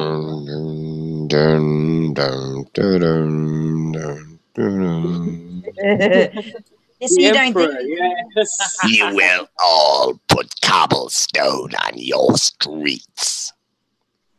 Yes, Emperor. It's ridiculous. What countries have emperors? China, Japan. This is Russia. Is Russia? This is Paris. Paris had an emperor. Apparently so. Well, there was an emperor. You are his. I like how it says checking the emperor's orders for the day. Checking. Well, what does the emperor order for today? I'll just have a check. I said cobblestone in the street. I tend to think Asian when you say emperor, so that's wow. Yeah. Eiffel Tower, 1960. Yes, build me a tower so I can get all the pay channels for free. Is that a Tesla tower? I mean, that's pretty much, I think it's powering. It could probably power Paris, but who knows what it's. Yeah, why would you build that for show? You know. Even if it was great, like why would you build it? This absolutely has that kind of free electric gathering, harnessing purpose to it. This is, yep. They didn't turn it on. Well, what I don't think it's the kind of thing you need to turn on. I think it's doing what it's supposed to be doing, just being there. And they're taking whatever power from it or whatever, doing whatever with it, probably charging people as it comes in for free. Yeah, could be. Yeah.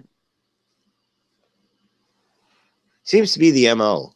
They create a problem and, oh, did they build this while the water was there? That was another question. Like, would they be a little hard to get under there and let the cement harden? So I guess they would have to dam it off, build it, then let the dam go. Well, if you dammed it off, why do you even need to? I don't know.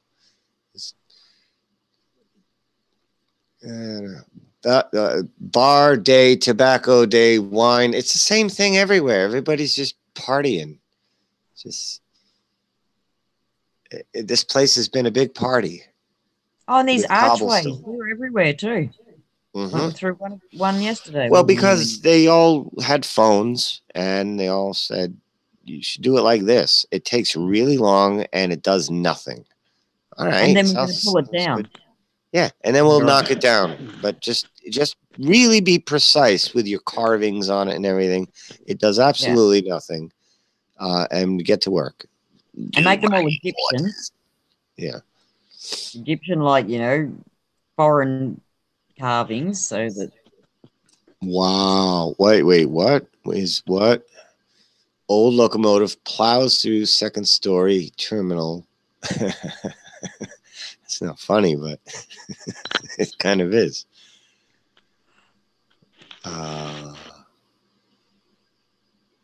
That's pretty crazy.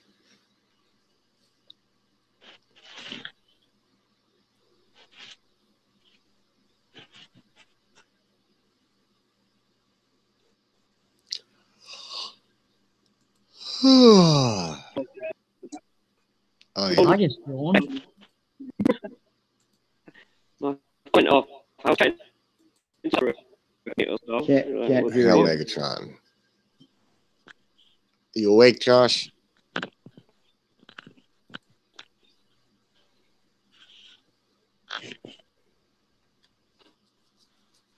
All that awesome research for like a dozen people.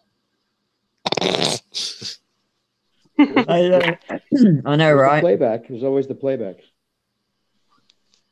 It spreads. Don't worry. Don't you worry. The information. Like I just saw for myself, cobblestone streets, arches, same architectural design in all those countries. I saw giant castles built in the 1300s. It's uniform design, multi-country, way before we had the means to do such things, allegedly. No, we had steam energy. Okay. And we had the manpower and the pay grades and the health insurance and injury, workman's compensation.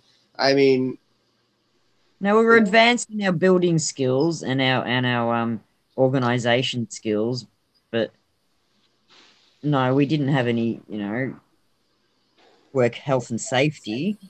Missing a big part of the story. I don't know what it is, but we're missing it. Yeah, there's still something. What? It's making more sense now, though. It's just so. Well, to a degree, like, you know, I don't want to undervalue the ability of, you know, men and women of what they're able to actually build. But yeah, something's not right. But everybody was living like kings. Yeah. They seem to be in the state of leisure, not building a nation. Everybody's leisure. It's like, it's just leisure activities, fountains, art, downtime. Everybody seems to be downtime. They don't seem to have 60-hour work weeks kind of lives. Which that would take that to build that kind of thing, I would think, in such a short time. You'd just be building and building and building and building and building and building and building and building and building and you just throughout that establishment of the just until someone says stop, which just didn't seem to happen. They just kept going. And we're still building today, but we don't build like to that rapid rate as we did. Is it between World War I and World War II? They just killed all the people with the knowledge, sent them off to wars and stuff. The last of It's coming out. It's coming out in the wash. Because it wouldn't have been hidden knowledge. Like, oh, look, we come from Atlantis and we have this stuff. They would just know how to do it, which is part of the world they live in. Maybe. Right. Sorry, the stone, the required stone to build all that. Wow. The refinement of that stone. The carrying, the transport of all that stone, the lifting of it, the staging it would take. Jibby in trouble. I'm going to have to get going now. I'm going to have to take my daughter to school and I'm going to go and pick my wife up and then I'm going to go climb into bed for a night. Okay. Have a good night. Yeah, thank you. All right, Well, it's morning, but yeah, it's good night for me. Yeah, it's good night. No, I night. just said I'm yawning too, so yeah, anyway, good night. Yawning in the morning, yeah. Okay, thank you anyway for the conversation, and it's been nice talking to you. Yeah, you too. Yeah, see you later. All right, man. Take it easy. Thank you. Oh.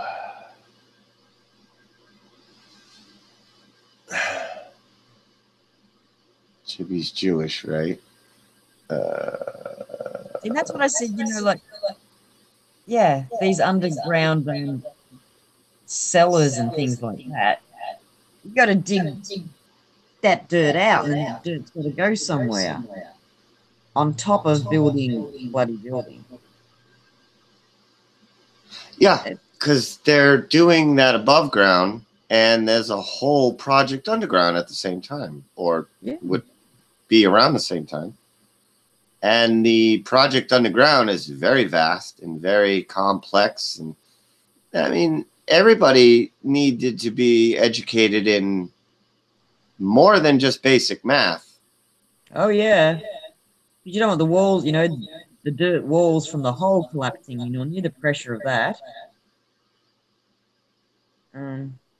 The undertaking and manpower to make that kind of a city, just Boston alone, never mind Paris or Rome or the manpower, the equipment, the quarries, the digging. Just imagine, how many people and how much, but to do it by hand with shovels and things. And all that dirt would have to go somewhere that's underground. And you can only have so many people on a certain size work site before it gets, too many people and it's untenable. You can't have it, won't work. So it's not like you can go 10,000 people. We can't have that many on a work site. You'd be tripping over each other. Yeah. And it was at a time where it would have had to have been kind of shovels or... Yeah, apparently. Shovels. I don't know what else they had besides that. Technology they had massive steam technology that they're really not sharing with us. They're just sort of making out that it's sporadic here and there. But they made everything too good. So they were like, we can't charge them for these heating units. We can't charge them for this. We can't make them work every day for as long as possible until they have nothing else to think about but sleep. So we have to create some world wars and create some resets, regardless if it's a mud flood. They could have just done it, PSYOP techniques. Diseases. And I remembered learning that back in the English days, of the knights and things, that they decided to kind of like give people jobs and things because they'd work in the summer, but in the winter they'd be, getting drunk and causing trouble and stuff like that. And so they decided to, create this, like, make sure everybody had a job to go to and things like that. I don't know if that's true, but right, makes sense. Because the bourgeois, they were very like they hated the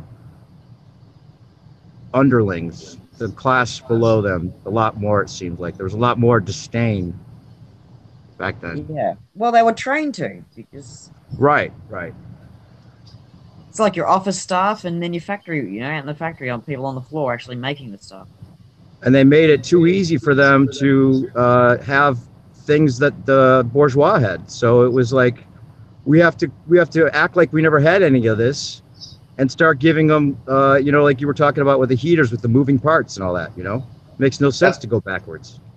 And again, it's the separation of things, bringing in this duality that the people with the brains that can come up with the plans and the paperwork and all that sort of stuff, the drawings, and they think that they're better than the people that actually go out there physically and create the thing that they've, whereas they're not going to get off their ass and go and build it en masse. That's, you know what I mean? And what a better plan if you think you're better than to make sure that you are better, which is to keep the technology and not even let them know that it existed.